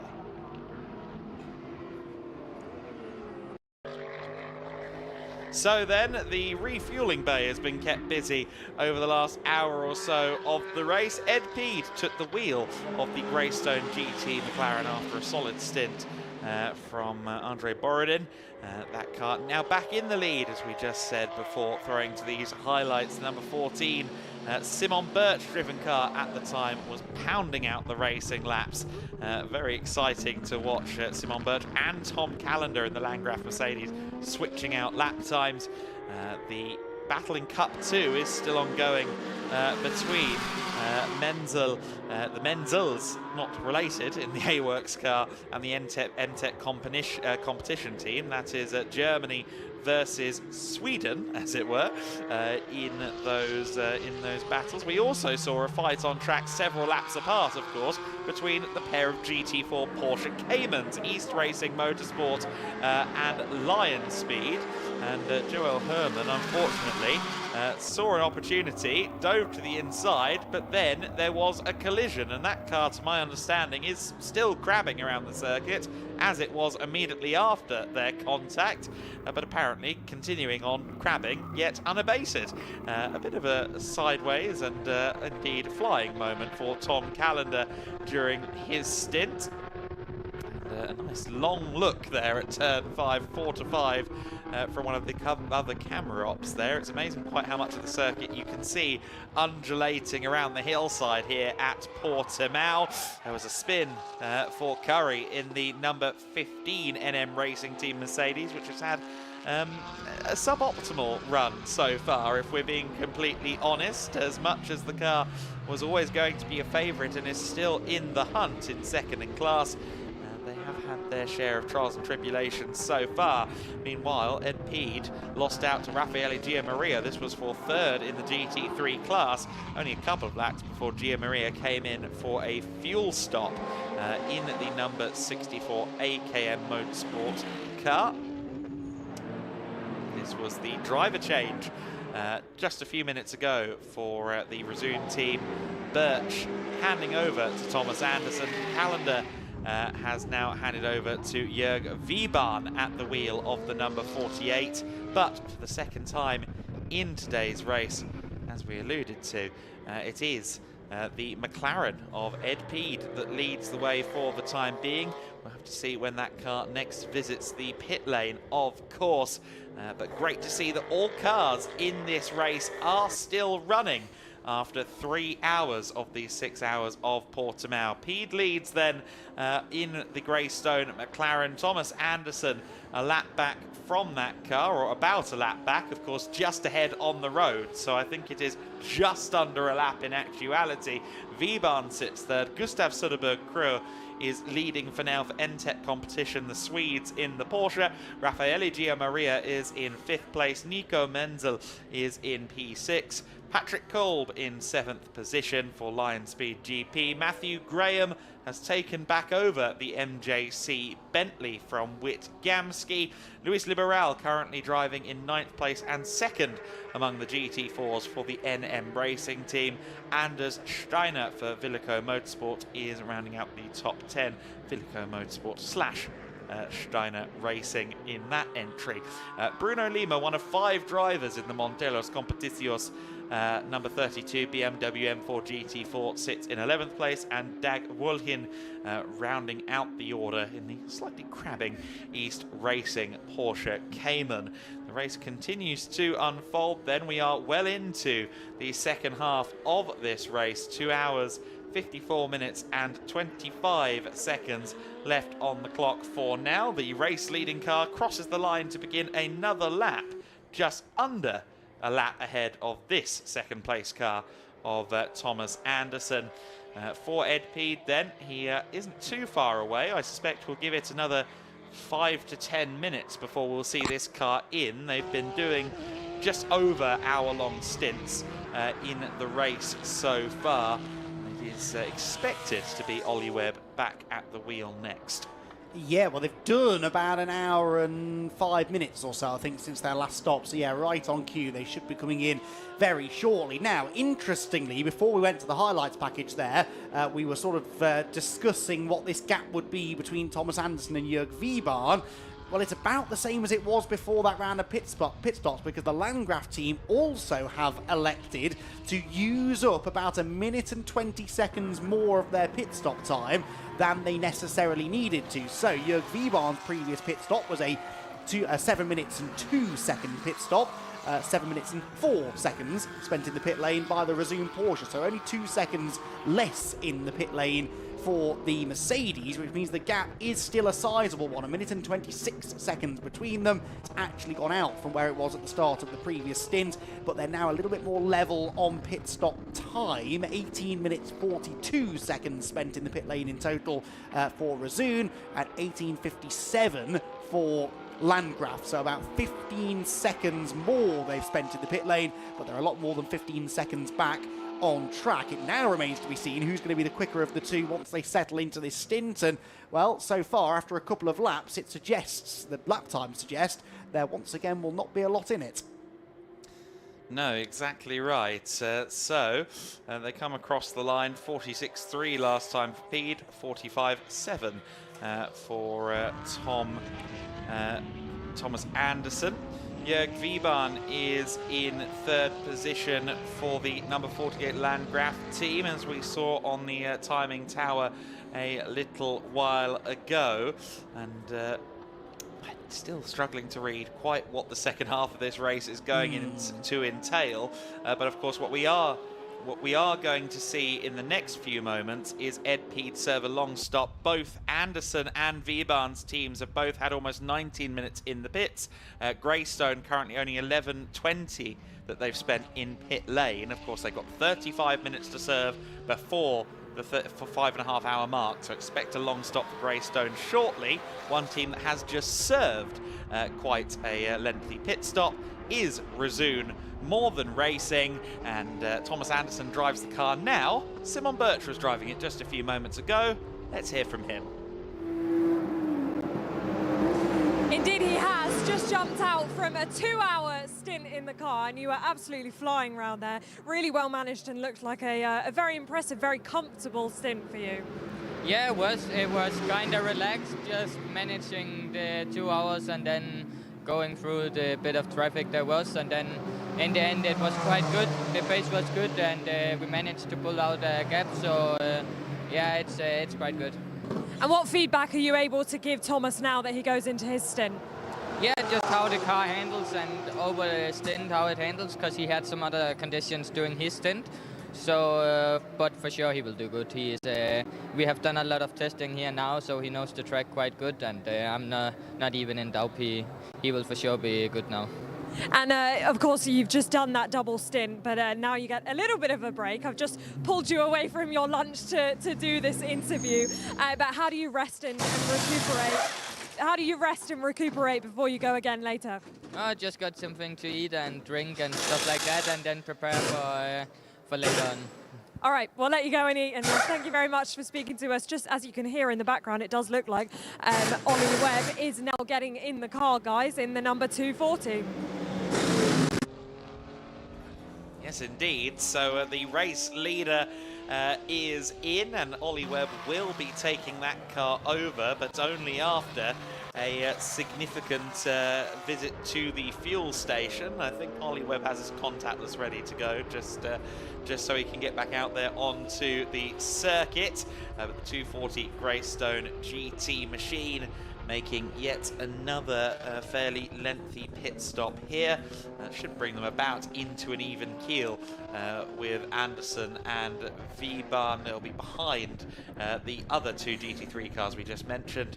I think a net third right now for Ollie Webb, and I suppose his challenge over the next hour or so is to see if he can do something about that. Yeah, well, yes, he was on track, remember, at the start of the race with Thomas Anderson and Jörg Wiebahn and took about half a minute out of them. He'll need a bit more than that now, unfortunately, to drag that car back into contention. It is looking more and more like a Resoon versus Landgraf scrap for the win, but somewhere the Landgraf team have got to find this minute and 20 seconds that they've lost somewhere along the line.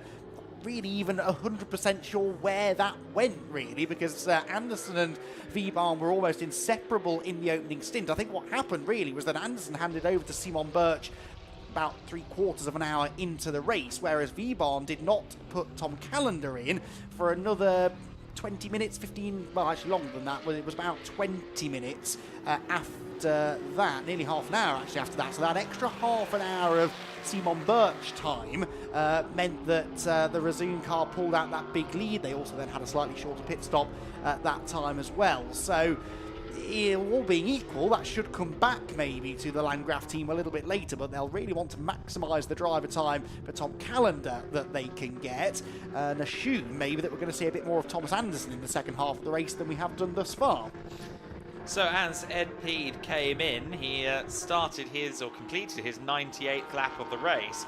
Now Thomas Anderson will be out there on lap 99, so we are about to break the beam on lap 100 of this race already. So they are going to break into the triple digits here very shortly indeed. I did have a a little snoop at the WEC results here when they were, of course, racing for 6 hours. With the GTE cars granted as part of the grid back then, they managed 206 laps in 6 hours, and of course they didn't have to do any of the long visits to the pumps, so it's to be expected that those cars will be A, bit quicker, and B, have completed more laps given the rules of that category. But all the same, rather remarkable how 100 laps has passed by. Just completed lap 99 now has Thomas Anderson, so he is on to lap 100 of his race in the race lead. Indeed he is. The still crabbing East Racing Motorsport Porsche goes through, and that crabbing is now starting to really affect their pace, I think. Dagvolin with a 2 minutes 7, nearly 2 minutes 8 lap time last time by is about 13 seconds slower than the quickest of the GT4s. Patrick Culbert, by the way, leads in GT4 now, has just been overtaken for position by Matthew Graham in the Bentley for 7th place overall, but Patrick enjoys a very sizable lead over the NM Racing Mercedes of Louis Liberal. What are they looking like for pit stop time? Well, actually, that's quite interesting because the NM Racing car in 2nd place has spent 17.25 minutes in the pit lane, whereas the class-leading Cayman of Lion Speed has spent just under 12 minutes, so over 5 minutes difference, and they are 4.5 minutes apart on track. So GT4 is actually a lot closer than it might first appear.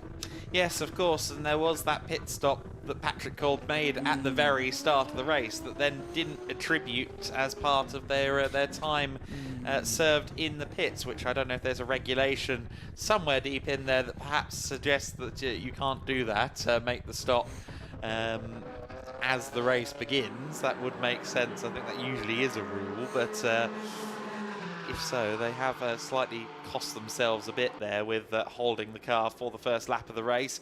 That crabbing is so unsettling on the East Racing Porsche. That Cayman is looking a little bit worse for wear and a little bit second hand. And I imagine the steering wheel is about 10 degrees left at all times. Yes, and as if that wasn't enough to worry about for Dagvolin, he's also now got to deal with those horrendously bright headlights on the Resume Porsche flashing away in his mirrors. It must be a fairly ominous car to have looming in your mirrors. That it looks angry at the best of times. Then they've added the red sort of lighting to the headlights, which are themselves brighter than the sun when they get flashed at you. You certainly know when that car is coming up behind you, don't you? But right now, Thomas Anderson continues to lead the way, albeit by a reducing margin. Now, don't get off your seats in excitement just yet, but it is coming down by around a second a lap. Oh, wipers on. Yellow flags at turn 9, 10 and 12 as well. That's now been rescinded. But I wonder if they're starting to again have a little bit of precipitation, and if that's having an effect on people staying on the track. You can see the wipers going off for Ollie Webb at the wheel of the 240 McLaren from Greystone GT. Yes, and it's the first time all race I can actually see it out of the commentary box window against the backdrop of the grandstand. It's sort of blowing across the track, a fine mist, but enough maybe now to start distracting drivers. The previous lap for Thomas Anderson of 46.0, so they're all dropping a couple of seconds a lap from what they were doing earlier on. This, of course, is where the pro drivers, like Ollie Webb, really come into their own, because they just seem to have a sixth sense when it comes to the conditions and anticipating the grip levels they're going to have when those conditions are changing. And so Ollie Webb has been plugged into that Greystone GT McLaren, I would say, at just the right time. Yes, they're a long way back, but if he keeps it on the island and others don't, then things can change very quickly in this race, as we've seen already. I'm absolutely loving the fact that it's constantly 1 minute 22 or 1 minute 23 between the top two in this race. At the moment, Thomas Anderson leads the race for Resume by 1 minute 23.3 over Jörg Wiebahn in the Landgraf car. But as you alluded to, Andy, that gap is coming down at the moment. Jörg seemingly with the pace advantage.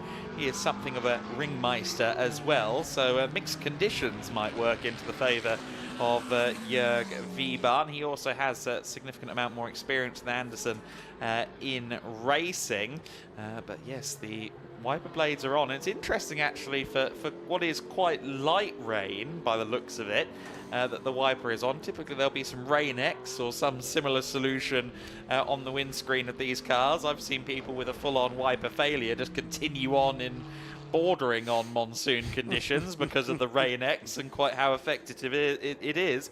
But obviously Ollie Webb won't do something like put the wipers on unless there's a reason to do so. So obviously it must be that kind of almost mist rain that just coats the entire windscreen. Yes, it's mizzle, as some of my Mizzle. Scottish friends would describe it. Every time I head north of the border to Knock Hill, that's a word that seems to be bandied around quite a lot. That might be the only thing that the Scots and Snoop Dogg agree on, calling it mizzle. I would love to say I get that reference, I'm Oh, afraid. buddy. Afraid not. Not my genre of music, I'm afraid. You'll be shocked to hear.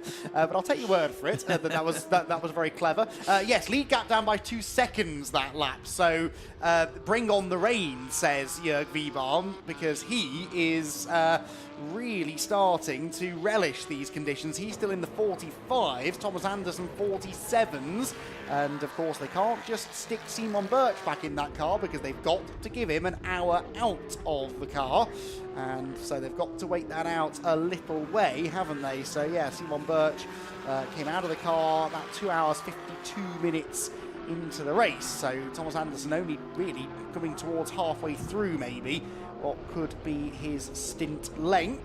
Down the hill comes Jörg Wiebahn. On this lap then another 3/4 of a second taken out of the leader in Sector 1. Sector 2 time not yet completed by Wiebahn, by Anderson, who of course is still the best part of a lap ahead of this Mercedes. But this is just now starting to turn back in the favour of the AMG. Could as well be that in tricky changeable conditions the front engine Mercedes is a little bit more stable maybe than the Porsche. Whatever it is, this car now the fastest car on track. It's a pretty gargantuan lead that they've got to try and cut into, but at 2 seconds a lap that will start to come down quicker than you might imagine. Yeah, no, this is good progress, and a ball dropping in favour of Jörg Wiebahn, as it were, really. The penalty kick for them, in a sense. They're getting a free go at chipping away the gap. Thomas Anderson, I think, being a little more reserved in these tricky-to-read conditions, and Jörg Wiebahn says, well, I'm used to doing laps of a very long circuit with 4 different weather conditions in 4 different parts, so I'm just going to keep pressing. I understand it's number 45 car that triggered a yellow flag a couple of laps ago. Anders Steiner maybe finding the new limit in these slightly greasy conditions.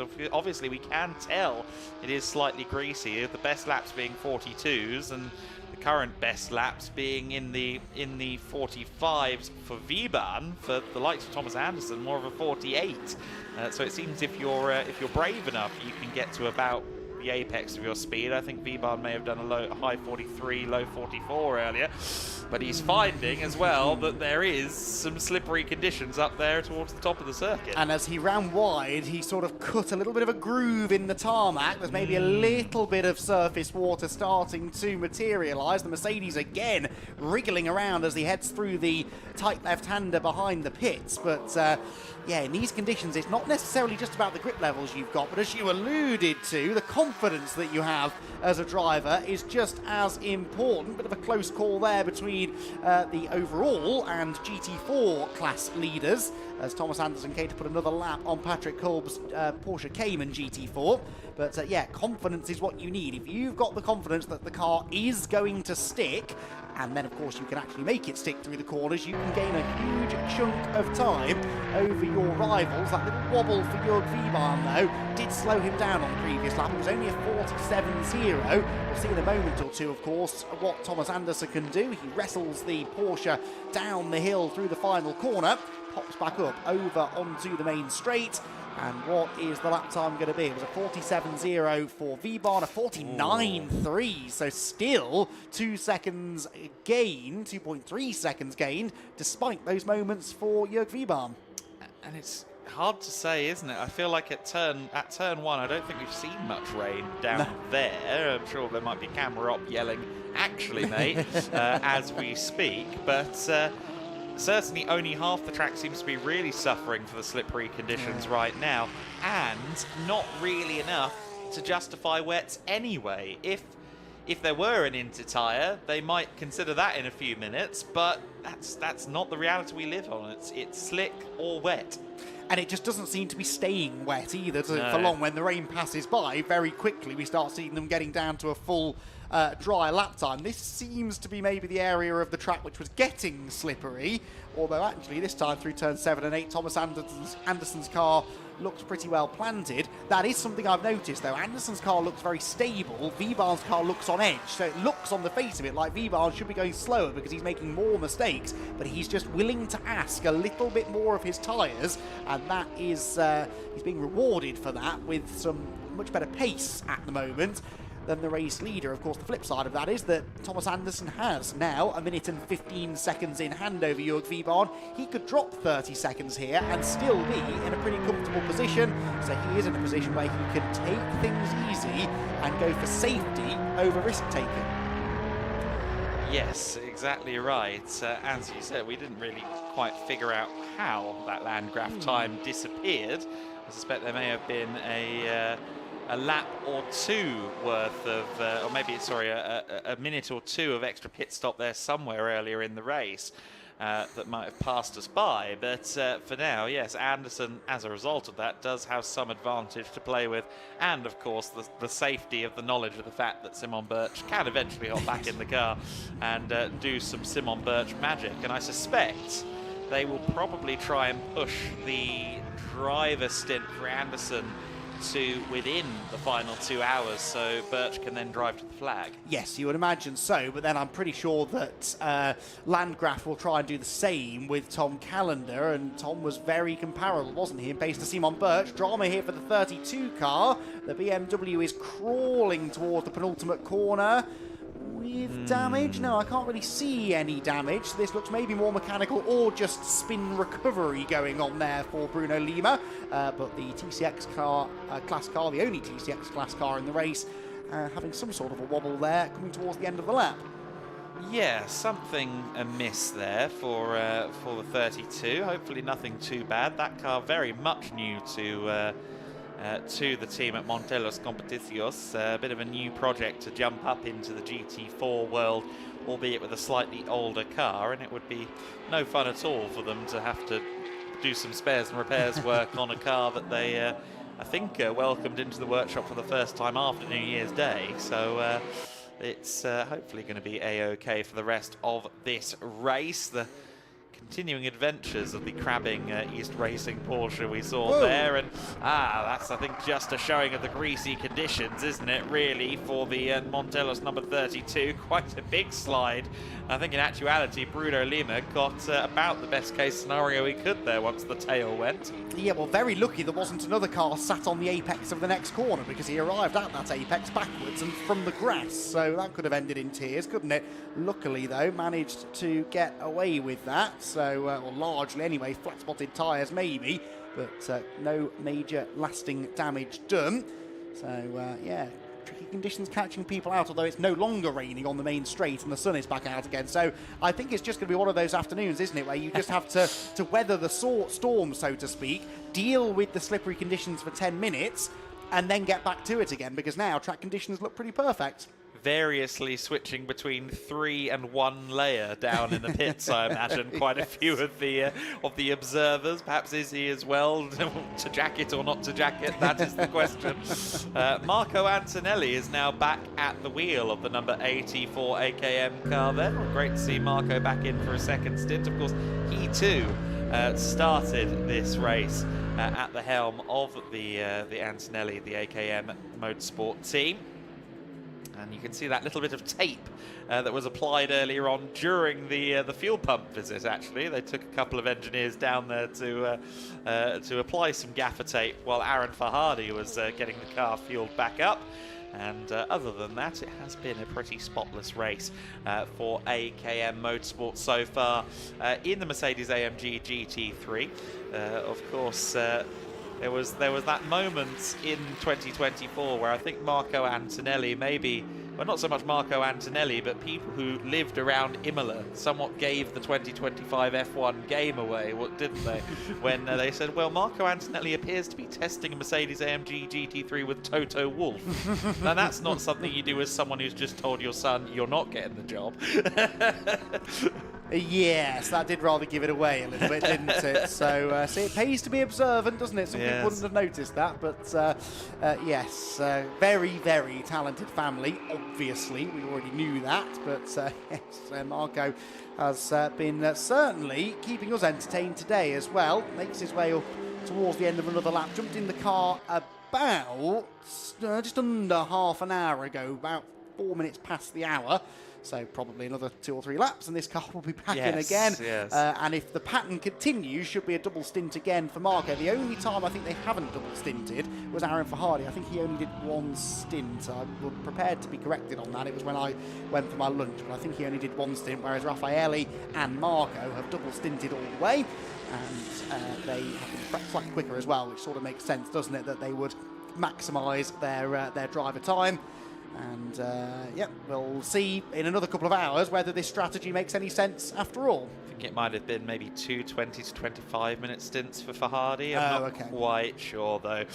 With quite how fast and ferocious the visits to the pits are for Antonelli Motorsport, it is rather hard to keep that in check. Almost 20 minutes of their half hour served at the moment. A few teams now over that 20-minute mark. I say half hour, it's 35 minutes that they have to serve within actually the next 2 hours. So I think there will be some teams who just have to park up for a few minutes somewhere before too long. One of them may well be the Greystone McLaren, because with that hour approach, they are rather short at the moment of mandatory serve time. 16 minutes and 55 thus far in the pits for Oliver Webb. Well, pits/fuel station for Oliver Webb and the Greystone team. And as we heard from Ollie, he's probably going to stay out there now for another 35-40 minutes there or thereabouts. And I guess at some point they might pull in and wait a little bit longer. The next question mark for Greystone GT, though, isn't so much going to be, well, when are they going to serve that chunk of time they're going to have to find somewhere. It's more going to be who's in the car next, because there was some debate as to whether Andre Borodin would get back behind the wheel after Ollie Webb or not. Ollie alluded earlier on to the fact that maybe he'll only do 1 stint. So if that is the case, I do wonder if maybe they'll throw Ed back in for a while to see if he wants to take the car to the flag, or whether or not it is just going to be Ed and Ollie from here on out. Yeah, that'll be interesting, won't it? They're not especially in contention, I don't think, really, and that's the problem, because as you say, they've got all this extra time to spend in the pit lane, and yet they are behind the leaders by a couple of minutes already. Ollie Webb, though, is the fastest man on track, unsurprisingly, 44.7 his last lap, which was about 3/4 of a second or so quicker than Thomas Anderson. Actually, not massively quicker than Thomas, really. I seem to recall Ollie having a slightly bigger advantage in lap time pace than this earlier on. More personal best laps coming in now, though. We've got the Cup 2 Porsche of Nico Menzel putting in a PB, also the Bentley of Matty Graham. In fact, Matty Graham, I tell you why, Matty is now the fastest man on the track, a 1:43.9, quite a bit quicker, 1.1 seconds or so quicker than the race leader. Now they're a long way back, the MJC Bentley team, but yeah, Matty Graham pushing on and actually about to complete another lap that could go even faster. Personal bests in the first and second sectors. Still some way away from the fastest lap of the race, but Matty Graham, with every lap that he turns, is gaining in experience of the car and gaining in speed as well. The hill heads Ollie Webb, 4th position then for him. So looking at pit stop times then, just to keep you in the loop about this, the top 2, Thomas Anderson in the Resume More Than Racing Porsche, Jörg Wiebahn in the Landgraf Mercedes in 2nd position. They're now separated by 1 minute and 9 seconds, even though the precipitation has disappeared now, it would seem. Jörg Wiebahn is still over a second a lap faster, generally, than the race leader. In fact, it comes down to 1 minute and 8 seconds now as Wiebahn goes across the line. And the second place Landgraf Mercedes has spent about 15 seconds longer in the pit lane than the resume Porsche. So you can sort of knock 15 seconds off that gap. So a net gap of something like 50 seconds, I think, Wiebahn behind Anderson once the pit stop time is equalised. Then, as far as the other GT3 cars are concerned, well, the Greystone GT McLaren, only 17 minutes of its pit stop time taken, so that is the best part of 2 minutes short compared to the two GT3 cars ahead of it.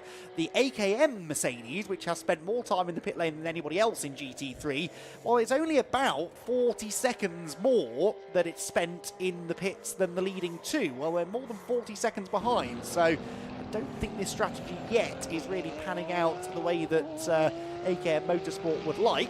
Bentley has spent most time of all of the GT3 cars in the pit, but again, despite having spent a minute and a half longer in there than the leaders, is more than a minute and a half back.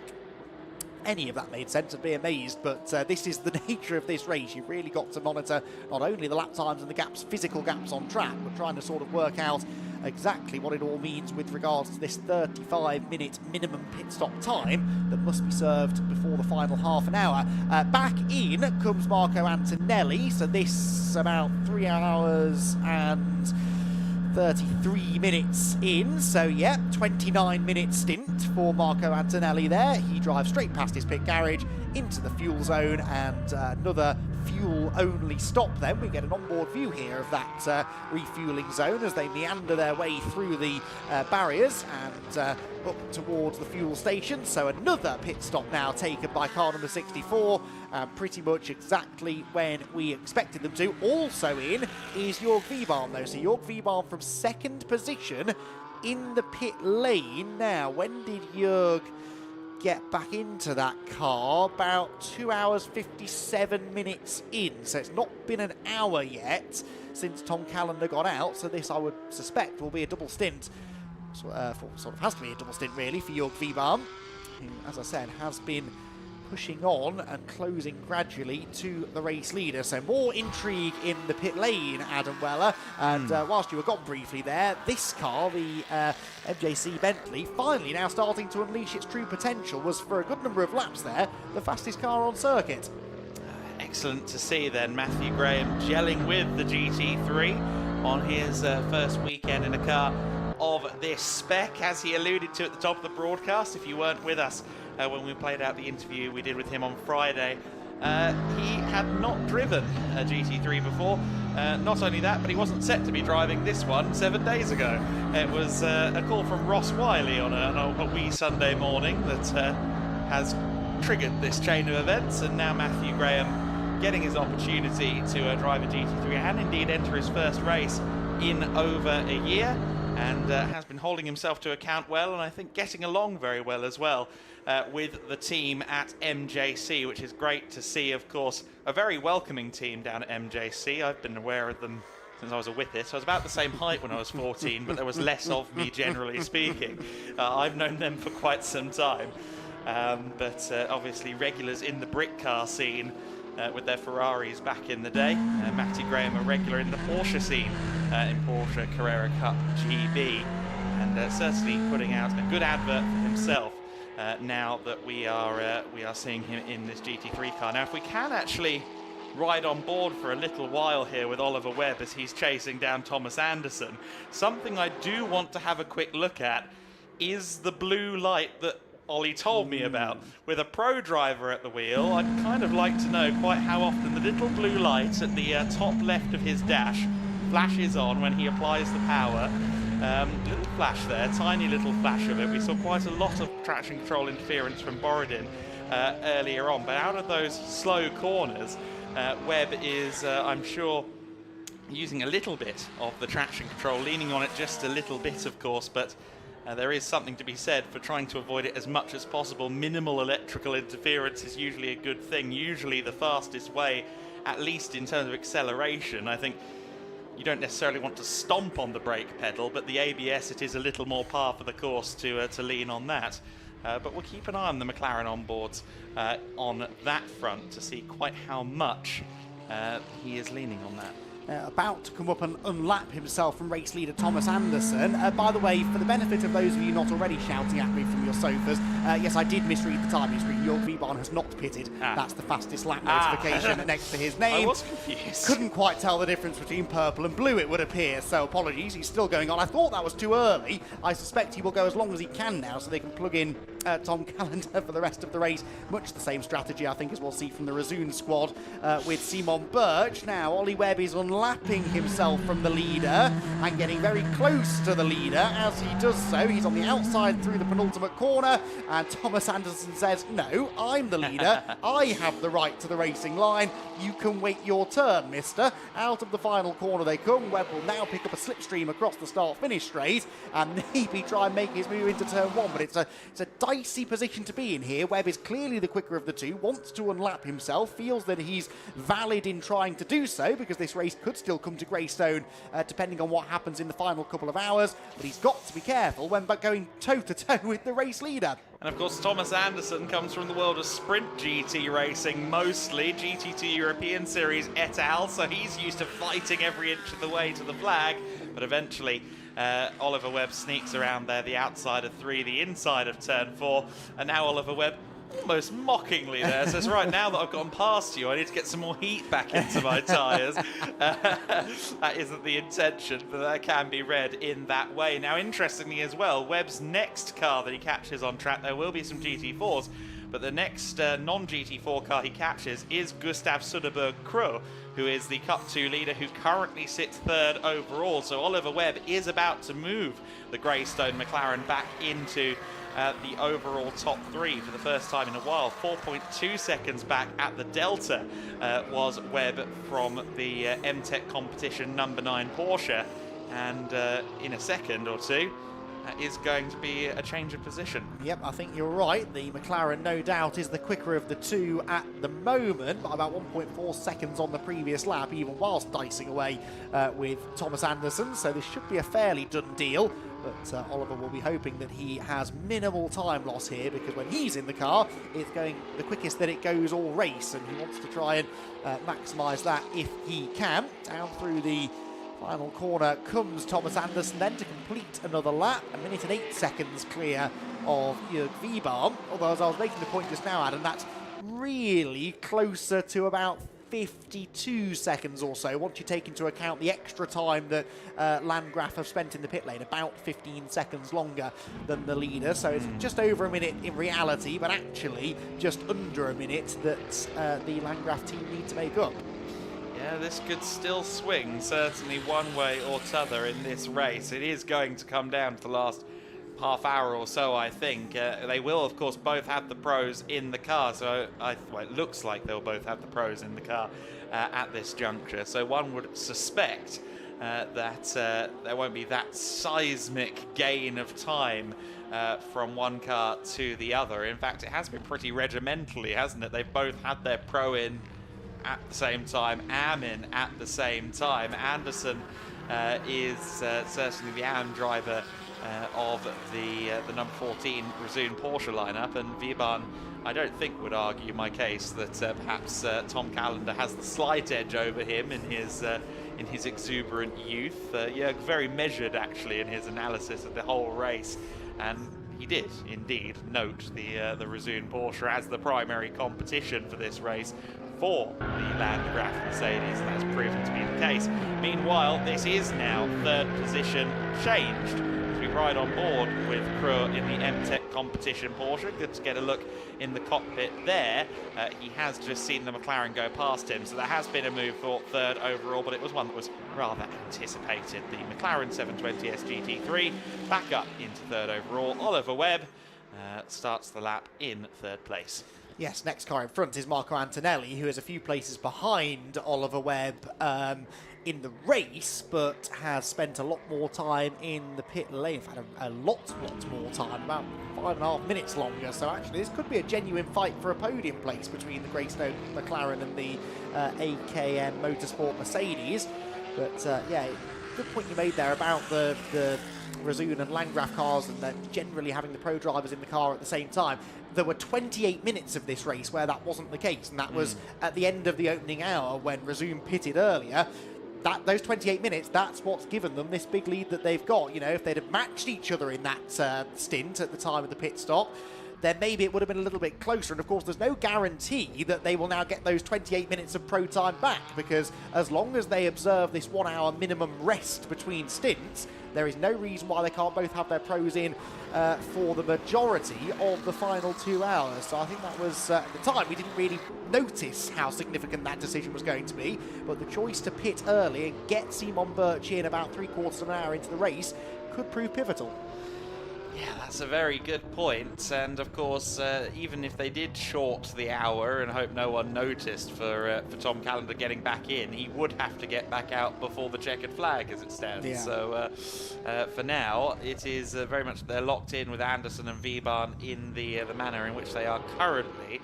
I suppose, when did Anderson last come out of the pits? It would have been 2 hours 52. Okay, so yeah, the car might need to refuel before the 2 hour mark, I suppose. But again, if we are measuring 2 hours from pit exit, that will be okay for Simon Birch. To be fair, actually, I'll correct myself slightly. The car came in 2 hours 52 into the race. It was then a 7 and a bit minute stop, wasn't it? So much closer to the full 3 hour mark, and only actually about 5 minutes before Jörg Wiebahn got in. So again, not 28 minutes the difference. Off goes Nico Menzel, meanwhile, from second place in Cup 2. Yeah, Nico Menzel doesn't make many errors, but that was one of them there. The car just getting a little bit unsettled underneath him at 10-11. We'll be thanking his lucky stars for that runoff. If I were that team, I would have sent a quick open invitation to Fernando Alonso, given the livery on that car. It feels like something he might drive, doesn't it? Private hire track day car or something like that, with a colour scheme remarkably close to his livery. But no, they settled with 2 drivers, Menzel with an E and Menzel not with an E, not related. And Rodriguez Menzel has done a good job. Nico Menzel right now has the task of trying to bring them back into contention within Cup 2, although it was Gustav Soderberg-Kröh who, of course, was only a few seconds off of Nico Menzel across the first hour of the race earlier on, so there's not going to be a huge gain in the Cup 2 battle there. The Cup 2 battle which is currently separated by over a lap, in fact closer to 2 laps in the grand scheme of things. East Racing continue to style out the crabbing down the main straight and are simply giving a new set of Pirellis to the car and hoping all remains well.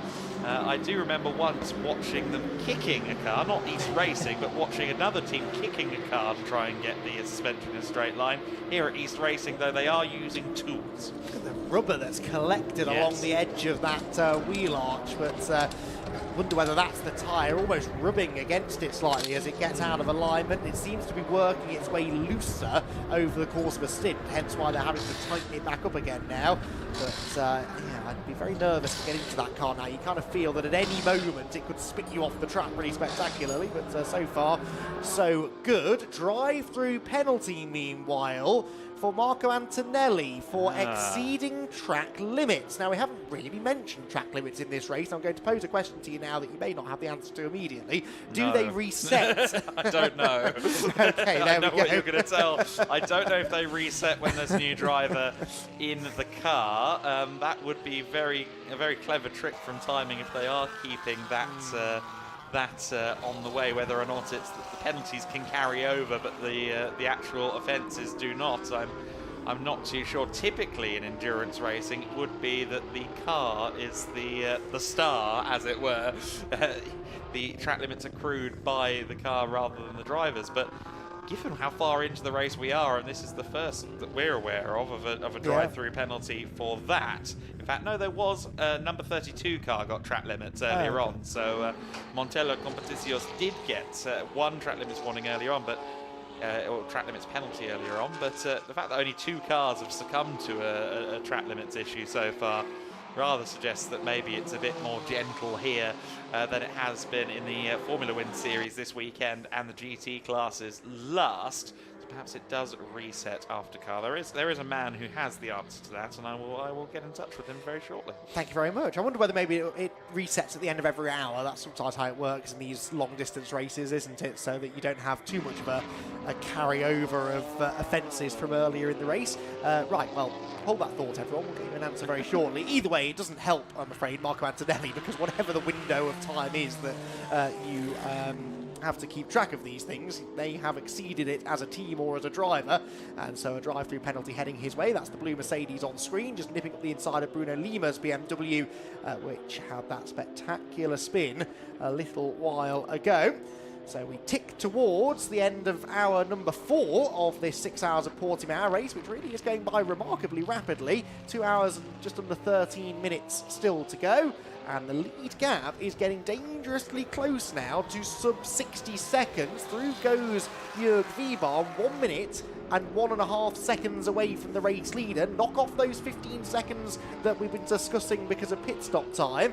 And it's starting to get a little bit closer, isn't it? A little bit closer probably than the Resume team would like.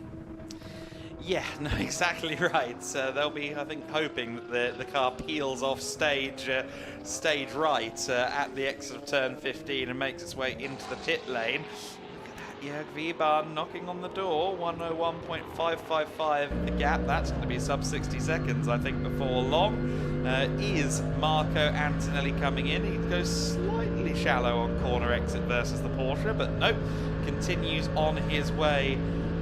For now, of course, they will have to do that drive-through penalty independent of a driver change. So it's not that they can serve a drive-through as a exit for Antonelli as well. They've got to do 2 independent visits to the pits to do both things, do both actions, as it were, a driver change and a drive-through. Jörg Wieber, though, is hustling away, isn't he? Sight unseen in second place in the Landgraf Mercedes. Antonelli, meanwhile, trying to get this car back into a strong position before handing over to his teammates. I suspect this will be the last of the on-track action for the boss man, Marco Antonelli, in this race, and we'll then hand over to Aaron and Raffaelli for the closing stages of the race. But a really interesting little scrap this is between Anderson and Antonelli. Of course, we saw them exchanging a little bit earlier on in the race. And this is not what Thomas Anderson needs. It's a distraction he could do without, and if he does get overtaken by Antonelli, that will lose him another second or so, and that gap is now sub 60 seconds, only just 59.882 to be precise, but that is the first time in a long time that the Resume More Than Racing Porsche and the Landgraf Mercedes have been within a minute of each other on track, aside from pit stop windows, obviously, and we think realistically another 10.5 minutes or so before either of them can come in to make their final stop, maybe a bit longer actually for the Porsche than the Mercedes. So this is getting very, very interesting indeed. 2 hours 10 to go, and here now comes Marco Antonelli, just in the nick of time, thinks Thomas Anderson, because that was about to get a little bit more entertaining than he would like. Antonelli in to serve the drive-through, which, as we said, will not count towards any of his mandatory pit stop time, because you've got to be in there for 90 seconds at any given moment for that stop to count towards the 35 minutes. It will not take him 90 seconds to traverse the pit lane and pit lane speed limit. Very shortly, pop back out the other side. Yes, indeed. The 64 AKM car will, with any luck, come out into some clear air, and Antonelli can keep firing in laps before coming next into the pits. Meanwhile, sneaking out behind is Ulf Hildebeck in the East Racing Porsche, which will have now been tanked up and sent back out there onto the circuit. Has fallen rather off the other GT4 cars now, 6 laps back from Jonathan Curry in the NM Racing Team Mercedes AMG GT4. And in fact, only 4 minutes between them in terms of pits time served. So ultimately, that's 4 minutes does not equal 6 laps by any stretch of the imagination, not even at Knock Hill. So this is, unfortunately for the East Racing team, right now looking like a bit of a slog for the rest of the race. However, who knows what could happen ahead of them, especially in regards to NM Racing, because they have had anything but a clear run so far, realistically. That's definitely been the case. Jörg Wiebahn, by the way, 2.5 seconds quicker than the race leader that time around. So he's got another 5 laps maybe before we start to see any driver changes here. And even if this car comes in sooner, it will be to hand over to the quicker driver. Yellow flag at turn 12, meanwhile. That's towards the end of the lap.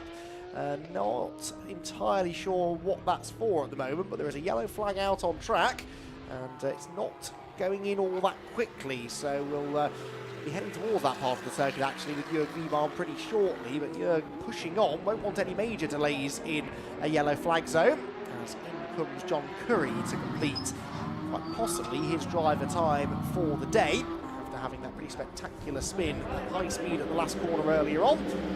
Oh, it's a left front puncture. This is why he's in. Now, was that because of contact? Was that because of wear? The rim looks a little bit scraped and battered, doesn't it? As if maybe he's had some outside assistance there. Yeah, it's certainly not looking great, is it? There's been something amiss over the course of that last lap, but I think you might be right in your hypothesis that that was an assisted puncture, let's say, and it doesn't look like it really wants to budge off the rim either. I was just saying how the NM Racing team hadn't really had the clearest of runs, and not knowing what I was conjuring, the NM Racing team car is now back into the pit lane. It is. So Jörg Wiebahn comes through 55 seconds back, which we think is more like 40 seconds once the pit stop time is equalised.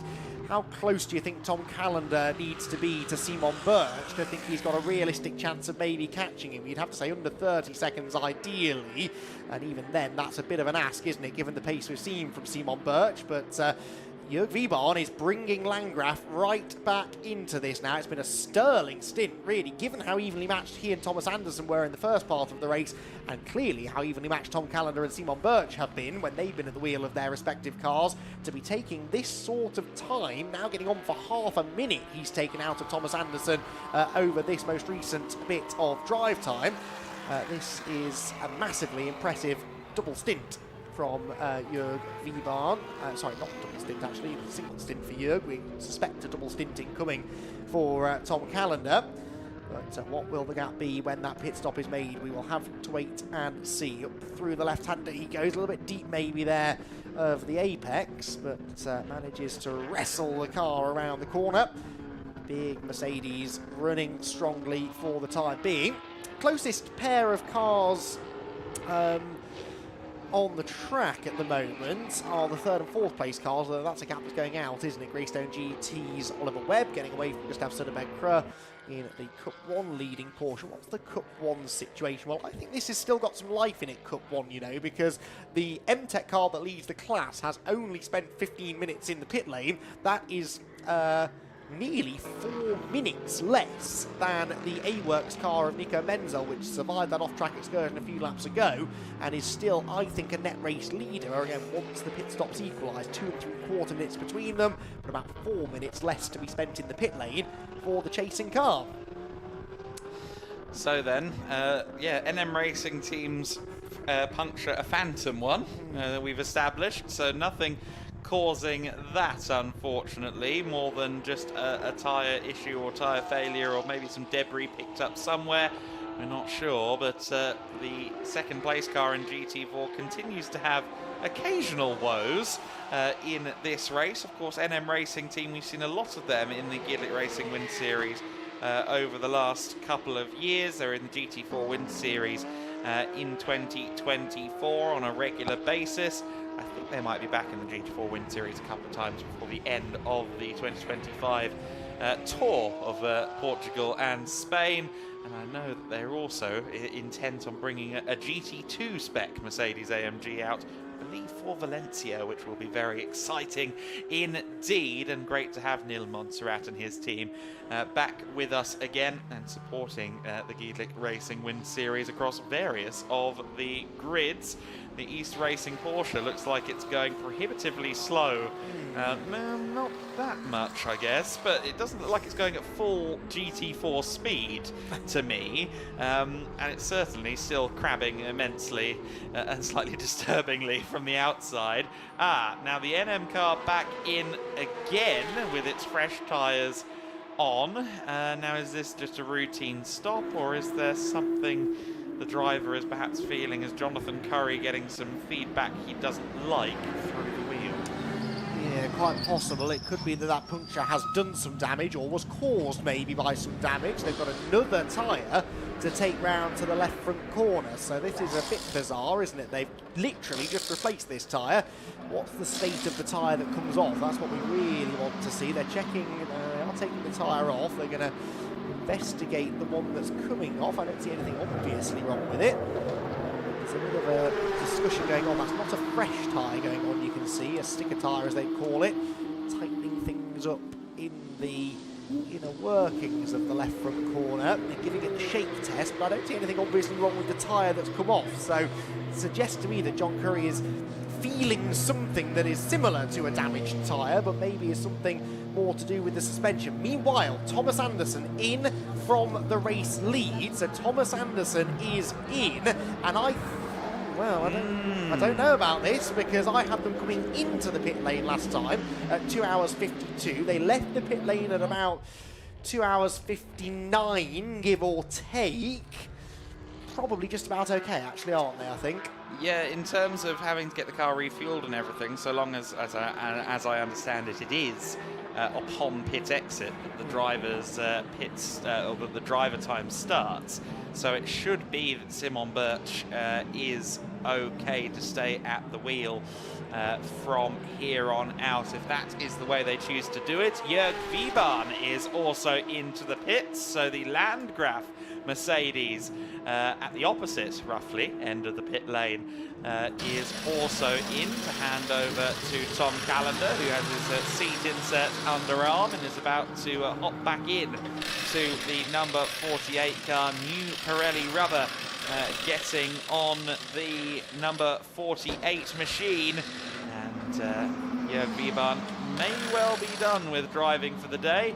And from here on out, of course, it is now more than likely going to be the two young pro drivers fighting it out for the win in the GEDLICH Racing 6 Hours of Portimão. Yeah, so Razun have weathered that storm pretty well, haven't they? They lost about 30 seconds of their lead in that stint, but we know how evenly matched Tom and Simon have been. It's highly unlikely that Tom is going to take another 30 seconds, for example, out of the Razun More Than Racing Porsche 992. But you just never know. The closer they can get, the more pressure they put on the leaders. It could rain again, there could be an altercation in traffic. Lots can still pan out in the final 2 hours of this 6-hour race at Portimão.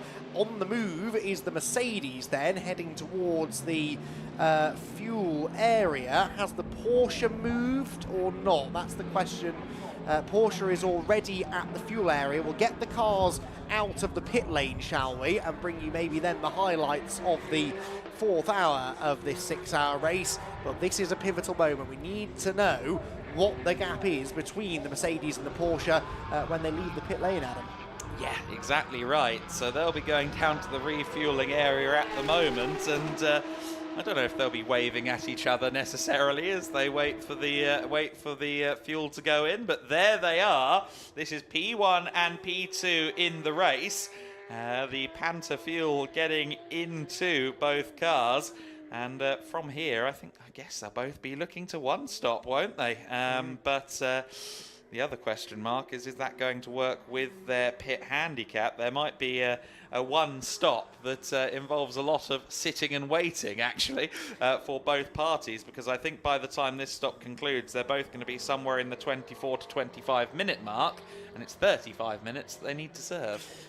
Yes, so they may, well, yeah, this could tighten things up, couldn't it, really? Razun won't want to lose so much time in this pit stop that Landgraf actually catch them on the track, because then it becomes a wheel-to-wheel battle and things can go wrong. So they might play this quite cleverly, I think, and do a shorter stop now and a really long one at the end, when to give Landgraf the least possible time of actually sharing the same bit of racetrack with them. But this is the most bizarre situation now, where we're probably going to spend the next few minutes staring at two cars not moving, having nothing done to them, and yet this could be the moment that very much decides the race.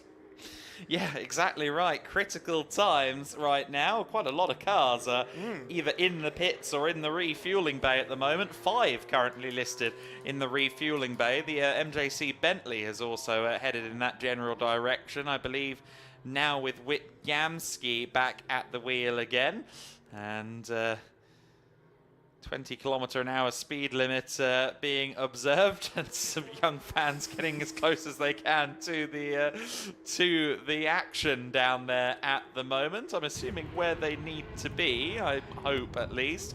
Matthew Graham is into the pits now.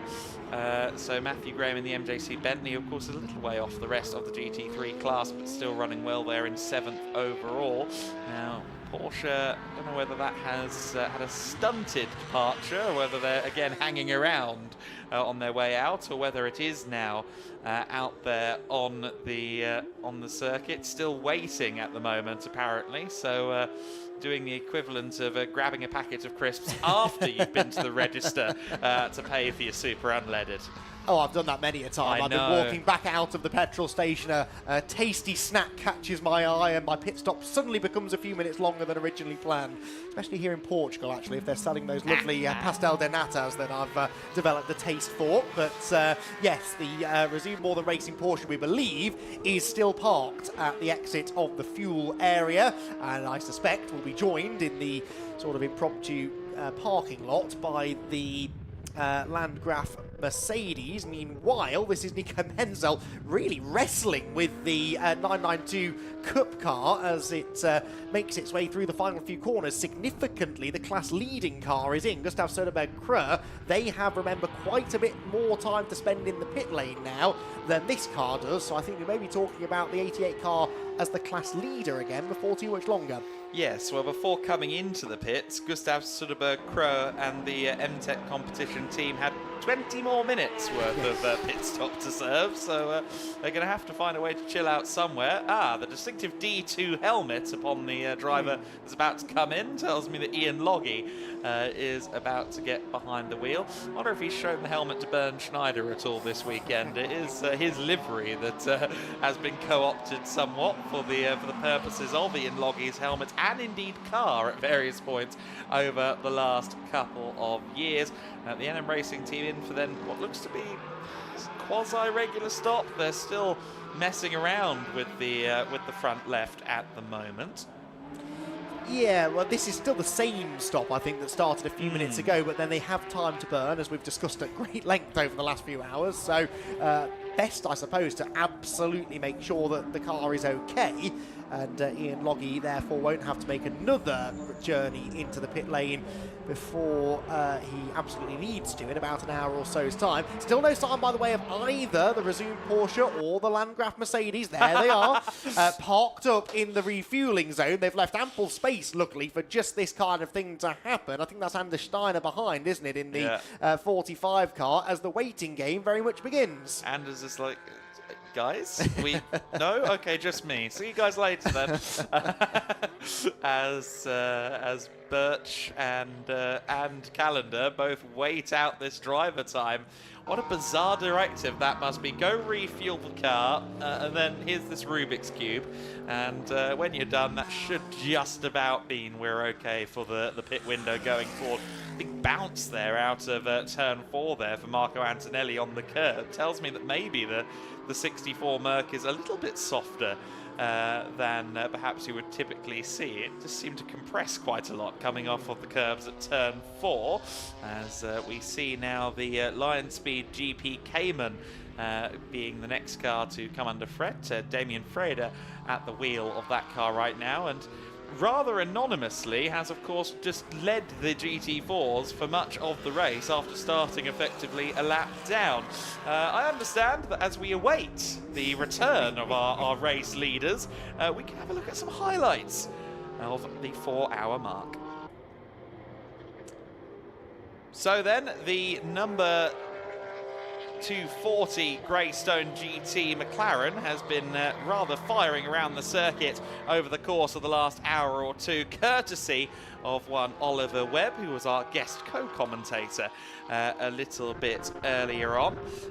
He is now probably going to be out of the car again in the next few minutes, and we'll see what else he does for the rest of the race. I assume no more driving for him going forward, though.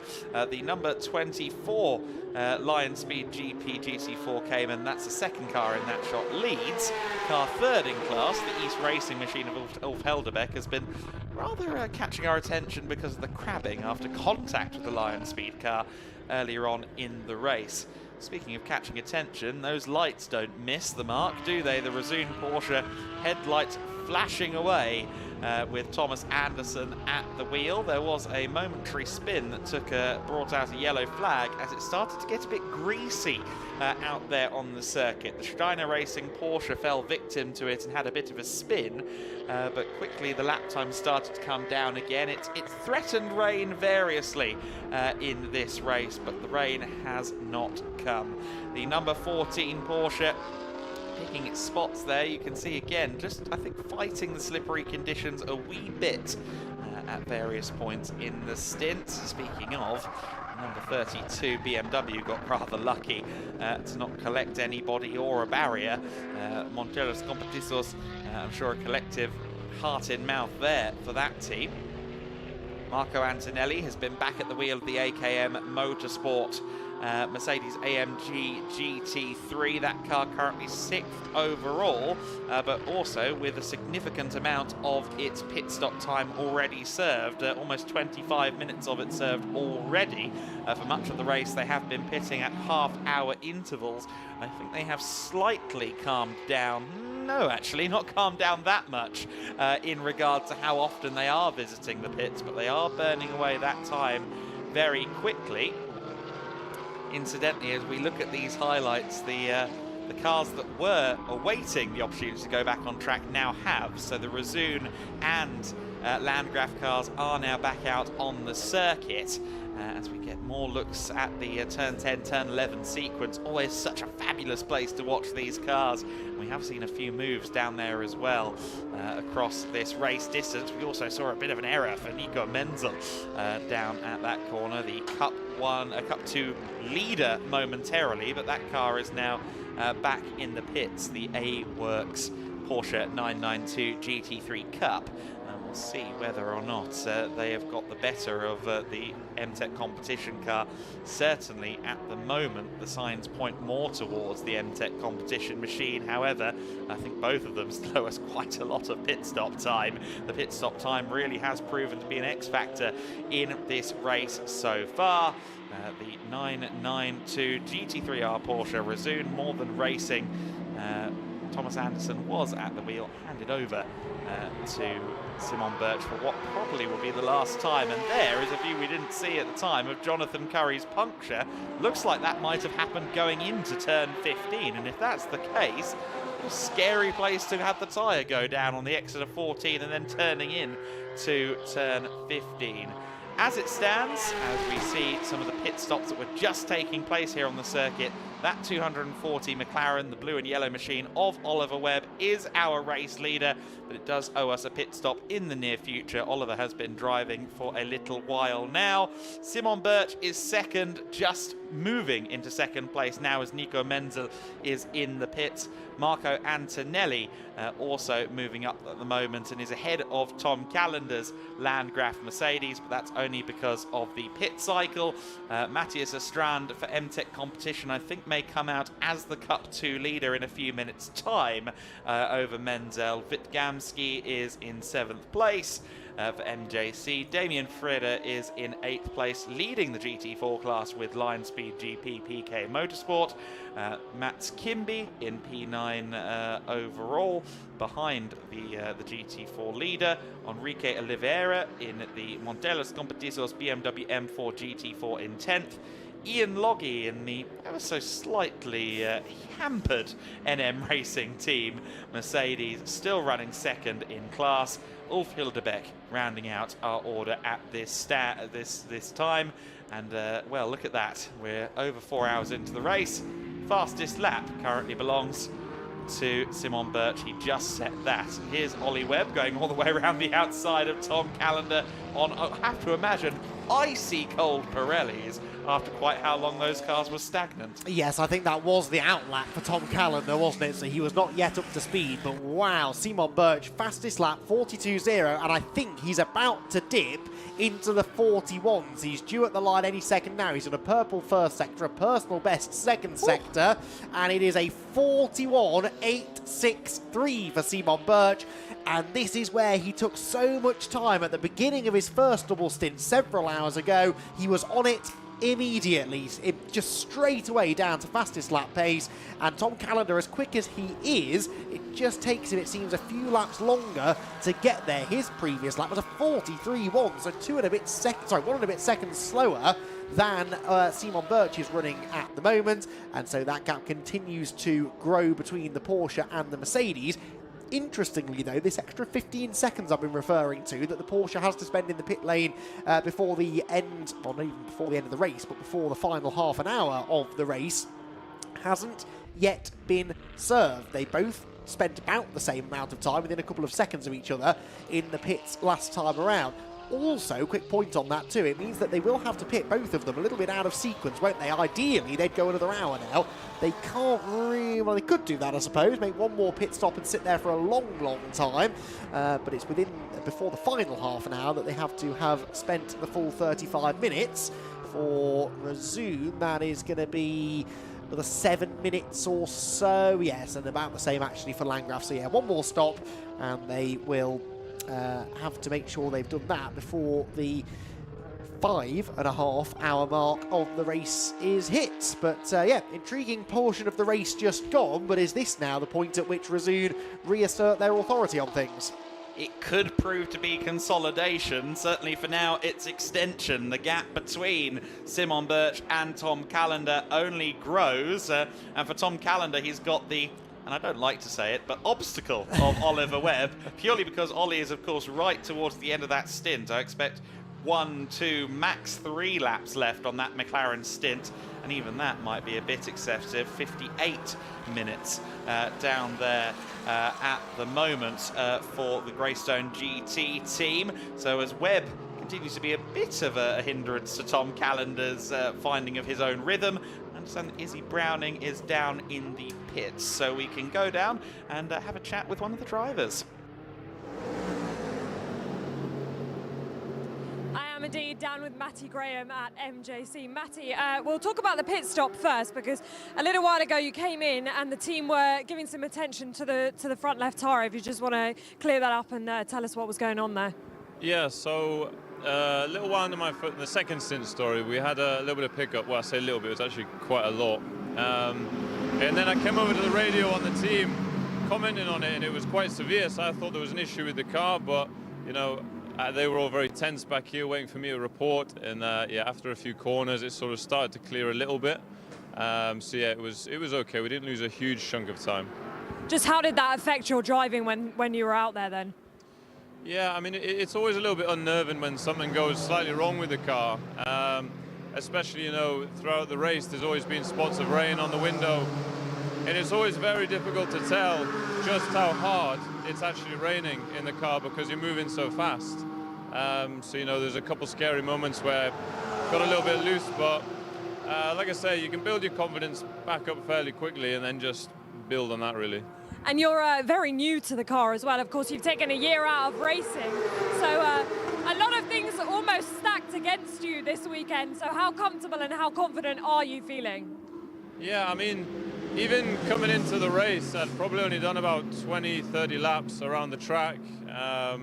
yeah, it was a new team, new car. So, and like you say, a long time out of racing, but I always have confidence in my ability coming back from such a long break.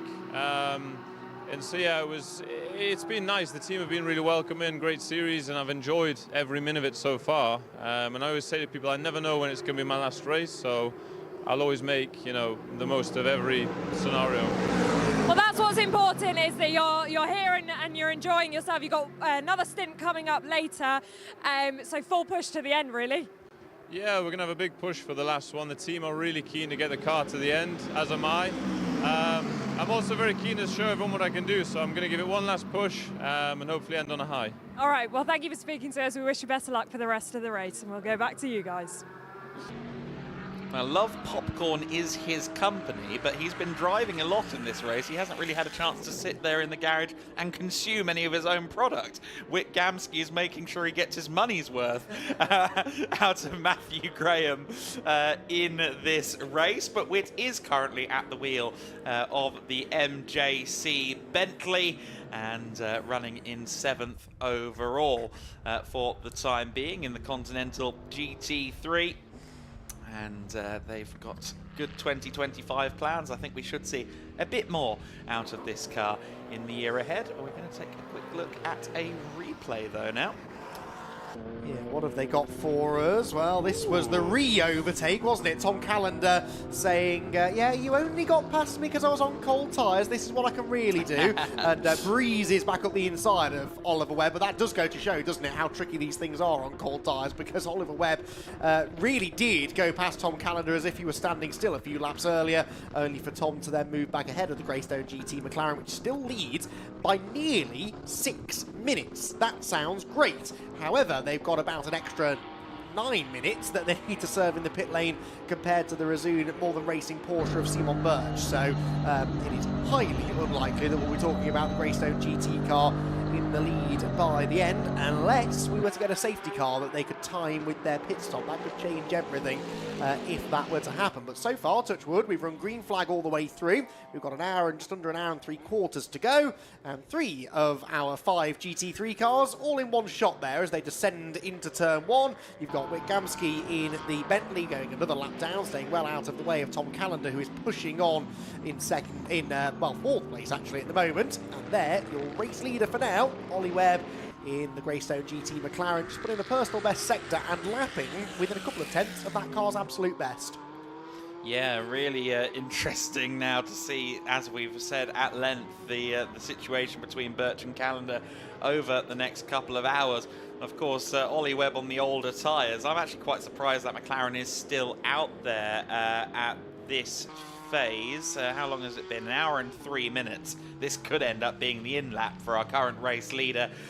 In actuality, some 3 laps clear at the moment at the front of the order, but we know that is purely down to the pit cycle. In fact, second place car of Simon Birch, 27 minutes and 53, so let's call it 28 minutes of the 35 in the pits served. Over 10 minutes less currently served by Greystone GT. They're going to need to park up and kick someone's feet up on the dash for at least a little while. Yes, they are, aren't they? But I suspect they're enjoying the little bit of TV time they're getting now as the race leading car, and Ollie Webb very much enjoying his stint as well, I would imagine. So out through the final corner he goes. Ooh, a little trip up with the GT4 McLaren on his in-lap as well. It's not the way he would have liked his day's driving to end, with a suboptimal run through the final corner, but Oliver Webb does now pit, and I don't think we'll see this McLaren back on track for quite some time. Now they're going to have to start eating into this, well, nearly 20 minutes that they've got to spend in the pit lane, realistically, with only this and one more stop to be done. So perhaps 2 10-minute pit stops incoming here for Greystone GT, who will relinquish the lead over the next few minutes back to Simon Birch, who is on course for another really quick lap here. He's just in a purple middle sector.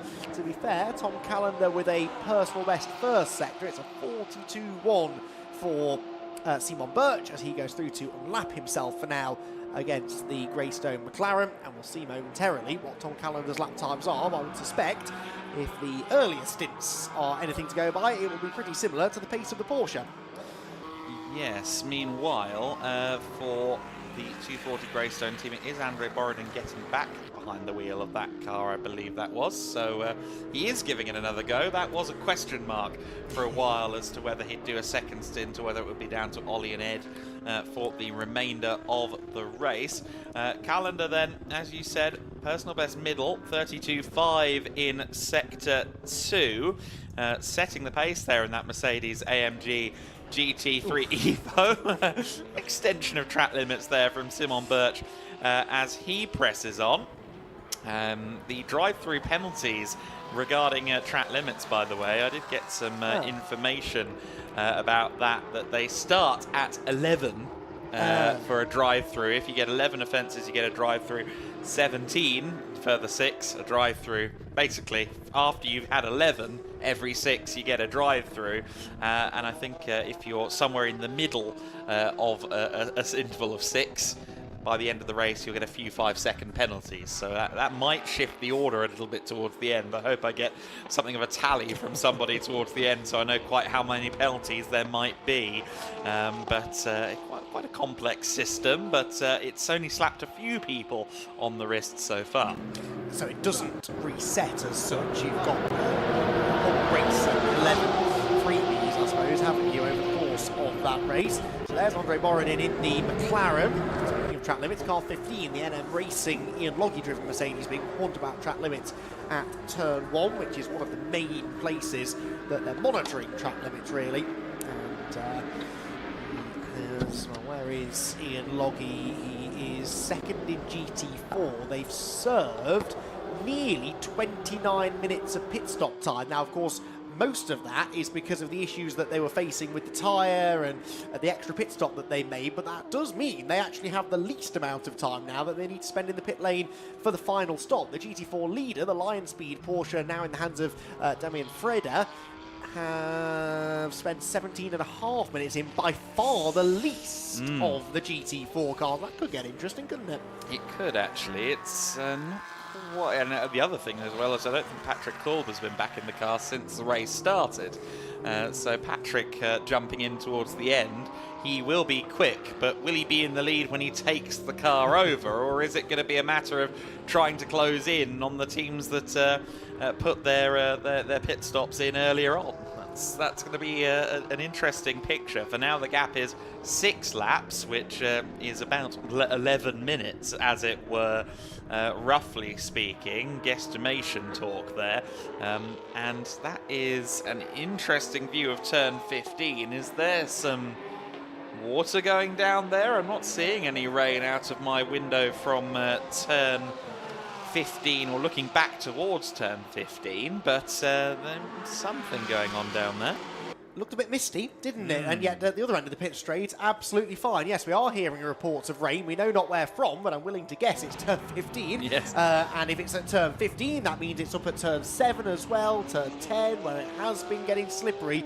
Strange how it's been so localised, the rain in this race. I was making the comment only yesterday that this track, it feels quite big because it's got a very modern facility, a big facility, but actually it's a very compact layout, very clever design of the track. It doesn't use a huge amount of real estate. They cram a lot of content into the lap, obviously, as we've heard drivers referring to all week long, but it doesn't cover a massive amount of ground, and yet really localised weather. So certain parts of the circuit have remained largely untouched by the weather all race, and others seem to the drizzle continues to fall. So another little challenge thrown the way of the drivers as we tick towards the final 90 minutes.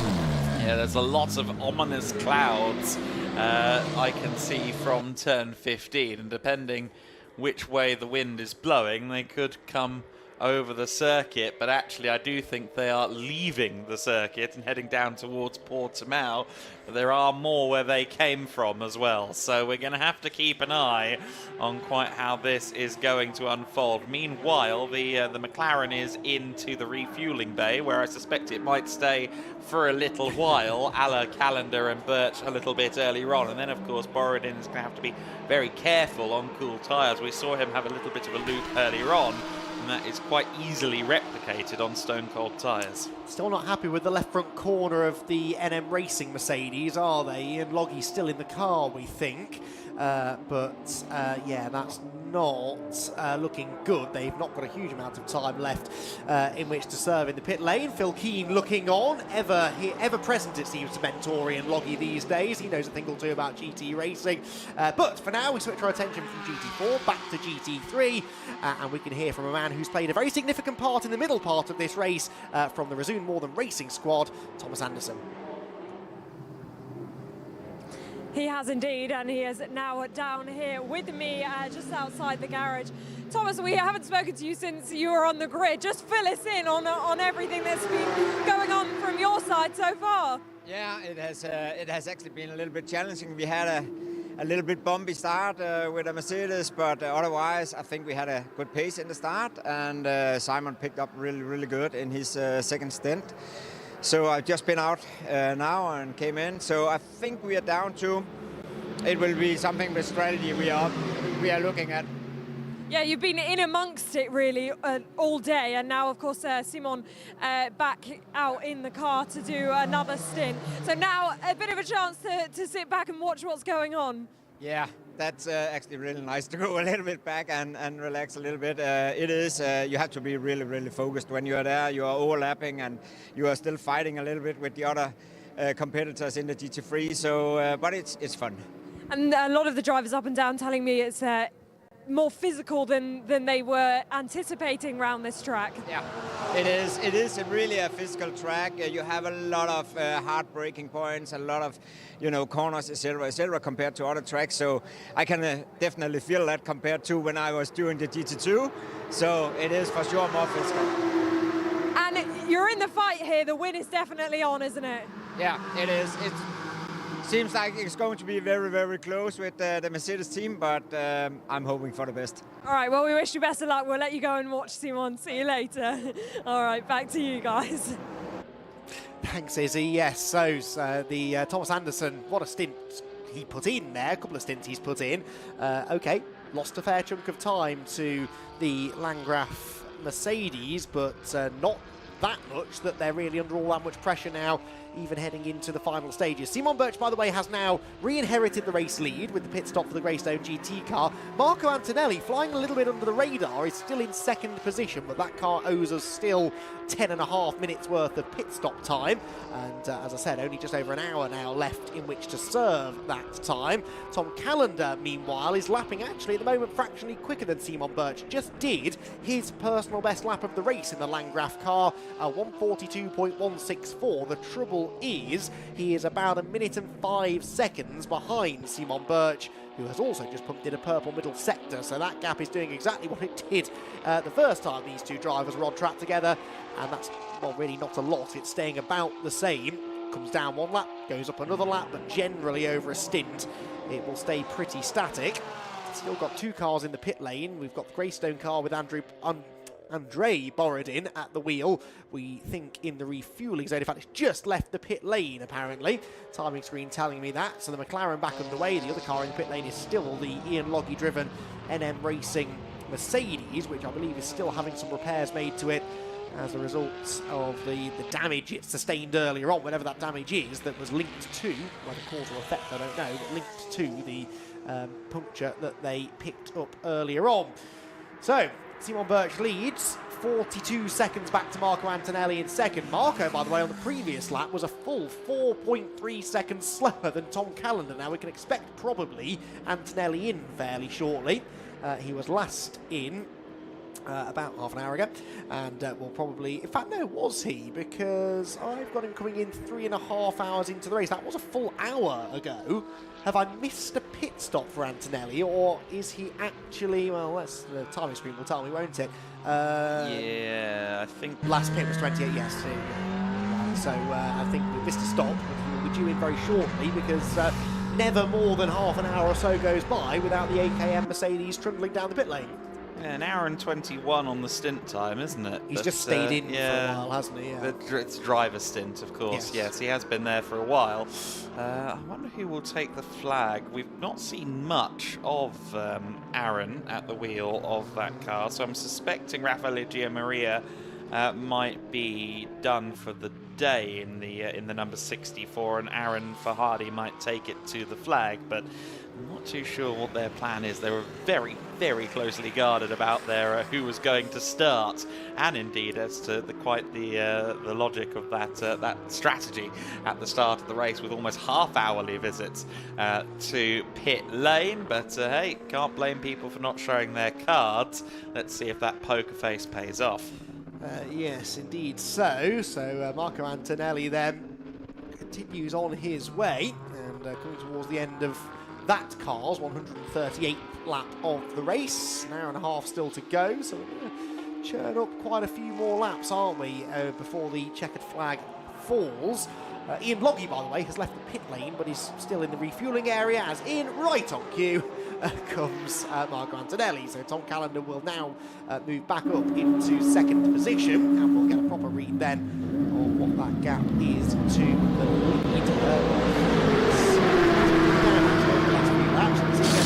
There on the right front corner of the AKM Motorsport Mercedes.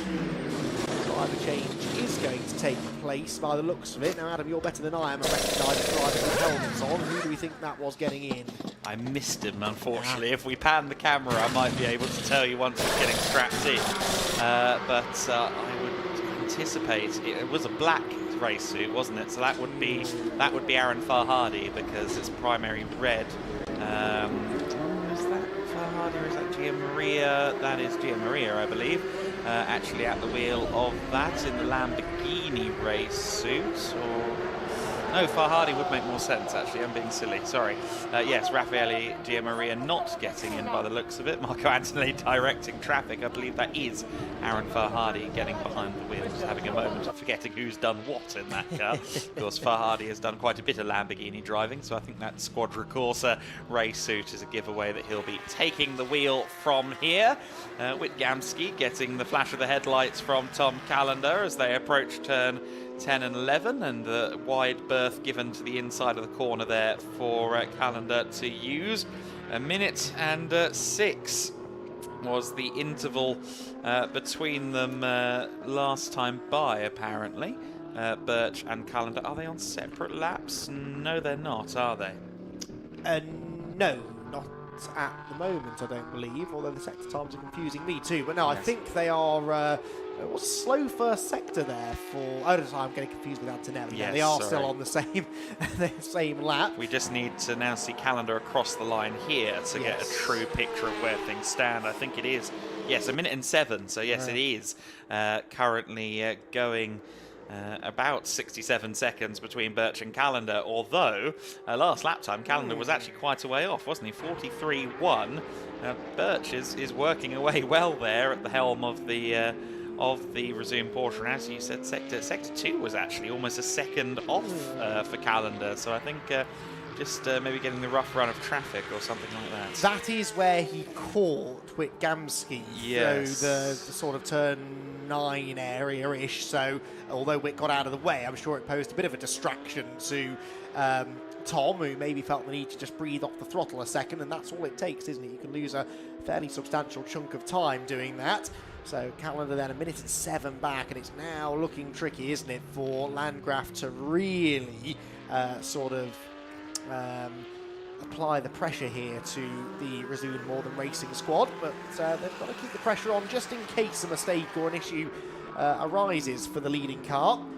These modern GT3 cars, though, fairly bulletproof, aren't they? They should be able to run to the flag in a 6-hour race without any major mechanical issues, and to be fair, low attrition rate in general. All of the 12 cars that started the race are still running, even those that have had some issues like the NM Racing Squad, who by the way are the first team to have now used up their 35 minutes of pit stop time. In fact, they've got a bit beyond it now because of the latest issues. They've had 38.5 minutes now they've spent in the pit lane, so 3.5 minutes extra loss. That's another 2 laps they've given away that they didn't need to. So sadly, that takes them out, realistically now, out of the battle for GT4 honours, but it's still a fascinating scrap between East Racing and Lionspeed GP. Lionspeed leading but with much more pit stop time to be served. In Cup 2, Matthias Anstrand leads, 22 minutes 19 seconds of pit stop time elapsed. Second, Rodriguez Menzel in the A-Works car,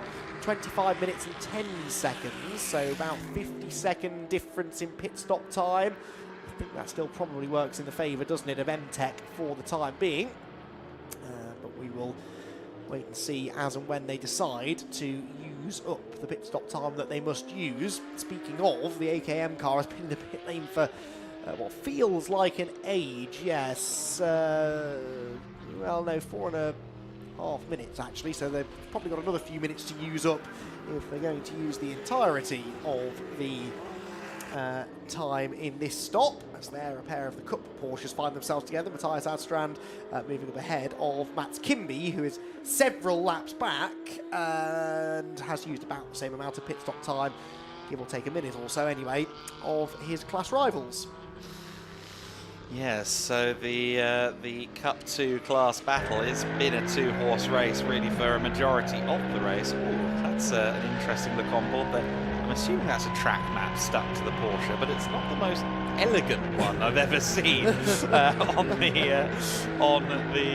number 9 car. We ride on board with Matthias Astrand at the moment.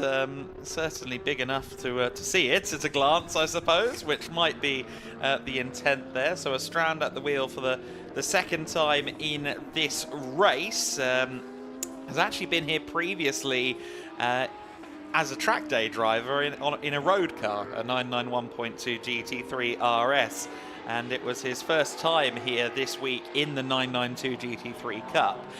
So he has been really feeling it out and trying to explore the limits of this full-blown race car on slicks versus, I think he might have been on some Pilo Sport 4s or some other rather aggressive track day tyres in the earlier on races, and or in his earlier appearances here at Portimão. But he absolutely loves this place. He looked like he'd been through a day's work after Thursday here at the circuit. Speaking of going through a day's work, Simon Birch certainly has been already, and little moments like that probably scare everyone but Simon Birch, realistically. He will feel it was all under control, but from the external view, certainly, that little wobble as he went past the Bentley, that was a little bit alarming. Yeah, it was a little bit, wasn't it? But yeah, safely negotiated in the end, and the number 14 car continues then to build its lead. We have, technically speaking, had 11 lead changes. Well, I say technically speaking, we have had 11 lead changes in this race, at the line at least. So the timing screen tells me best lap of the race still belongs to Simon Birch, the lap that he set on lap 127. We are now, for reference, on lap 142, so not that long ago, just after the most recent rain shower, I think, really, that he set that time.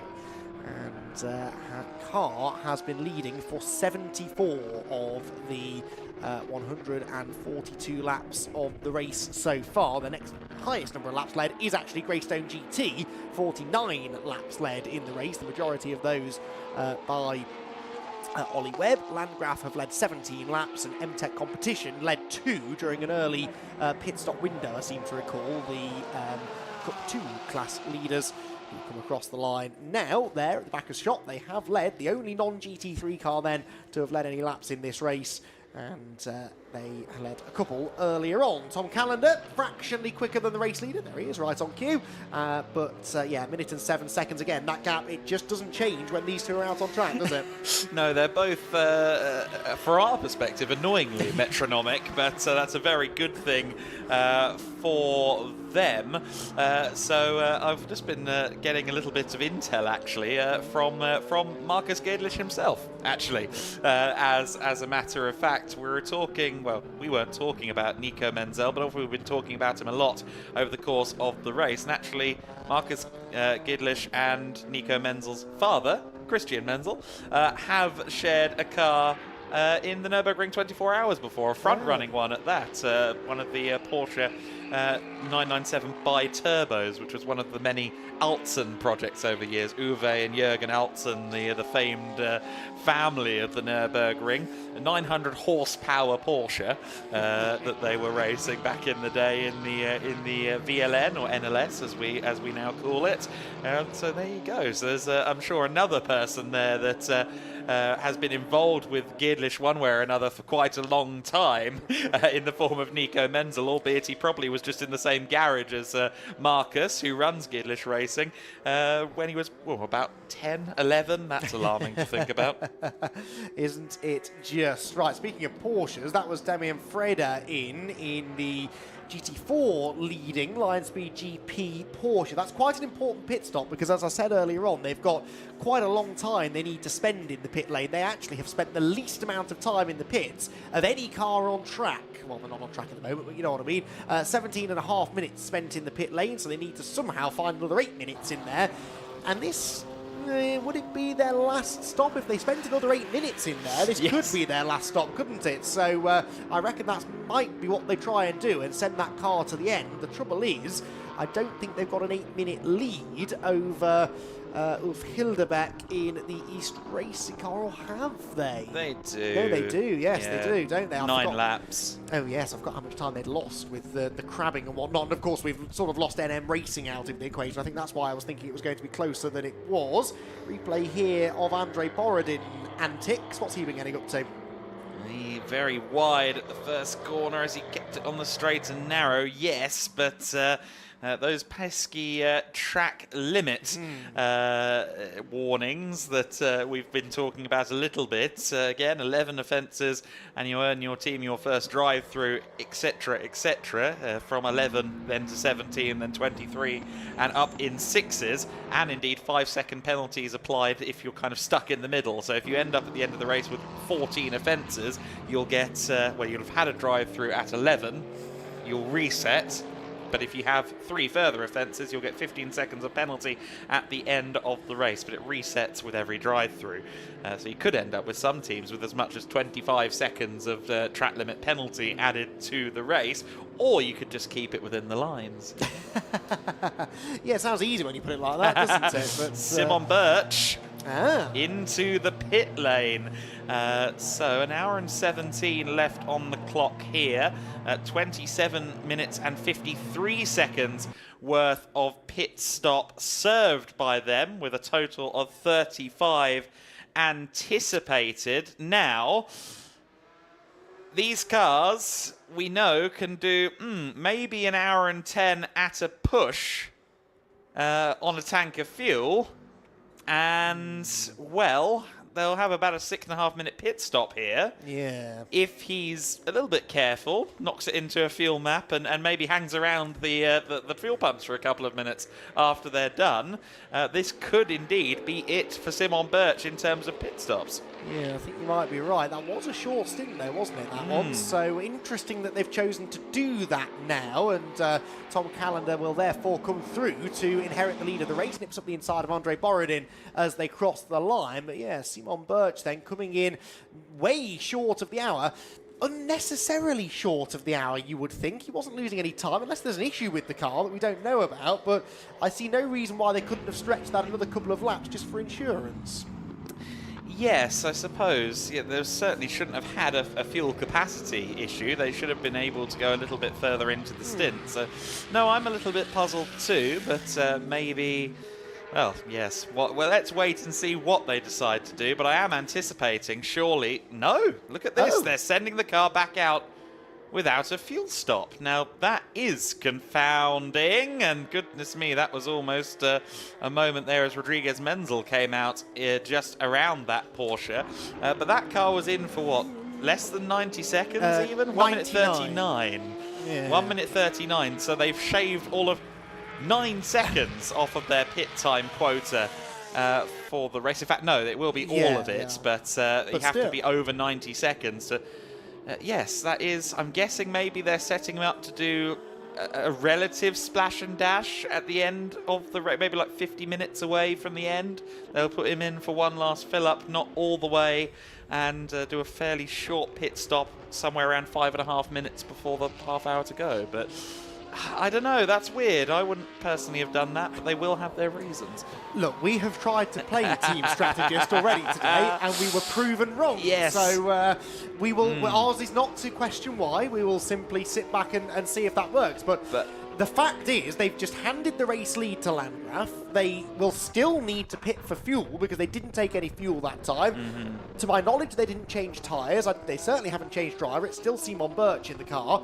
So we might have a bit of a race on our hands now. What that has done is it means they have now used up 28 minutes. Sorry, they've used up 29.5 minutes of their pit stop quota. And Landgraf have used 28.12, so now a minute and a quarter or so, minute 20 seconds, let's say, longer has to be spent in the pit lane by the Landgraf team. And the Landgraf team, well, we'll get the gap probably at the end of the next lap, see what distance they are ahead, but I think 32 seconds is about right, isn't it? So they're probably still okay, but I just don't fully understand the reasoning behind that. No, exactly. I would think they won't be able to extend more than maybe 20 to 25 minutes before they absolutely have to fill the car up again. So we'll see what goes on that front. Meanwhile, Tom Callender then having inherited the race lead, albeit by only about 32 seconds, and indeed dropping because 2/10 quicker through the first sector split is Simon Birch, freshly rejuvenated from a brief visit into the pit lane. We'll see when Callender next makes a stop. You'd think, again, just one more stop to come for Tom Callender and Landgraf, but they might be seeing or planning something that we're not anticipating. I guess perhaps for us and for Razoon, it's now all eyes on Landgraf to see what they're doing next. Yeah, I mean, don't get me wrong, it doesn't really matter that they just did that because they're going to have to spend the same amount of time in the pit lane anyway. This isn't going to suddenly put them way over 35 minutes. Far from it. It just seemed an odd decision unless there was an issue with the car we didn't know. I believe Izzy is on the case trying to find out for us, so we'll await further news. Meanwhile, number 9 has just returned to the circuit, now in the hands of Thomas Carlson. So this is the second placed Cup 2 car, which heads back out onto the circuit. They've still got 8.5 minutes worth of pit stop time to use up, so they'll be back in the pits again before the race is done. Stephen Bernson is in the leading GT4 Porsche. Matt Kimby in also in the third place of the Cup 2 cars. So quite a few teams now coming in to make what will likely be their penultimate stop, as it happens, of the race. Of course, I suppose at the start of the race we saw some very short stints from AKM, didn't we? We kind of thought, well, maybe other teams will have to do that at the end of the race as well. And we are hearing the only reason Razoon More Than Racing pitted was because they could. They had time to serve. They thought, well, we might as well serve it now. And I'm sure they had their logic for that. It was the phrasing that message was delivered to us. They only pitted to serve time. It's like, what did Simon Birch do on the way to the track this morning? Yes, so I guess that does make sense because what you wouldn't really want to do, you wouldn't want to do too much of what we saw the top two do earlier on, which is refuel, then sit there, let everything go cold. So maybe it makes more sense to do some short, sharp pit stops to get to that 35 so you don't end up with a practically stone cold race car. That is a good point. That is a good point. Yeah, this is maybe a safer way to do it. Just basically put in a few self-imposed stop-go penalties to gradually eat up the time. I wonder whether we'll see them do that again then, because they've got plenty more time they could use up, and there's no reason why they can't continue to make extra stops. It's not the number of pit stops that's mandated, but the total time spent in the lane. For now, though, Tom Callender leads the race, so the Landgraf team then back to the front of the field. They did lead earlier on, didn't they? They've led 20 laps now in this race. The last time Landgraf led was on lap 93. They led a single lap during, again, a pit window, and that was Tom Callender at the wheel at the time, but that was 50-odd laps ago. So it's been a while since we had this Mercedes out in the front of the field, but as the sun once again now very much shines down on the Portimão circuit, it is Tom Callender leading the way, but we know that likely will not last. No, exactly right. A little bit of a Mercedes press shot there with the GT3 and the GT4 cars running in unison. We could have the opportunity to have all three specs of Merc here next. Well, not here, but at Valencia in 2 weeks' time in the GEDLICH Racing Wind Series paddock, where we will see those cars from NM Racing Team, the GT2, the GT3s and GT4 Mercedes, very popular in the paddock, of course, so no shortage of them out there. There is the 64 Antonelli Motorsport machine then, combing in on Rodriguez Menzel at this stage. Menzel, incidentally, in a strong position to potentially take the Cup 2 honours. Now, where are they from a pit stop perspective? They're about 90 seconds separated on pit stops, the two leading cars in Cup 2, with the A-Works team owing us a bit more time. They are about 2.5 minutes to 2 minutes 40 separated in terms of time at the moment. But again, both of them, as with quite a few drivers, are going to have to, drivers and teams, are going to have to sit around for a bit before the end of the window. 35 minutes worth of pit stop time has to be served from the moment the race went green this morning to the moment that we reach 30 minutes to go. And a lot of teams have to do a quick picnic before they can reach the checkered flag.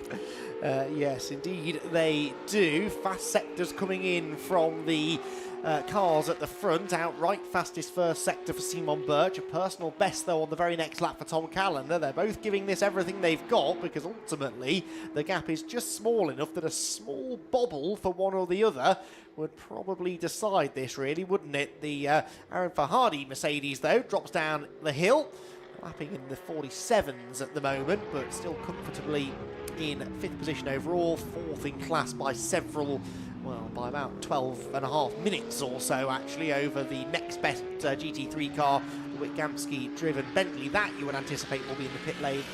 In fact, is in the pit lane. Yeah, just came in. Just came in. Sometimes I know what I'm talking about to serve what should be their final stop. And we heard, didn't we? Matty Graham was sort of teasing us with the prospect of a real push in the final stint. Not necessarily for the purposes of gaining positions, but because it's a bit of a job interview, this, really, isn't it? For him, he wants to remind everyone what he's capable of, and he's got the final hour, perhaps, of this race in which to do that. Meanwhile, down in the pits, we were talking about Cup 2, and one of the protagonists in that battle, the number 88 A-Works team, Nico Menzel, half of that driver lineup, and he is with Izzy Browning. You were indeed, and I do indeed have Nico with me now. Nico, we're coming into the closing stages of the race. You guys are currently leading in the Cup 2 class. A couple of things still to shake out, but how's it been from your driving seat? It's been all right. I took the start, which was fun, battling with those GT3 guys in front, and that was good fun. And I've been back in the car for about 70 minutes. A few minutes ago, I came back in the pits, and Rodriguez is in the car. So far, good. P1 in class, and obviously that's the goal, to keep the position until the end. What's the morale like in the team at this point? Do they think that the win is possible? Yeah, absolutely. I mean, that was the goal straight away for Rodriguez and myself, winning the race, and yeah, speed looks good, and yeah, as long as we can keep the speed, I guess we have good chances staying in P1. And you've driven here before, driven endurance races here before, done very well in endurance races here before. How is it to be back in Portimão? Always great to be here. Not only the track, I would rate the track within my top 5 in Europe, I'd say, or maybe of all the tracks in the world. I really like it. The whole region, you know, it's good weather even in winter time, which is very cold and bad in Germany. So always good to come here for coaching or for racing or whatever. Yeah, Portimão is a great place. And I have to mention this because they mentioned it on the commentary, but obviously we are in GEDLICH Racing paddock, and your father actually shared a car at the 24 Hours in Nürburgring with Marcus GEDLICH. You say you've seen Marcus, you've managed to have a catch-up with him, so how nice is it to be racing in his paddock?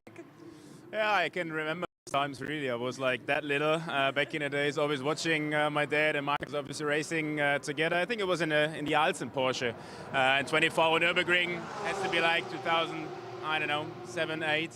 I was about 10 years old back in the days then. Yeah, it's great. Great to catch up, you know. I grew up with racing due to my dad, and happy to call it my job today. And that I could kind of do the things my dad did in the past, which was always my dream as a little kid. And yeah, to come back finally to a racing series of Marcus even is something great. So it really shows the motorsport world is really small, and you're going to catch up with a lot of people you know for a while. Well remembered, because I'm pretty sure that those are the correct details. It's a little bit of a role reversal then, isn't it, coming into this and you being the one driving? Yeah, exactly. Maybe my dad even watches now, and we have opposite roles. Yeah, it's great, you know. It's good to be part of the motorsport world, really. It's quite small. That's why that's why you meet people very often. Not only twice, as you say, in life, but I think in motorsport it's 20 times, and it's always good to be, you know, within the family. All right, well, let's hope he is watching at home, and good luck for the rest of the race. Thank you for speaking to us. Yes, very well remembered there, Nico Menzel. It was 2008, according to Marcus, and he'll know. Tom Callender is into the pit lane. So the 48 Mercedes out from the lead of the race for what could be the final stop of the race. Certainly if they were to tank the car up now, it could get there. They have 6 minutes and 48 seconds worth of pit stop left to serve, and we have seen stops around the 7-minute mark for a full service and fuel. So this might well work just about perfectly from here for the number 48 crew, and I think it's looking more and more to me like this is going to be a really compelling run to the finish between Callender and Birch, Razoon and Landgraf, depending on quite how long Birch's pit stop happens to take here at the tail end of the race. No signs at all, of course, of a driver change here, so Jürg's Racing is done for the day, but Tom Callender, having done effectively just a GT Masters race on his own there, has another one to do, but the reigning champion in that category shouldn't have any problem with that. Yes, now we are assuming here, of course, that he's going to peel right into the fueling zone. He doesn't have to. He could choose to do exactly what Razoon did a matter of minutes ago for Simon Birch, but no, in he comes. So that tells me this should be the final stop. Yeah. So by the time this car next appears on the circuit, their total pit time should be in excess of 35 minutes. Well, really, it should be 35 minutes, .001 or something, to try and make absolutely sure they're not giving away any extra time that they don't need to, because they're going to need every split second if they're going to give the fight to Razoon. But the pace that Simon Birch has been showing in the recent laps is going to make them very, very difficult to beat indeed. I think a purple middle sector on this lap alone for Simon, probably spurred on with a message from the team saying, right, the leaders are in, you're about to re-inherit the race lead, it's go time. With one more pit stop still to be done for the Porsche, they move back into first position, and now it becomes a waiting game. We're within the window, aren't we, where they could pit and get to the end, as we've just said. When will they blink and bring this car into the pit lane for what we imagine will be the final time? Some counter steering there, notable from Simon Birch. The 992, it's still a Porsche. It's always been joked about that the Porsche 911, the engine has just slowly been moved forward with every passing generation, but it is still a rear-engine car and it can snap on you.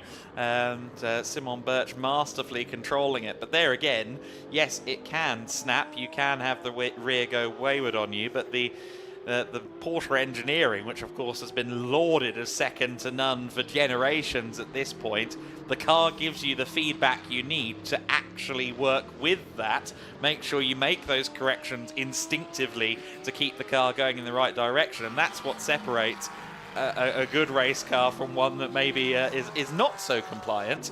That feedback and that just instinctive feel.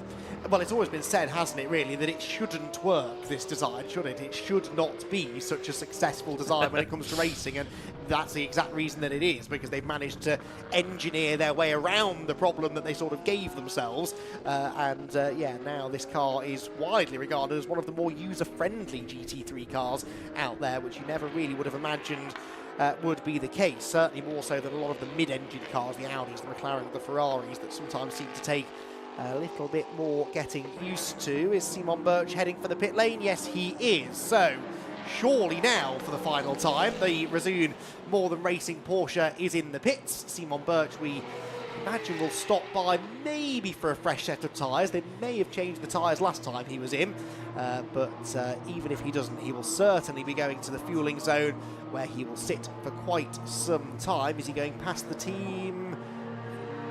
Yeah, no, he pulls into the team where they are awaiting with sticker tyres. Look, so brand new tyres to go onto the Porsche. They'll brim the car with fuel and send Simon on his way with one clear instruction: go quickly and keep the Mercedes at arm's length.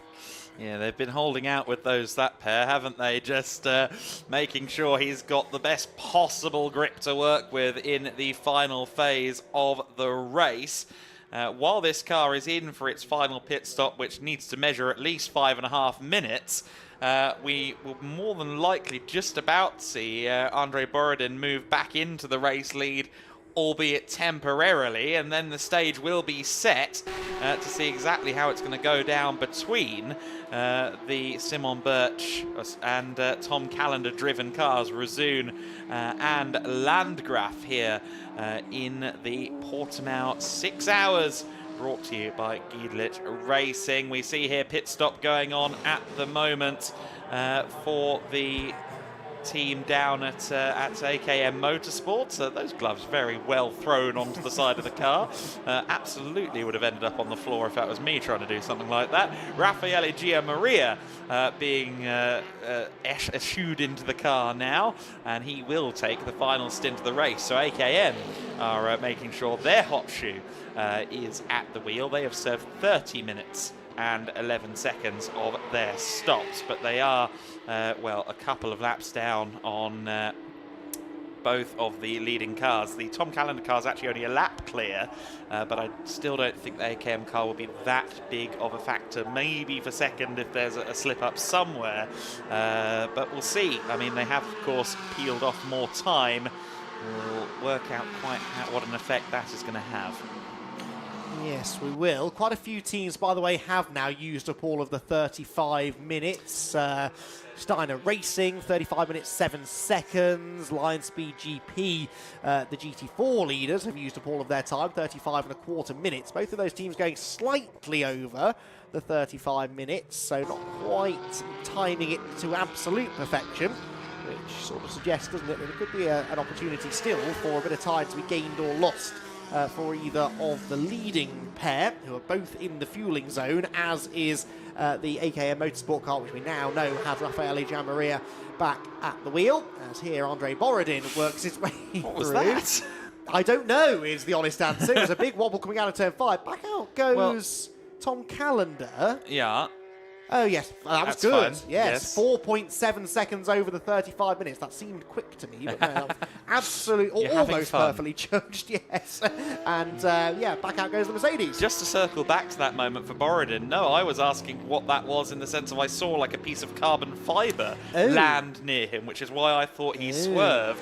I don't know if it was something off one of the cars ahead in the traffic. Here is the Resoon Porsche, now just moving towards the exit, but I think it has to stay parked for just a little while. A cold tyre moment there for Tom Callender, as one would expect, heading back out onto the circuit. And then we also saw, of course, looming Raffaele Gianmaria in the AKM Motorsport car. I'm very intrigued to see where all three of those cars come out relative to one another. I refuse to quite sleep on the AKM Mercedes because my maths isn't good enough to quite know where it's going to come out relative to them.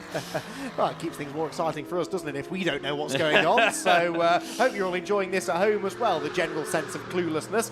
Right, the Resoon Porsche had to spend 5 minutes and 27 seconds-ish in the pit lane. They have spent 4 minutes and 17, so they'll be there for another minute and 10 seconds at the moment. But, of course, Tom Callender is coming through this time to only unlap himself from the Porsche. So he's going to still come out of this, I think, about half a lap behind once all is said and done. Through he will come then. the final corner. Neither of these cars we expect back in the pit lane now between this point and the checkered flag, which is less than an hour away. And we are into the final portion of the 6 Hours of Portimão, this GEDLICH Winter Series race. And through goes Tom Callender back onto the lead lap. But how far back from the Porsche will he be when Simon Birch re-emerges from the pit lane in around about 30 seconds' time?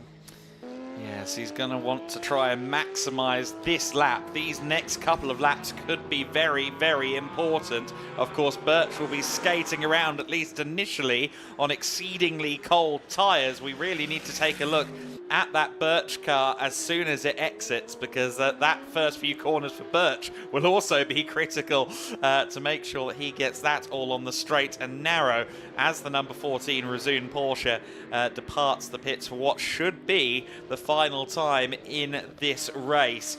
The sun setting now upon the circuit as there goes Simon Birch out of the pit lane. That is going to be less than a minute, I feel.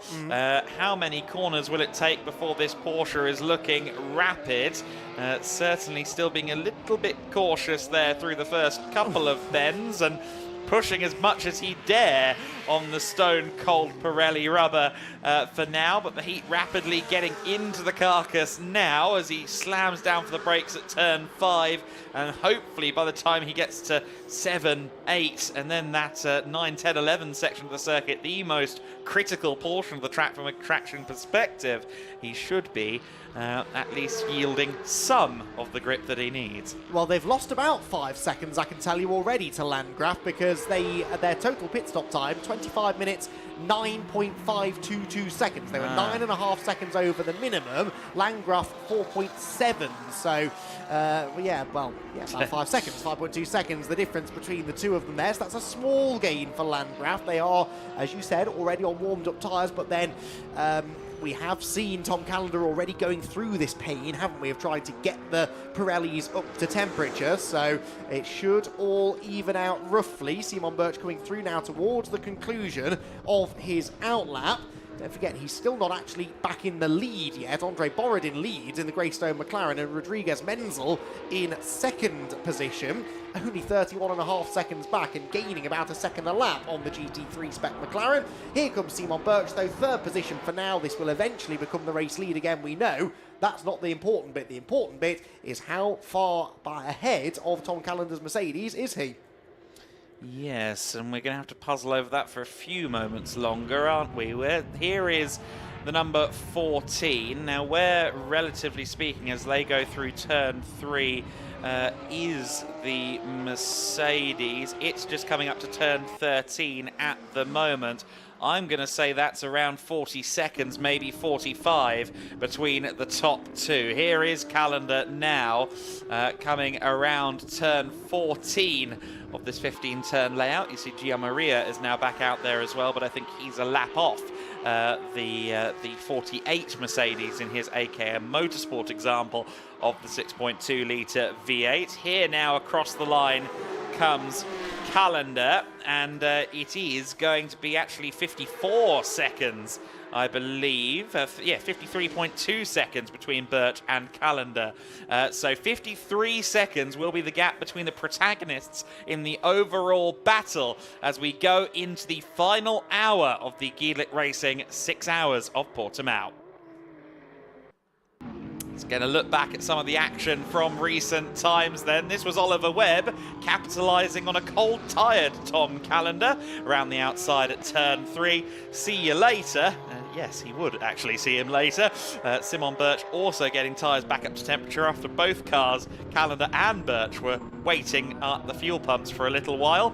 This was Callender now on fresh rubber, up to temperature, getting back past Oliver Webb as the McLaren was at the tail end of its stint.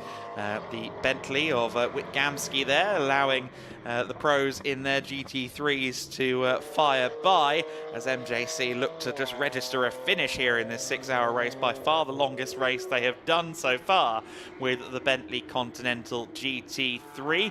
Andre Borodin got back behind the wheel wheel of the 240 Greystone GT McLaren 720S.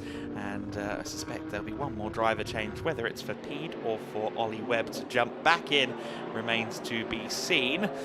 We've seen the number 15 NM Racing team in with a couple of dramas so far in this race. And right now, it looks like they are going to be about a minute and a half off the Lion Speed GP car, with both of them having served enough of their stops, and in fact 3 minutes over down at NM Racing team, their stop requirement of 35 minutes. The often stopping AKM Motorsport car looks like it's going to work itself out in third overall once the pit stops settle down. The 88 machine, the Menzel and Menzel car, no relations, also may well have the Cup 2 win here. It's going to depend on MTech Competition's Thomas Carlson, who's currently at the wheel. I wonder if Nico Menzel is probably going to hop back behind the wheel of the car from A-Works for the final stint, the number 88.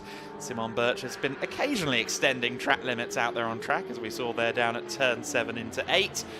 But no harm and no foul, at least until the drive-throughs start coming. For Tom Callender, he might need a drive-through to close in on that Porsche before the end. This is the number 9 MTech Competition Porsche we were just referencing. Thomas Carlson now at the wheel, and currently, at least, second in the Cup 2 class behind the A-Works machine of Rodriguez Menzel. But it is in prime position right now. The Resoon More Than Racing Porsche 992 GT3R. But this is the car pursuing Tom Callender, the reigning GT Masters champion, looking to try and make a statement victory in this race at the 6 Hours of Portimão. One of the longest races, if not the longest race he has ever done. He is, however, going to have to try and win it from behind. And that is not going to be easy with a driver the caliber of Simon Birch at the wheel. It has been thrilling to see these GT3 cars at full bore going through this 6-hour race. The tyre build-up making its way around the circuit gradually as well. It really is starting to feel like we've been through an enduro here, looking at some of the corners of the lap. That was Simon Birch just coming back out onto the circuit. And as we now know, as the pit stop cycle has calmed down, it's a 53-second interval between that number 48 Mercedes and the Resoon Porsche ahead of it. That is more than likely going to be the definitive battle now. It will be the definitive battle now to the flag. And we hope you're seated, ready, and willing to join us for this final hour as we will watch the hunt down at the front. Great to see the 64 AKM car still circulating well. In general, the rate of attrition has been relatively minor here in this race. Everybody's been minding their P's and Q's, and even the cars that are crabbing are still running. That's Joel Herman's East Racing Motorsport number 41, running at the back of the overall order and third in GT4. But great to see that they've managed to, I think, slightly eradicate the issues with that car, manage them well, and will now try and reach the flag. We dive straight back in then to the final 48 minutes of this race. At the moment, your overall leader by dint of the pit window is the A-Works Porsche of Rodriguez Menzel, but they still have 10 minutes of the window to serve.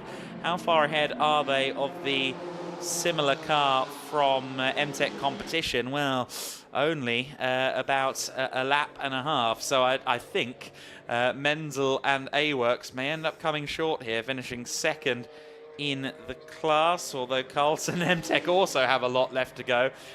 In summation, I think 2 Porsches are going to be parked for quite a while before the half-hour mark.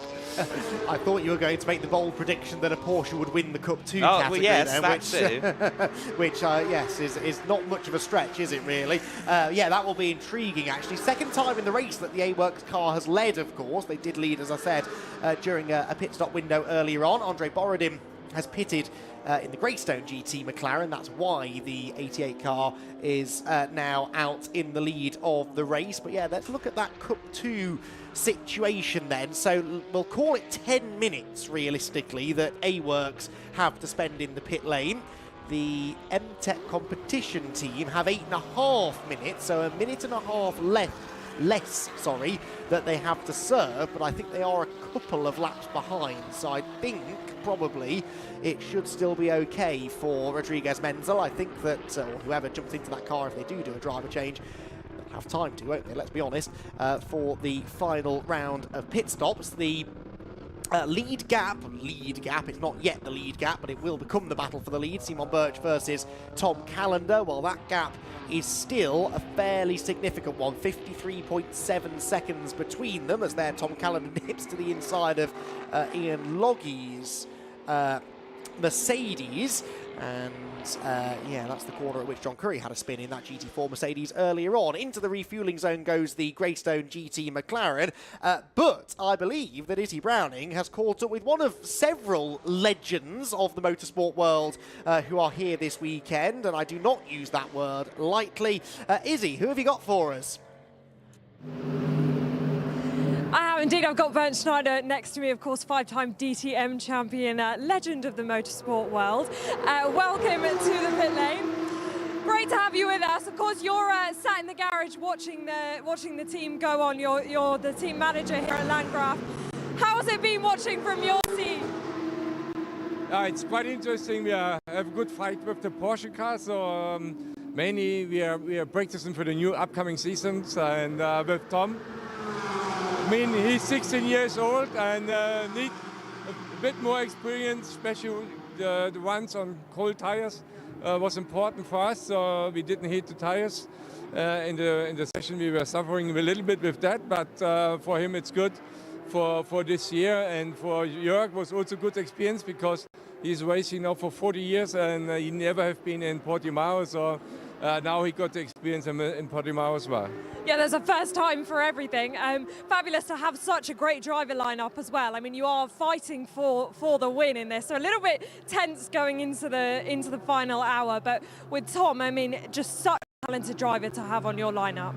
100%. I know him since last year, so he came ADAC champion in Germany, and was quite surprising because he just turned 16 a week before the first race.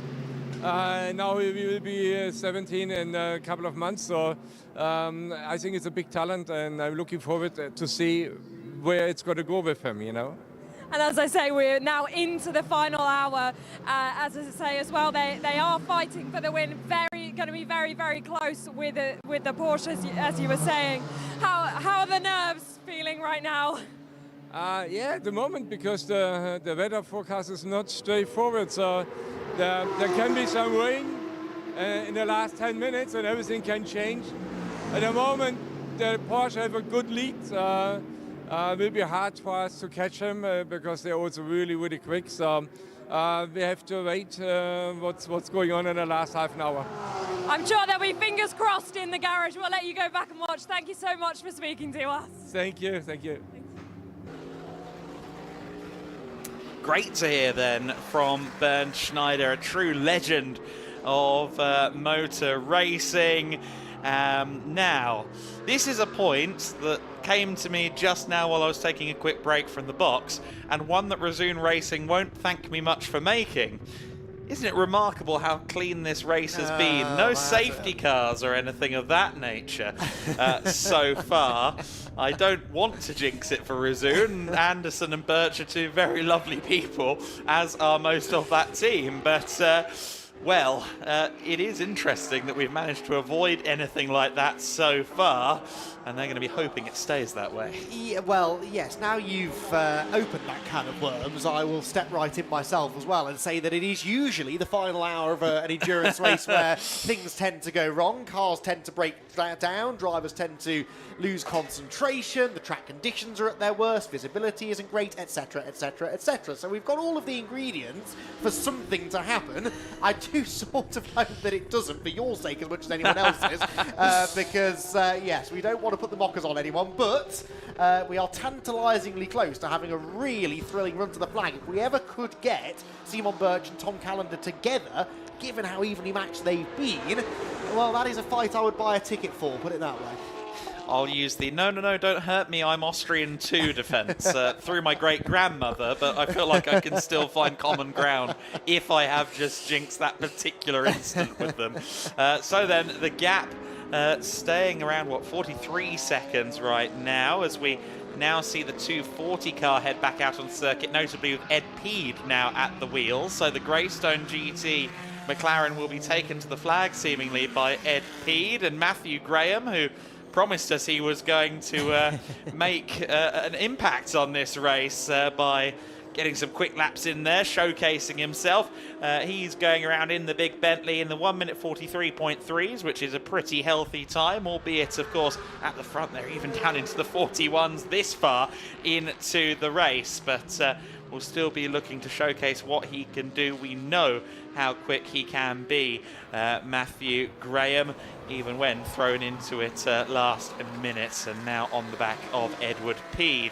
Now, Simon Birch there going through, still technically in second place, of course, because the Menzel Cup car just up the road is yet to have pit. So we will see a change of lead on track potentially here if the Menzel Porsche stays out for a couple of laps. But of course does need to pull up and wait for some time to serve that pit penalty remaining, or that pit stop time remaining, the 35 minutes that had to be served in the first 5.5 hours. We are 10 minutes left until 5.5 hours, so they do have to get their skates off. Question for you. I reckon I know what this question is. Yeah, go on. So, they have to have served this pit stop time by the beginning of the final hour. Does that mean they have to be out of the pit lane by the end of the final half an hour, or in the pit lane by the end of the by the start of the final half an hour? I believe that the standard pit window etiquette would apply in this sense, which is that as long as you're in the pits by the time we're at the end, that is fine. But I'm sure I will get a Stefan Lehner text if I am wrong. Stefan, I am open to a contradiction on that front. But my understanding is as long as they are in and making that final pit stop, it's fine. Okay, so the reason I asked is there are some teams who have 10 minutes left Yes. to serve. We are now within 10 minutes of half an hour to go, so I did wonder whether that would be the case. Right, lead change incoming here, I think. The two Porsches getting themselves together. Rodriguez Menzel, technically, is the leader. He is the leader, but not for much longer. Simon Birch comes up behind him. We know that the Cup 2 Porsche owes us a pit stop, and Rodriguez Menzel fancies leading for at least one more lap, if you wouldn't mind awfully, Simon. Simon flashing the lights at him as they went up the hill, does eventually find the gap to the inside, and Simon Birch reclaims the outright lead of this race with 38 minutes and 50 seconds to go. So back through goes the GT3 spec Porsche, and the 992 GT3 Cup car slips down to second place. Incidentally, you may have just mentioned this, Thomas Carlson's brought the number 9 MTech competition Cup car in to serve its final pit stop. I did do the maths whilst you were away. They have to spend about a minute and a half less in the pit lane than Rodriguez Menzel, but I believe they're 2 and a bit minutes behind at least. So I think 88 should still come out with the lead, but of course it might be close enough that it could still change in the final stint. Possibly. I wonder if they will both put their best feet first on that front. Rodriguez Menzel is now in.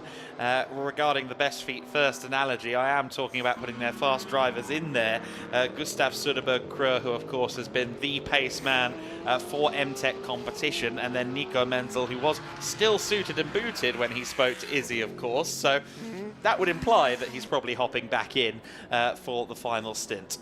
Big flash of the lights again for Simon Birch, who nips to the inside of the now Ed Peed-driven McLaren. That car 2 minutes or so behind Raffaele Giamaria's Mercedes, which has not long come out of the pit lane for its final time. So not likely to see a big change there, I don't think. I think the lower podium places in GT3 are pretty settled as well. The big question, I guess, is where Menzel, well, maybe Menzel in it, but where the 88 car comes back out. Big development, actually. I was just about to mention the GT4 lead battle. After it's all come out in the wash, NM Racing have had more time in the pits than they actually needed. They've had 38 minutes, so they've served 3 minutes more than they were supposed to, effectively, with a couple of the dramas. Stephen Berntsen is leading the GT4 class for Lion Speed GP by 35 seconds over Ian Loggy. However, Berntsen is now getting a drive-through penalty for a fuel stop under 4 minutes. They spent less than 4 minutes in Refuel Alley, and that means that the gap between them is probably going to be about a dozen seconds once that pit stop is served. The 88 car we can see being serviced there.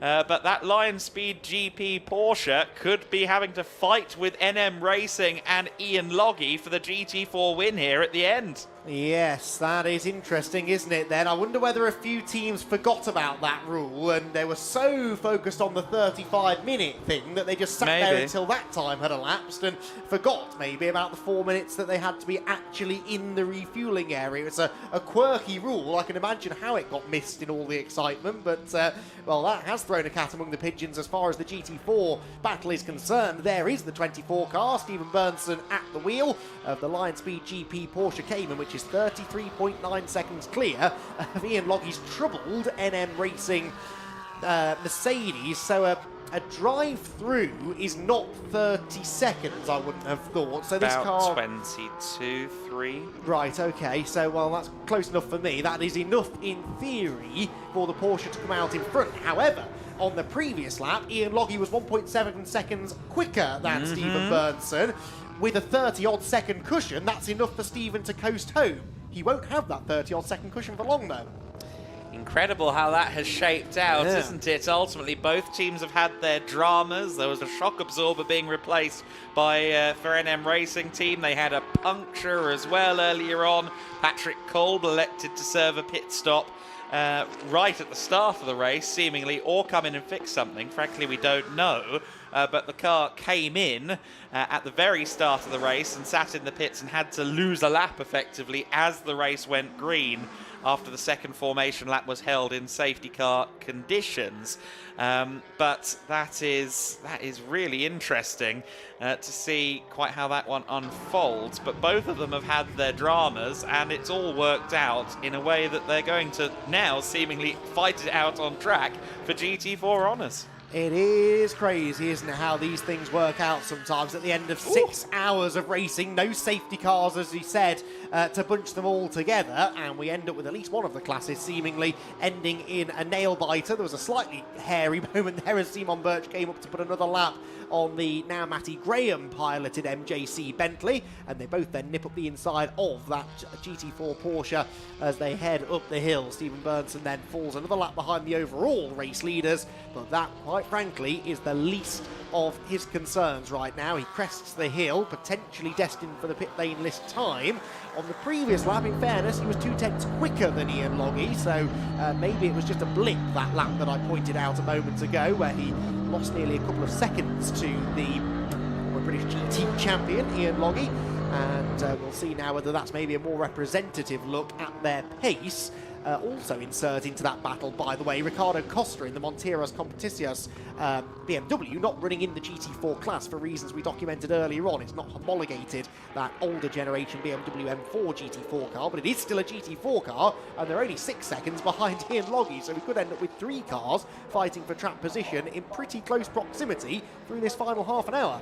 It's shaping up remarkably well at the moment. Simon Birch in control at the front, it must be said. It will take dramas or twists in the tail for Tom Callender to close in sufficiently to challenge for this overall and indeed GT3 class victory. But the GT4 battle is looking very compelling indeed, as we see there the 240 car making its way through with Edward Peed at the wheel. How far back is he from? He's a lap off the Raffaele Gianmaria car. I was just curious to see how they had folded out. And yet, to your point, the Monteros Competicios car is also kind of involved as the invisible GT4 car as well. And of course, lest we forget, at the very start, or in the first half hour, 40 minutes of that race, that car was a lap clear of all the GT4s as the older entry, a TCX car running out of homologation, as you said.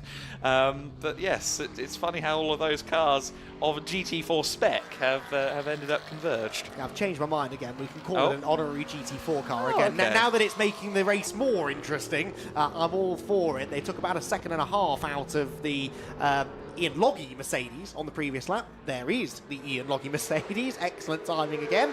And the car, which looks immaculate despite the trials and tribulations it's suffered in this race, exits turn 5.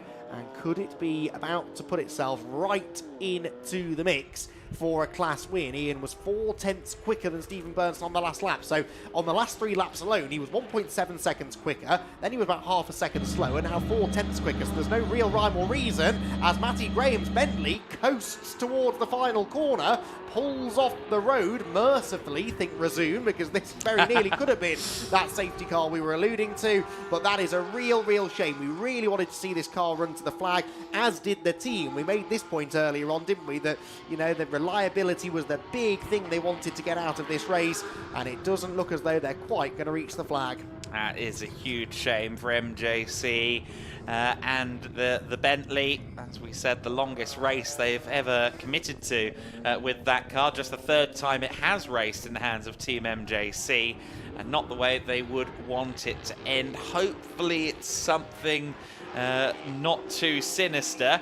Now it's stopped there, off the track, mercifully, as we said, but has stopped as exiting from a drive-through goes the Lion Speed GP car, and it's going to exit, yes, I think about 6 or 7 seconds clear of the Mercedes-AMG GT4, which in turn is about 4 or 5 seconds clear in the battle for 9th overall on Ricardo Costa in the Montelos Competisos BMW M4. Right then, well, Ian Loggy is capable of lapping quicker than Stephen Burnson. He's proven that on several occasions in this stint alone. He now needs to find, as you said, a half a dozen seconds or so in order to challenge for the victory in GT4. Tom Callender, who's coming up to overtake Stephen Burnson, needs to find rather more than that if he's going to challenge for the overall victory. 2nd place within GT3, seemingly beckoning now for the Landgraf squad, but still a really solid result for them. What will happen in GT4? That is the big question. Stephen Burnson, Ian Loggy will get the gap properly at the end of this lap, but now the pressure is on for Stephen. He was in a position where he could afford to just drive at 90% or so, and the class win should have been theirs. Now it will have to be qualifying laps to the flag.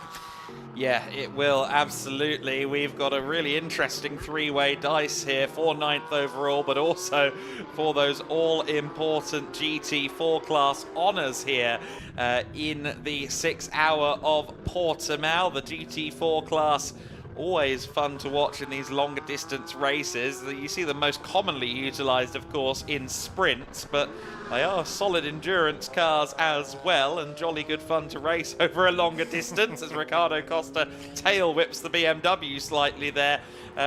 Regardless of not being in the class, he definitely is going to trouble Loggy before too long, isn't he, Ricardo Costa? What was the deficit last time? Only 3/10 faster, but by the time we've gone through 28 minutes and 35 seconds, yes, certainly that BMW is going to be in the fray. Stephen Burnson then was about 33 seconds clear of Ian Loggy before that penalty. He is 4.8 seconds clear of Ian Loggy now, and Ian is 3.3 ahead of Ricardo Costa, who was a full second quicker than him on that previous lap. So whether he's in the GT4 class or not, Ricardo Costa could have a real bearing on the winner of the GT4 class, because if he starts interfering with Ian Loggy, that could be enough to allow Stephen Burnson off the hook. Yeah, Burnson, who is the founder of the Sunder Motorworks team, which is quite regular in the GEDLICH Racing paddock. He is a pro driver, as it were, a driver coach. Of course, Ian Loggy, as he admitted to us at the top of the broadcast, has done thousands of laps of what is his home track here. Just 10 minutes down the road is Ian Loggy.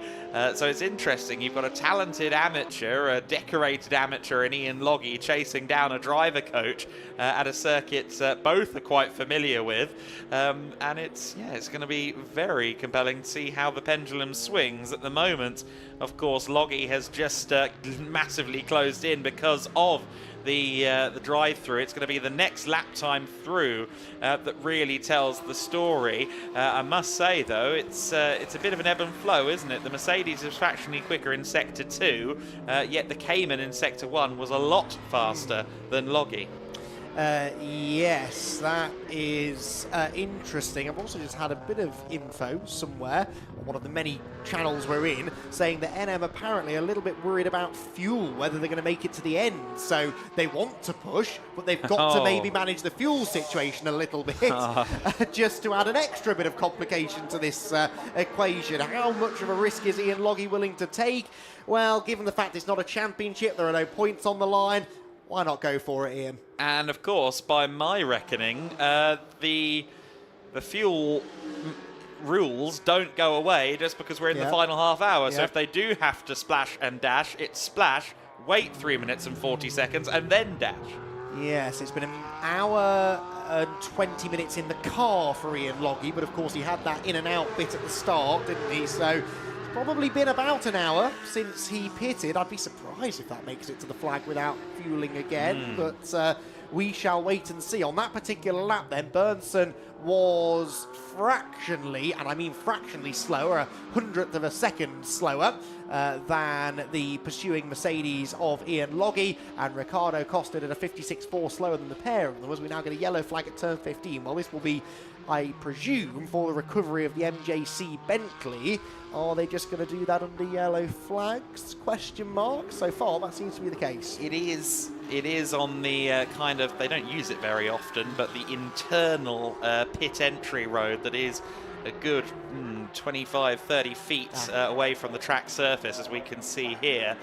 So they are indeed towing it away, and that should be fine under single yellows, but still a rotten sight for Team MJC, who are here in numbers this weekend.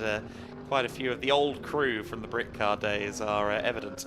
Drive-through penalty, Raffaele Giammaria for track limits. So AKM, who through all of this weird and wacky pit strategy that they've had managed to pick their way up into third place overall, are now heading, I'm afraid, into the pit lane very shortly for a drive-through penalty. I was just going to say, I hope they don't do it while there's a Bentley being towed in, but the car now goes past anyway, and safely onto the apron goes the Bentley, so it's now out of harm's way and the race can continue unabated and uninterrupted.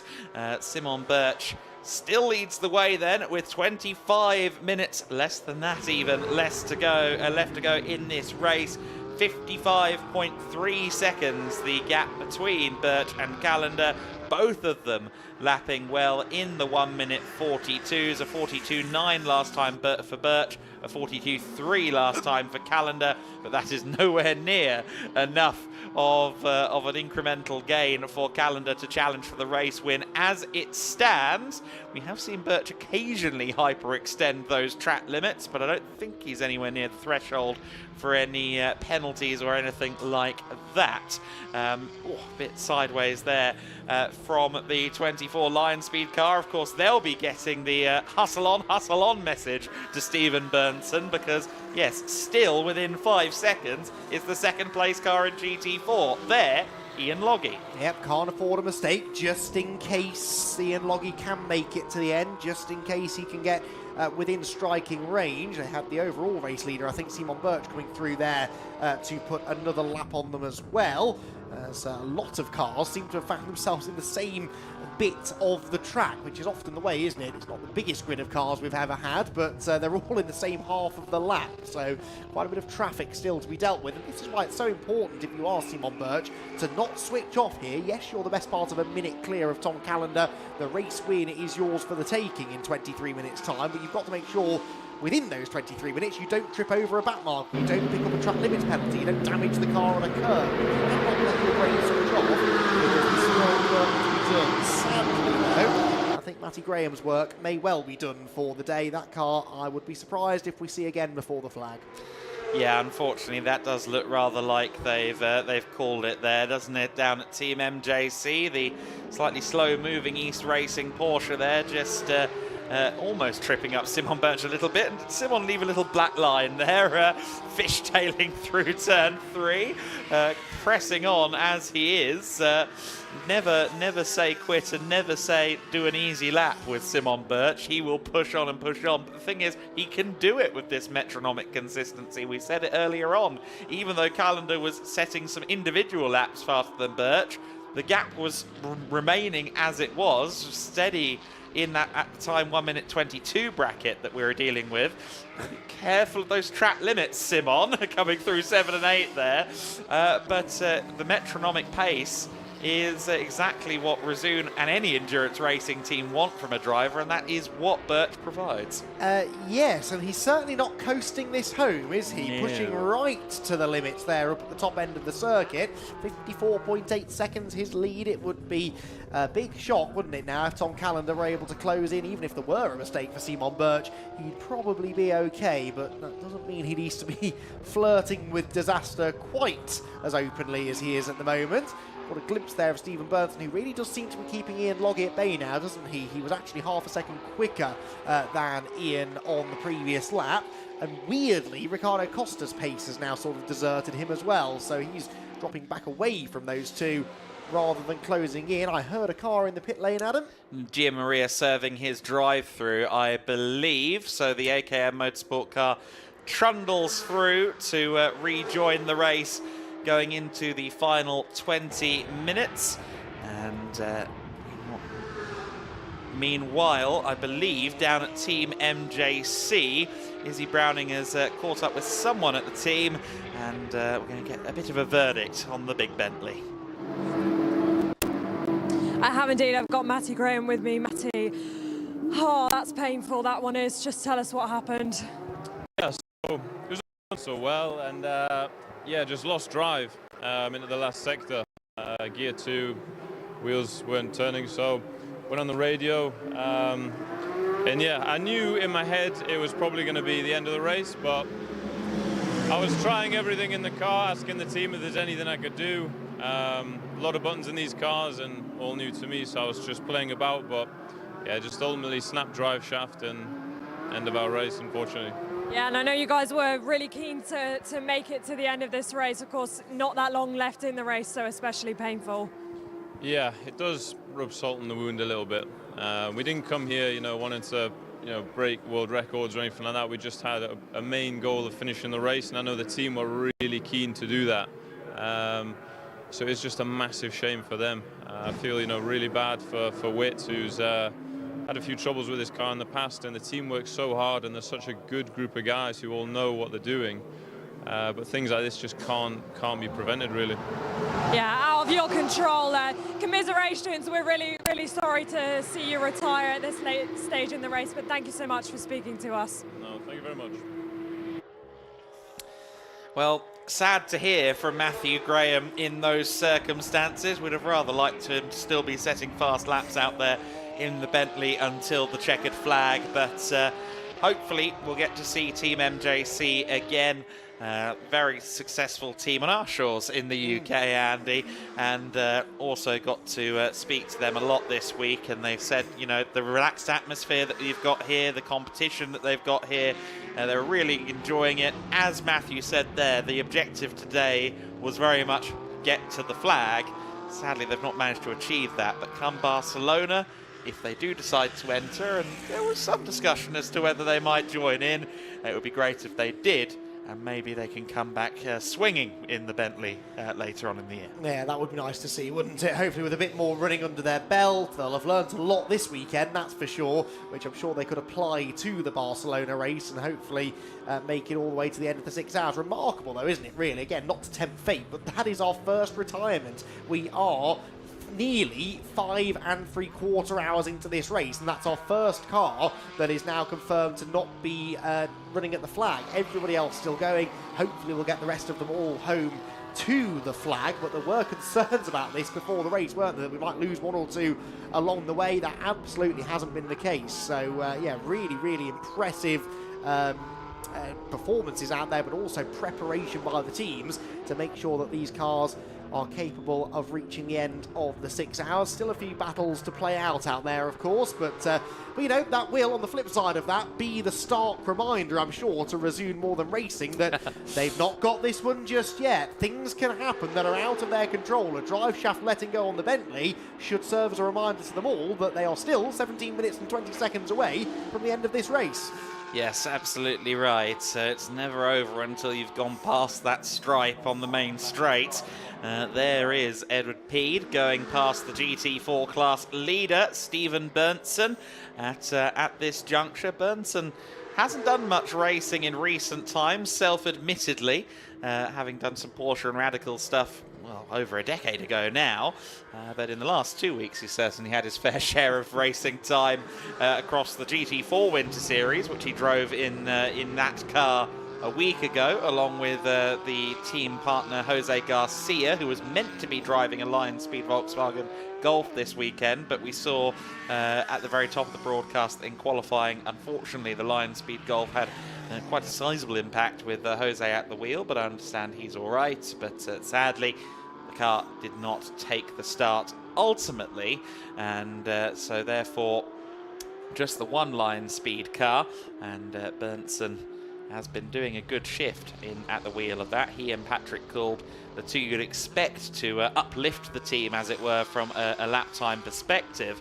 And at the moment, Berntsen still just about holding off Loggy, but it's been in that 4-second bracket throughout the last, 20, 25 minutes, and it could still go either way, albeit NM Racing Team, perhaps, as we alluded to earlier on, with a hand tied behind their back, because they are trying to make it on fuel, trying being the operative word, and the word that means they're not sure they're quite going to do it. Yeah, they're both running remarkably even pace though, aren't they? I'll look one lap and Berntsen is half a second quicker. The next lap, Loggy might be half a second quicker. The gap really isn't changing a lot, but they're both running about the same pace, and about the same pace away from their previous best laps as well, which tells me that if one of them is saving fuel, maybe they're both driving to a certain number at the moment to try and make sure that the car gets home without the need for another lengthy visit to the pit lane. As we've discussed, if you need fuel, then that means you need to be in the pit lane or in the fuel zone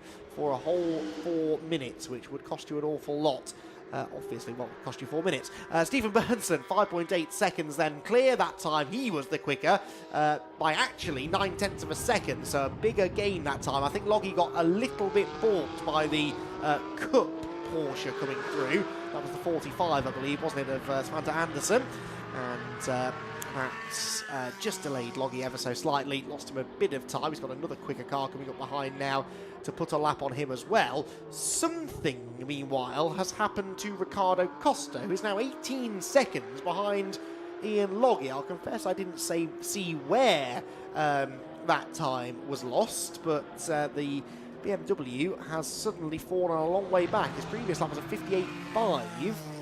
Quite slow, actually. Yeah, 58.5, losing time mainly in the final sector, although he's a bit slow at the start of the next lap. So the Ricardo Costa Monteros Competicius car possibly ailing a little bit here in the closing stages. You'll have to wait and see if that comes to anything. Tom Callender, though, good performance from Tom. He's been rapid every time he's been in the car, not quite rapid enough to, in the end, really take the fight to Simon Birch, but again in this final stint, until I think the last couple of laps where maybe Tom has encountered a bit more traffic, he has really been running at an almost identical pace to the Resume More Than Racing driver ahead. A difficult situation this, when you're racing a driver that you can't actually see on track, and you're just relying on the team to keep you updated on the lap times, updated on the gap between you and the driver ahead. It can be a little bit difficult to keep the motivation, but Tom Callender has kept on pushing. As I said, now his lap time's slipping away slightly. I think he's either been delayed in traffic or has now just admitted defeat. He is, after all, 6.5 minutes clear of Raffaele Giammaria in the AKM Motorsport Mercedes. He in turn is 2 minutes, so over a lap ahead of Ed Peed's McLaren. And then in Cup 2, 1 minute and 38 seconds separate Nico Menzel and Gustav Söderberg-Kröhr at the front of the competition for the 992 Cup cars. Third place, Fant Anderson, is several laps back. He is, I think, 9 laps back from the top 2. And then in GT4, as we've documented, Stephen Bernson 5.5 seconds clear of Ian Logie. It's the closest battle on track by quite some way.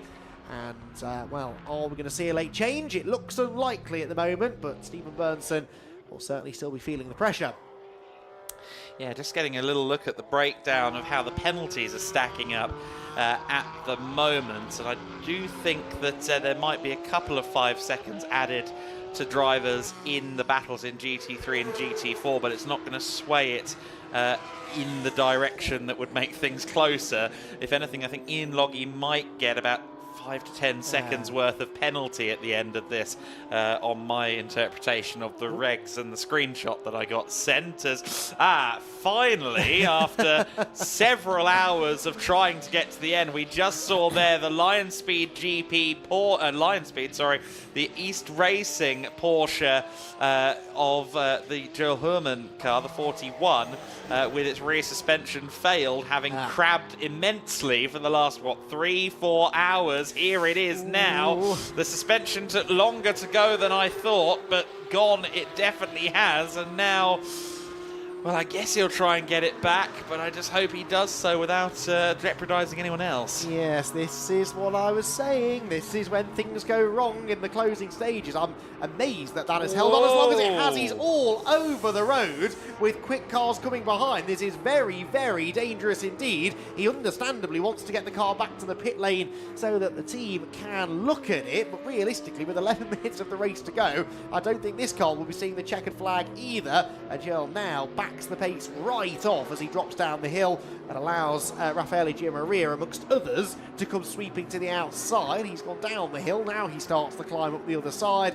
But that is cruel luck, isn't it? As you said, they've managed that situation for hours, and for it to finally let go 11 minutes from the flag is really unfortunate. And it was the leading GT4 car from Lion Speed GP that it collided with 3.5 to 4 hours ago in the first place that caused this. And now East Racing is limping back, the Joel Herman car limping back there. And look at that 11Z being left on the tarmac by the car as it forlornly crabs back to the pit lane. It's going to be a rush job to get any fix on that, unfortunately, but they might need to go against the one rule of endurance racing, which is to always try and reach the flag, in favour of just being safe, because the car is quite obviously broken. Yeah, I don't think they'll get that fixed in the 9 minutes they're going to have to analyse it when they get back. But Joel Herman, takes the Matty Graham route home. That was sensible. Takes the shortcut at the final turn. And the East Racing Porsche is destined for the pit lane. That's a real shame. And after hanging on for so long, it just had to go then, didn't it? Only 10 minutes or so from the flag. So then there were 10. All of a sudden, we've had no retirements at all race, and now 2 within 20 minutes or so of each other. One GT3 and one GT4 car. Hopefully no late drama to befall any of the Cup 2 runners, because that class is pretty settled, really, barring any such dramas. The Porsche limps back into the pit lane, and the team will take a look. But Simon Birch's Porsche, mercifully, is running just fine, and he still is showing no signs really of backing off, is he? Every time we see this car, it's moving around, squirming in the braking zones, riding the curves, wriggling off the corners. I think Simon Birch has enjoyed his time in the Algarve, hasn't he? I liked all the adjectives there. That was a fun sentence. Yes, Simon Birch has been driving remarkably all race, and indeed all Portimão stay long. I don't think he went anywhere between the GT Winter Series race and this Portimão 6 hour. And in general, what a couple of weeks it has been for Resoon More Than Racing with this Porsche 992 GT3R, as Ian Logie proves to be a bit of an obstacle there. But the Resoon More Than Racing team have certainly given the Porsche 992 GT3R the debut they could have only dreamed of over the last 4 races that they've done with it, 3 in the GT Winter Series last week and this Portimão 6 hour. Meanwhile, a very broken suspension is what greets East Racing Motorsports as they work away to try and salvage a finish from this car, but I'm sure they will only send it back out there if it is truly safe to do so. 7.5 minutes then left on the clock in this motor race, and Simon Birch is on the way to a very strong result. 9.5 seconds between Berntsson and Loggy out there. So Loggy has lost some time recently. Whether or not he's been frantically told to drop fuel maps, I don't know. But he had a 1:58 last time by and a 1:59 this time by, whereas Stephen Berntsson is lapping in the 54s, and we know Ian Loggy can match Stephen Berntsson, but now for whatever reason he is not. Yeah, I have to wonder whether maybe Ricardo Costa's going through the same thing, although he's not been in the car for as long, only 45 minutes, so he should be fine. His pace, though, has absolutely vanished. He's lapping in the 2 minutes now, which is quite a lot slower than he should be going. It's about 8 seconds slower than he was going earlier on in the race. In fact, he's in the pit lane, so Ricardo Costa in the pit lane is another one about to fall by the wayside right at the very end of the race. The unhomologated BMW M4 GT4 is in, and that leaves just 9 cars circulating. Well, the team are ready with a new tyre. In fact, lots of new tyres. They're going to investigate all 4 corners of the car, I'm sure, but with particular interest being shown to the right rear. Yes, so hopefully all is at least somewhat well. They've obviously served all of their total pit stop time requirement. Everyone did ultimately stay on the right side of that rule, and even if they weren't, they couldn't serve it now. But an unfortunate end to a strong showing from Monteros Competiciones with their new bit of hardware that they have taken on for the 2025 season. I believe we'll be seeing more of that in this neck of the woods in the Iberian Supercars, and perhaps also in the club class of the GT4 Winter Series at a couple of more rounds of that season for the next couple of months. Hopefully everything is okay and they can get it back out there, but for now some wild gesticulation going on among the pit crew there. Meanwhile, Ed Peed is following the progress of Tom Callender at the moment, having just been put a lap down by Callender. Gap 56.5 seconds. The last lap for Callender was a second faster, and yet about a second has grown in the last 20 minutes in the gap. So again, Callender's peaks are high, but Birch's consistency is very good. I'd love to look at the lap times, actually, for Simon Birch over his stints, because I can imagine they are, well, you've used the word a few times, absolutely metronomic, and yeah, that is why he's been so impressive, really, this last week or so. Back out on track goes Ricardo Costa. I'm not convinced all is right with that car. Hopefully he can limp it home for the remaining just under 5 minutes or so as Raffaele Gianmaria closes in here on the class-leading Porsche. Yes, it is, isn't it? Yes, the 88 of Nico Menzel. Doubted myself for a second, but Nico, who's had his more entertaining moments in this race as well at times, is well clear now at the front of Cup 2, and in that immaculately prepared car, actually getting away there from Gianmaria as they climb up the hill. Yeah, absolutely. So Gianmaria will be watching on and going, gosh, who's in that thing? And, Nico Menzel is the answer. Porsche Carrera Cup Asia champion back in 2016. Of course, still regularly deployed by Porsche at GT3 racing events all over the place. He said to me, quite nice to be back in a Porsche Cup car, really, you know, where it all started, because GT3 is my more common steed now. Fishtailing away there, going over the crest of the hill at turn 11 as Ian Loggy just cuts across the 2 faster cars there briefly, but they both navigate that well. He also, I did ask him for his prediction on the winning car, you may have heard earlier on. I did ask him for the prediction of the winning car, and he did remember who he worked for and said the Razoon Porsche. And that might have been a little bit fortuitous, because it does appear he was right. Yes, absolutely. I mean, that was the team name that was on many people's lips at the start of the weekend. I think it has to be said, but yeah, they've had more of a challenge than I think maybe some expected over the course of the 6 hours. Certainly from Landgraf, it's been a to and fro battle. There's one more exciting moment to be had if you're Nico Menzel there, who sort of wobbled wide right in front of the AKM Motorsport Mercedes, which did exactly the same thing the first time the cars went through turn 1 nearly 6 hours ago. Very different track conditions now. It was damp, it was sketchy at the start of the race in the end, that rain never materialised into anything too serious, did it? And it's been a lovely afternoon of racing as Simon Birch's Porsche appears into shot, as ever, on the ragged edge. Yep, Simon has not calmed down even a little bit over this race distance, has he? Great to watch. 2.5 minutes to go, so this should be the penultimate lap of the race. This time by, we are on lap 184, going to complete lap 185 this time across the stripe in this race. And the Resume Porsche has been making a very impressive progress all race long. The team of Birch and Anderson were always going to be strong. Anderson has, of course, done his share of the lifting across his stints that amounted to about 2 hours. But the majority of the driving has been done by young Simon Birch, and some 4 hours in, he hasn't shown even the slightest sign of relenting from a pace perspective, has he? He's been very quick indeed. Berntsen and Loggy, incidentally, the gap between them, 25.2 seconds now, so Loggy is well back from the GT4 leader. That battle has somewhat subsided at this juncture.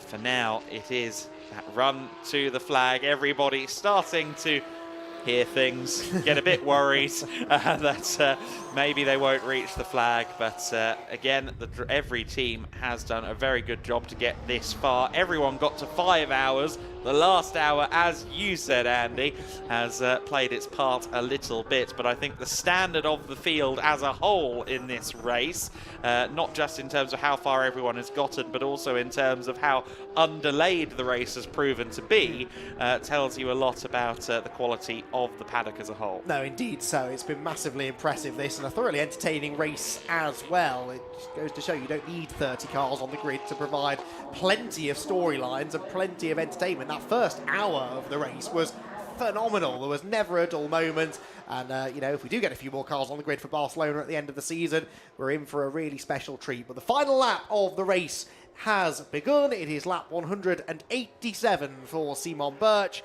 and the Resume More Than Racing Porsche 992 GT3R is well on its way now to victory. Not its first victory in the Algarve in 2025, but its first victory of this sort of length of race, and Simon has done a fabulous job. So too, though, it has to be said, has his teammates. Been a great team effort, really. Thomas Anderson, in a way, won them the race, really, because he was able to keep the Landgraft team car of Jörg Wiebahn at bay for quite a long period of time towards the mid part of the race. Had he lost more time, then actually Simon Birch might have had more of a fight on his hands once all was said and done at the end of the race. But because the two of them have performed so flawlessly, it looks as though they're destined for a victory by getting on for a full minute.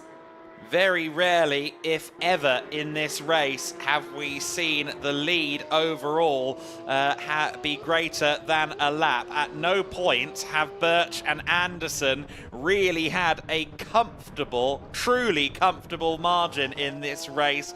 And now they're going to get the honour of seizing a new trophy in endurance racing and making the very first etching. They are one corner away at Resume More Than Racing from winning the event, and indeed out of turn 15 comes Simon Birch to take the inaugural 6 Hours of Portimão from GEDLICH Racing, and it is going to be a big celebration down at the Resume camp. By little over a minute, it will be Birch that wins it. Next on the standings, but not across the line, will be Tom Callender in the number 48 car. Who will be next across the line? It will be one of our Cup 2 Porsches. That is the Svante Anderson driven car. They'll be happy to have reached the flag there and stayed in amongst it throughout. Third in Cup 2 is their reward for the efforts. The GT4 winners will be across the line shortly, I believe, but not before another of our GT3 cars. Here comes Raffaele Gianmaria to take the third position overall and in the GT3 class. Cup 2 winner Nico Menzel crosses the line almost a lap clear of the number 9 M-Tech competition car, which takes second. There's your GT4 winners, Steven Berntsen, along with the rest of the Lion Speed GP crew. Tom Callender eases it home across the line to take second overall.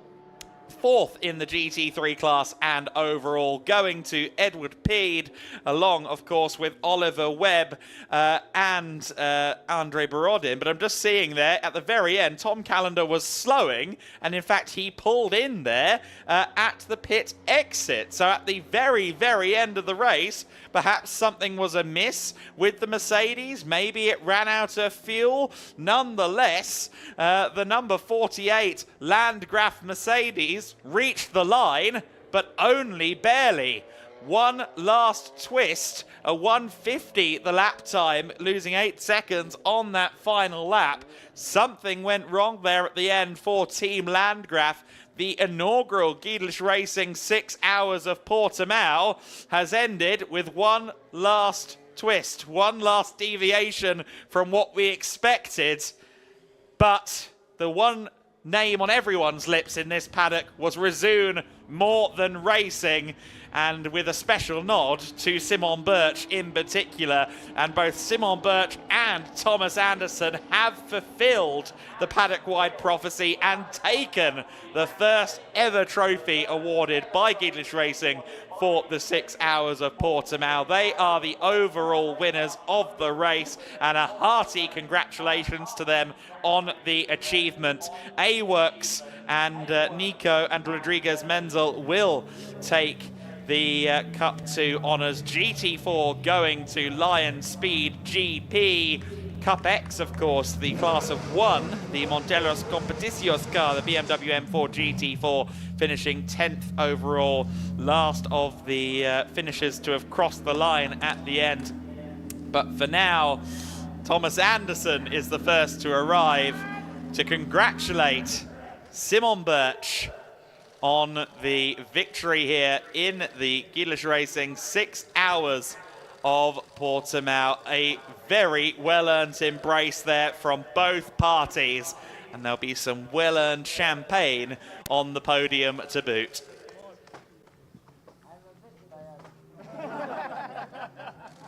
The Resoon team with the pit board at the ready.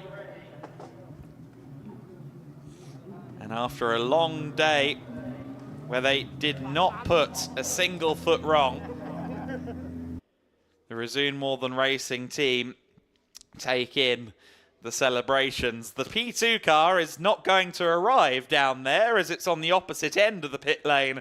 As we can see, the number 48 Landgraf car currently being retrieved by the team.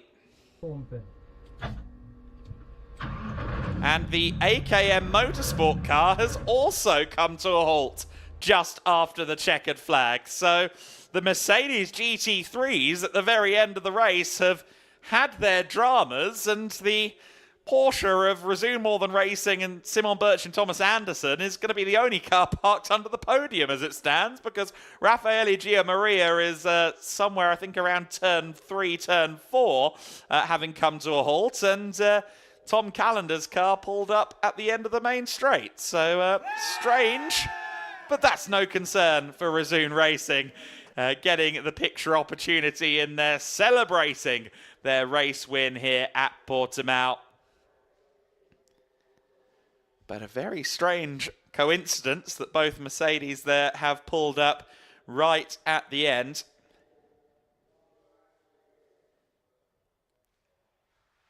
And the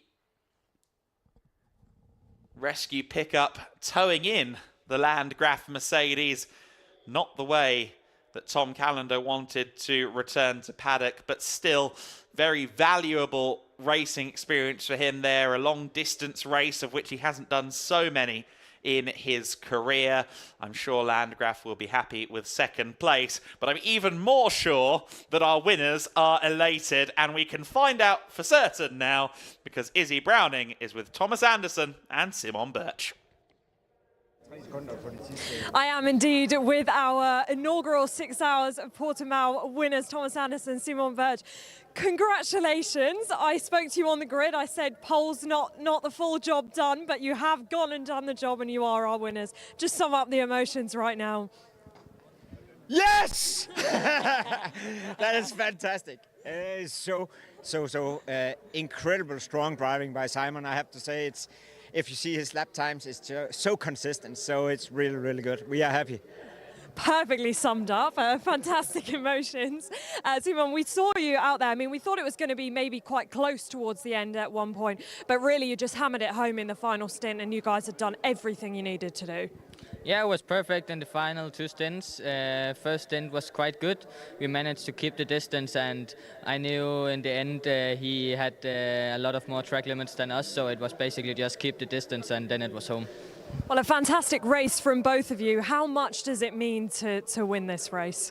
You know, it's always fantastic to start the seasons out with wins, and that's why we are driving. We want to win, so it's fantastic. Adding another trophy to your list as well. I'm sure the season will bring many more. We saw the emotions with the team, you know, straight to come and congratulate you. That must mean a lot as well. Yeah, for sure. It's fantastic, and also incredible team behind us. They know a lot about this car, and we have got so much experience already in the season start. So the preparations are perfect. Well, I'm expecting some good celebrations on the podium. We'll let you get up to the podium. Congratulations once again, guys. Our winners of the 6 Hours of Portimão. Great to see the embrace there between Birch and Anderson.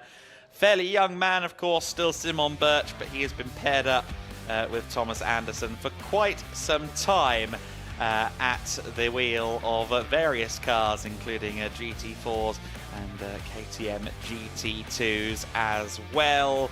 So Simon Birch and Thomas Anderson winning the race ultimately by 1 minute and 8 seconds after a rogue slow last lap there from Tom Callender and the number 48 Landgraf team.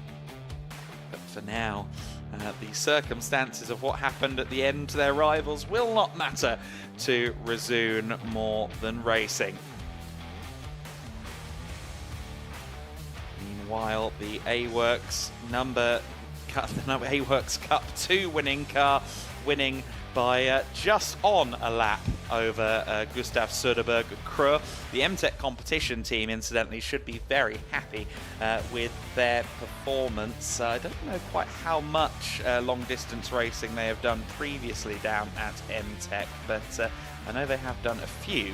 All the same, A-Works, a very, very experienced team, and obviously with a very strong driver in the form of Nico Menzel as well.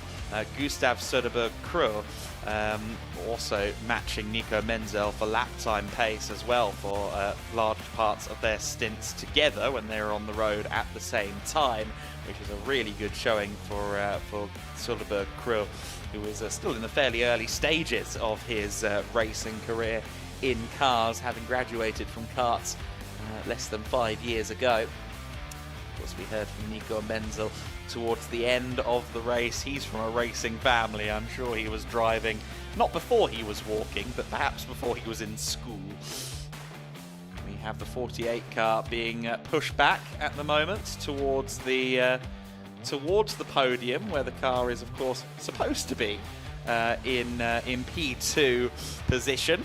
I'm not sure that AKM Motorsport and Raffaele Giammaria are going to be there. In fact, yes, they are. The car's just been towed towards the podium now. So Raffaele Giammaria and co will get to celebrate around their number 64 AKM Motorsport Mercedes AMG GT3 Evo. I was a little bit concerned that they wouldn't quite get there. In the meantime, we can look back at what I understand to be some rather deluxe highlights of the race that was here in the 6 Hours of Portimão. It started in wet conditions, at least greasy conditions. Thomas Anderson was the pole sitter for Resoon More Than Racing as this one got underway at Portimão, the inaugural 6 Hours of Portimão. Marco Antonelli running a little bit wide early doors, and that allowed Jörg Wiebahn to quickly go by. The lead changed after a few minutes of the race as Oliver Webb started picking his way through the field, leading the early stages for Greystone GT. And Marco Antonelli suddenly woke up about 20 minutes into the race and gained 2 places in short order. The second one on Thomas Anderson gained with a little bit of a hip check along the way. Antonelli, though, would soon be into the pits for a unique short stint strategy that AKM Motorsport was implementing. Further back, or further on around the race, we saw the Porsches of various types running around the circuit. Simon Birch would soon grab the keys, hypothetical keys, to that GT3R and start setting fast laps around the circuit. Some Porsche Cayman warfare going on as well further back, several laps apart at this stage, mind you, as the GT4 leading Lion speed car went out wide. Joel Herman saw the opportunity to dive to the inside of the first corner, then maybe leant slightly too far to the outside going around turn 1, and the result was a suspension damaging and ultimately suspension braking impact, unfortunately, for the East Racing Motorsport car. That was another driver change going on down there at Resoon More Than Racing. The first stint for Simon Birch was complete around 3 hours into the race. Thomas Anderson hopping back behind the wheel for his second and final appearance in the race, and he was doing a good job of matching Jörg's pace in the Landgraf Mercedes. There was a spin towards the middle of the race as well for Monteros Competisos in their BMW M4 GT4. They did reach the flag in 10th position. However, some dramas, small dramas at least, for them on their way to the flag. Oliver Webb was on the attack, having been given the number 240 car once again. In fact, no, this was Peed, I believe it was actually. Ed Peed at the wheel of the number 240 car at that time in the race, just making some track time up while being a couple of laps down. Nico Menzel made an uncharacteristic error at the top of the hill at turn 10, but that would be one of very few feet put wrong by the number 88 A-Works duo during the race. Meanwhile, Raffaele Gianmaria was giving chase in the 5th hour of the race there in the AKM Motorsport machine, in fact 4th hour of the race at that time. And then there was an unfortunate issue, one of many for NM Racing Team. Jonathan Curry picking up a puncture on the approach to turn 15 in car 15, and ultimately would only lose out by 35 seconds in GT4. What could have been without some of those errors and issues that happened for NM Racing Team. They also had to fix the suspension in the first hour of the race. They had to spend 3 minutes more in the pits than the rules say they have to, and that was ultimately what cost them the GT4 win. The big Bentley was still running around for Team MJC, as we saw there. Their main objective was to finish. We were very much hoping that they would succeed in doing that. This was Tom Callender making his way by Borodin, who did 2 stints of the race. We're unsure initially whether we'd see Andre Borodin twice, but he did decide to brave a second stint in the highly physical McLaren 720S GT3 Evo. The Resoon More Than Racing Porsche was holding a gap around a minute. Sometimes it went up to a minute 20, other times it went down to about 50 seconds. But all told, the Porsche was in control of the race for much of the distance. Unfortunately, about 25-30 minutes short of the distance, the Bentley came to a halt on the inside of the final corner, got towed back in to the pit lane, and that would be the end of the day for Matthew Graham, Whit Gamsky and Team MJC.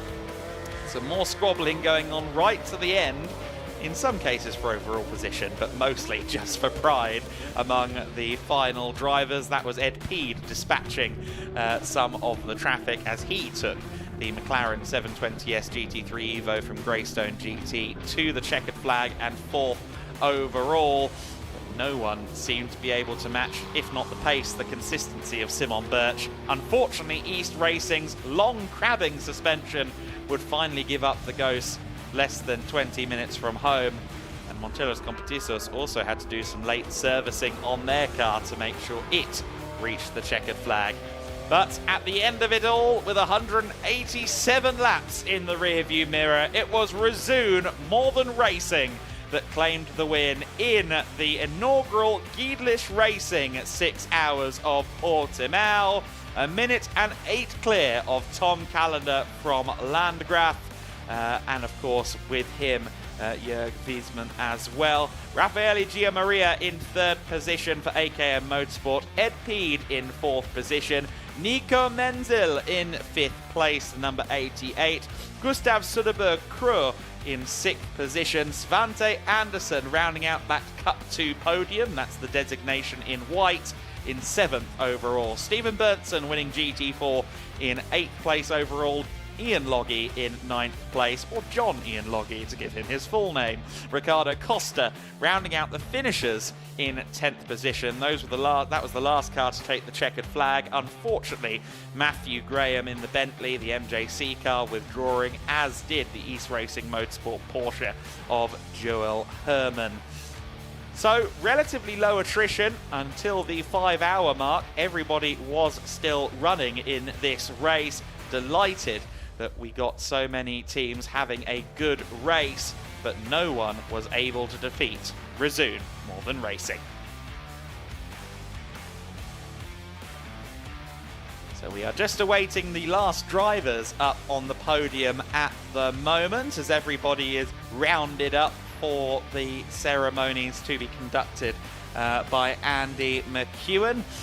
But of course we will see class podiums for all of the classes, GT3, Cup 2, GT4 and TCX up there, which means gathering a lot of personnel, and that can sometimes take a few minutes. Of course, we've alluded to it a lot during this broadcast. We will be doing 6-hour racing again before the end of the 2025 GEDLICH Racing Winter Series, and that will be the 6 Hours of Barcelona from the 14th to 16th of March 2025, the perfect way to either end your winter season or begin your summer season, depending on how you want to classify mid-March. Either way, we're expecting a good entry for that race. Some returning faces and faces anew in the paddock, set to be in the paddock for that weekend. And prior to that, of course, a week prior, the season finale of all 4 mainline Winter Series championships, the GT4s, the GTs, the prototypes and the formulas, from the 6th to 9th of March at Barcelona. We're only ever taking very brief breaks here this season in the Winter Series. 2 weeks until we arrive in Valencia, less than 2 weeks until we arrive in Valencia for the 3rd round of the GT Winter Series, along with the GT4s and the formulas. Another 2 weeks, and then it's Aragon, followed by the 2 Barcelona events in the first 3 weekends of March. Our Portuguese leg of the Winter Series season is ending here today, though, and I must say, across the 20 races held by GEDLICH across the last 3 weeks, it has been a highlight to see the 6 Hours of Portimão unfold.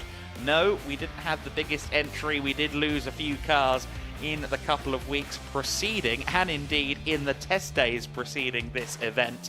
However, all of our teams that took the start today really worked hard to be there at the flag, and unfortunately a majority of them succeeded at doing so here. And with any luck, they will, in their majority, be back for the 6 Hours of Barcelona, and perhaps some of them will be tempted to try some shorter format racing in the GEDLICH Racing GT Winter Series before the conclusion of this year. The sun setting over the Autodromo Internacional do Algarve at the moment. Then it gets dark quickly around these parts, but hopefully the drivers make their way up there before we need any floodlights down at the podium. Whoever is missing and remaining absent, hopefully they can hear me. If you are top 3 in any of the classes, you need to be up on the podium, guys. But hopefully they will join us very soon indeed. So 187 laps was the total in that race for Simon Bertram Resoon More Than Racing It was a statistic I mentioned earlier on in the day that the WEC 6 Hours of Portimão, the leading GTE car back in 2023, sorry, performed 206 racing laps. Of course, the pit stop system there in WEC is a lot less casual. The pit stops are a lot quicker. And indeed, the conditions, I think, were better on that day, certainly at the very start of the race for us here as well. And I think the fact that the Porsche of Simon Birch, Tom Callender and so on were setting those times in the 1:41s really shows you how quick the GT3s are these days. Of course, GT3 has now taken the place of GTE in the World Endurance Championship. Those cars now represented at every major endurance race in the world, and there's a good reason why. We see it week in, week out here in the GEDLICH Racing Winter Series. We see these cars consistently putting on some of the best show you will see anywhere in motorsport. Speaking of the best shows in motorsport, Andy McEwen, you've got one more show left in you. The podium awaits. Let's go there now. Far too kind, Adam. Thank you very much. We are ready then. We've got most of the grid assembled on the podium for our podium celebration for the 6 Hour of Portimão. Lots of classes to get through, so we'll try and get through them as quickly as we can. Starting with the TCX class, we've got 5 drivers, hopefully, to get onto the top step of the podium. A big cheer down below, please, for our TCX winners, Guillermo Oliveira, Ricardo Costa, Paulo and Bruno Lima, and Enrique Oliveira, who are hiding behind me. Onto the podium they go, and all 5 of them have made the trip up here. That is good to see. They were a factor, actually, amongst the other GT4 cars in that race, but lost some time with a late pit stop. Still, though, they got the sole TCX entry home in one piece and ran some impressive pace as well as they learnt ahead of their 2025 campaign. Right, we've got Oleg Karchevsky from Pirelli on hand once again to present the trophies, along with Mario Montero from Quinta das Arcas, our champagne sponsors, and Samuel Lorenzo from Garrafera Sores as well. So 3 different representatives to hand out the trophies for all of the classes. Another big cheer for our TCX winners.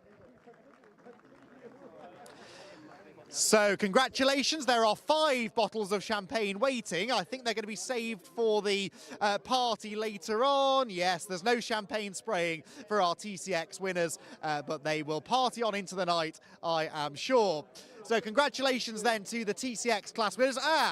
Ricardo Costa does get the cork off his bottle and nearly catches us all by surprise. Right, a quick redressing of the podium before we move on to Cup 2 for the Porsche Cup cars. And a really interesting race here that ebbed and flowed with every pit stop made by our leading cars. There were 3 cars entered. They all made it to the end of the 6 hours. And we start then with our 3rd place finishers in Cup 2.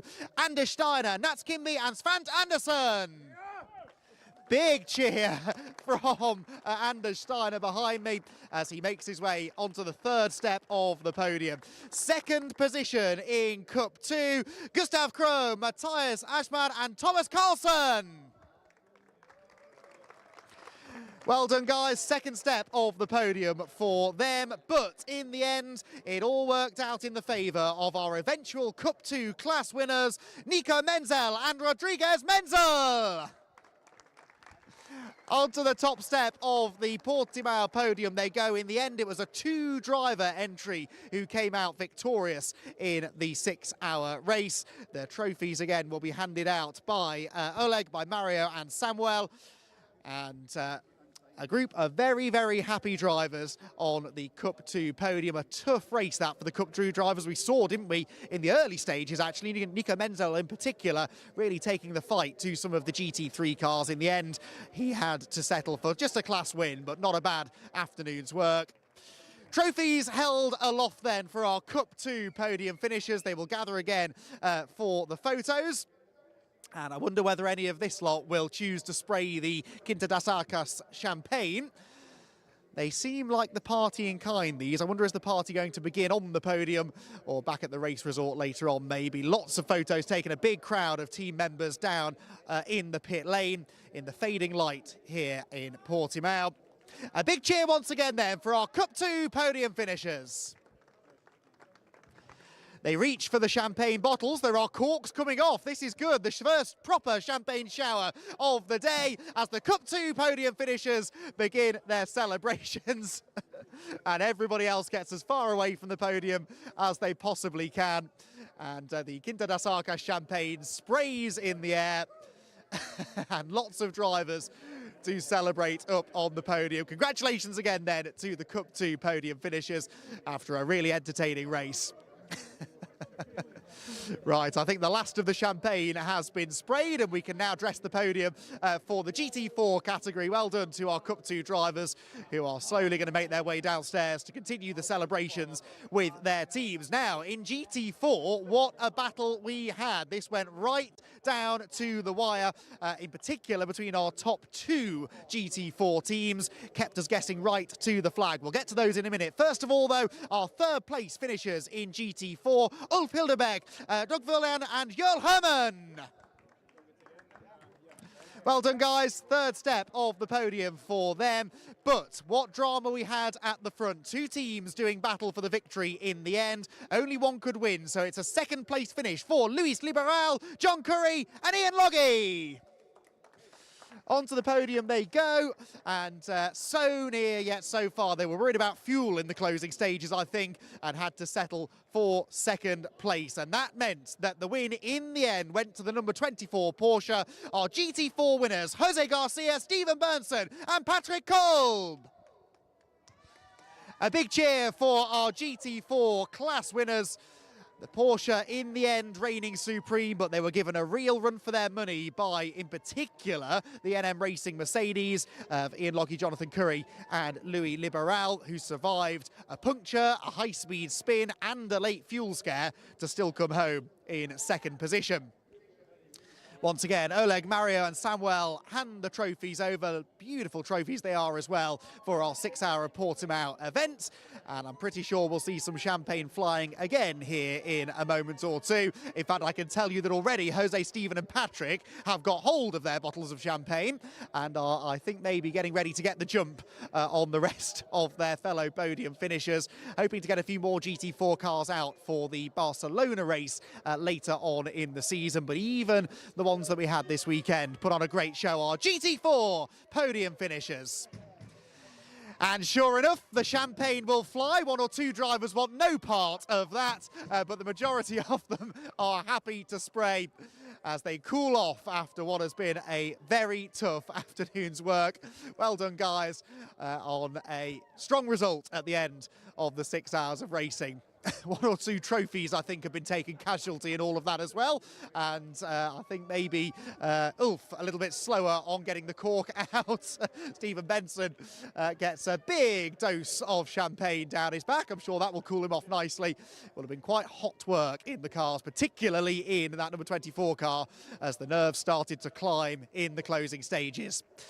Now we have 1 more podium to do, 2 more sets of trophies to be dished out, but it's the same group of drivers who will be collecting both of them because our overall top 3 finishers were also the top 3 in the GT3 category. So we'll welcome them onto the podium just the once, but they'll be taking home double the silverware after finishing in the top 3 positions overall as well. We're missing a couple of bottles of champagne, I think, but we are almost ready then to get our final podium presentation of the weekend underway. Our overall and GT3 top 3, third position in both classes. Marco Antonelli, Raffaele Gianmaria and Aaron Fahadi, who are, I think, hiding behind the podium, so we might give them another cheer in a moment. Third place finishers in GT3 and overall for Mario, Raffaele and Aaron, and they head to the third step of the Portimão podium. Second position, though, a hard-charging second place in the end, goes the way of Jörg Wiemann and Tom Callender. Second place, they came within a minute of grabbing the victory in the Landgraf Motorsport Mercedes, but it's second place in the first ever GEDLICH Racing Winter Series 6-hour enduro race. In the end, they were left in the wheel tracks of a car we've seen doing quite a bit of winning over the last week or so here in the Algarve. It is a victory in the 6 Hours of Portimão for Thomas Anderson and Simon Birch. The Razzoon More Than Racing squad are great in number, and they are all being very vocal down in the pit lane as they celebrate with their two drivers, Thomas and Simon, who were absolutely impeccable in that race. No matter who was in the car, no matter what opposition they had out on track, they always seemed to come out on top. The pit strategy meant that they didn't lead the entire race, but they were always ahead when it mattered. And they are your deserving race winners in both GT3 and, of course, the overall classification. So the final set of photos will be taken. And the GT3 class, which was expected to be the most competitive, it certainly gave us plenty of entertainment. And again, hoping we'll get a few more of those cars on the grid for Barcelona at the end of the season. Well, there is one last champagne shower, I think, to be done. Once again, everyone, give a massive cheer to our top three in the 6 hours of Portimão. The champagne sprays on the podium once more. And in particular, the Razzoon More Than Racing teammates are keen to get the party started as they dominate to win the first 6-hour race run by the GEDLICH Racing organisation. Well, what a day, what a weekend we've had. Some fantastic racing over the last 2 days, some fantastic racing over the last 6 hours. Let's reflect on everything that's happened with Izzy. Yes, what a day indeed. Adam and I just enjoying watching some of the celebrations going on, particular celebrations still going on with our winners. Of course, we have to talk about them first. Amazing, amazing drive from them, really, wasn't it? In general, the last 2 weeks couldn't have gone any better for Razzoon More Than Racing in the GT Win Series in the 6-hour Portimão. It was a venture into the somewhat known through some test days in the new 992 GT3R Porsche, and a 6-hour win here at Portimão. That's the ultimate vote of confidence that they've got this car nailed down, and they've got some mega silverware to put on the trophy cabinet, so that's awesome for them. Absolutely. Hello, Andy. Welcome, welcome to the pit lane for the final time. Yeah, just talking about our winners. I mean, of course, it takes two to win the race, but a word for Simon Berge, because super impressive from him today. Yeah, I mean, just the quickest driver on track really at all times, wasn't he? But so consistent with that as well. To have speed and consistency like that, especially given how on edge the car looked, you know, that is really impressive. But it really was a team effort. I made the point in commentary that actually if Thomas had dropped even, you know, another 15 seconds or so in his stint, the pressure would really have been on for Simon, and that might have just changed his mindset going into the last stint. So Thomas did a fantastic job. He was the quickest of the drivers in his stints generally, and when he wasn't a lot slower than his pursuers. And then, yeah, you can always, it seems, trust Simon to get the job done when it counts. Yeah, absolutely, a team effort, and the celebrations down here were fantastic when they pulled in behind us. Okay, GT4s as well also put on a great show. Fantastic job from them, and closer than maybe we anticipated at the beginning of the day. A little bit, yes. Well, yes and no. The Porsche class always struck me as something that was going to be interesting. You know, the Cup 2 class. We had an interesting mix of some of Scandinavia's best teams and also some of kind of Germany and Western Europe's best teams as well. And A-Works did come out on top, but M-Tech competition, they know these cars like the back of their hands. They supply a lot of the parts to teams in Porsche Carrera Cup Scandinavia, and they had a very good lineup as well. So it was always going to be touch and go, but Nico Menzel is one of those Porsche masters. You get maybe a dozen of them every generation. I think he's probably one of them, and he helped himself and Rodriguez Menzel to the title in this one. Well, Adam's gone for the Cup 2s then, so we'll stick on them. No, that's okay. You made a fantastic point. We'll stick with them then, because a really nice way to come into the paddock. Of course, his father sharing the car in the 24 Hours of Nürburgring back in 2008 with our very own Marcus GEDLICH. It is a small world, isn't it? Particularly the motor racing world. It feels vast sometimes, but some of the sort of interconnecting stories that you come across in the paddock are absolutely fascinating. And you know, no surprise that he's found his way back here. So many people that we spoke to, you spoke to really during the race, were saying how much they enjoyed being here, what a friendly atmosphere it is, and it does help when you go back a long way with the person in charge, I suppose. But yeah, really interesting story and a really interesting Racing Cup 2 as well. That really was a class where it was almost impossible to predict because everybody was serving their pit stops at very different times. A lot of the GT3 teams were sort of matching each other to an extent. The same was true in GT4, but in Cup, maybe I was just missing something, but I never had any clue the way that that was going to work out until the final half hour.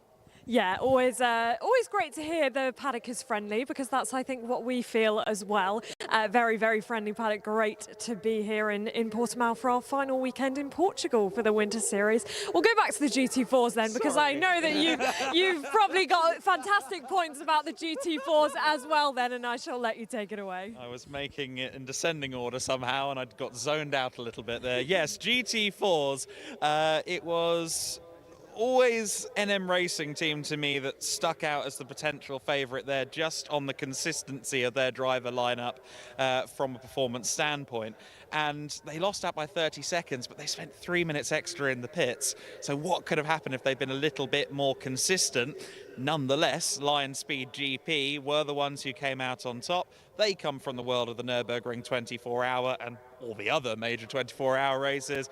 They know that getting to the flag first is the important thing. Getting to the flag and making sure you do so cleanly usually gets you there first, and it worked for them. Yeah, you're absolutely right. Well, that does bring an end to our weekend and an end to our Winter Series leg in Portugal. It's been a fantastic couple of weeks that we've had in Portugal. I've thoroughly enjoyed it. And it does bring an end to our Portugal leg, as I've said. But don't worry, because the Winter Series will be back in just under 2 weeks in Valencia. Thank you so much for your company over the last couple of weeks. And make sure you join us again in Valencia.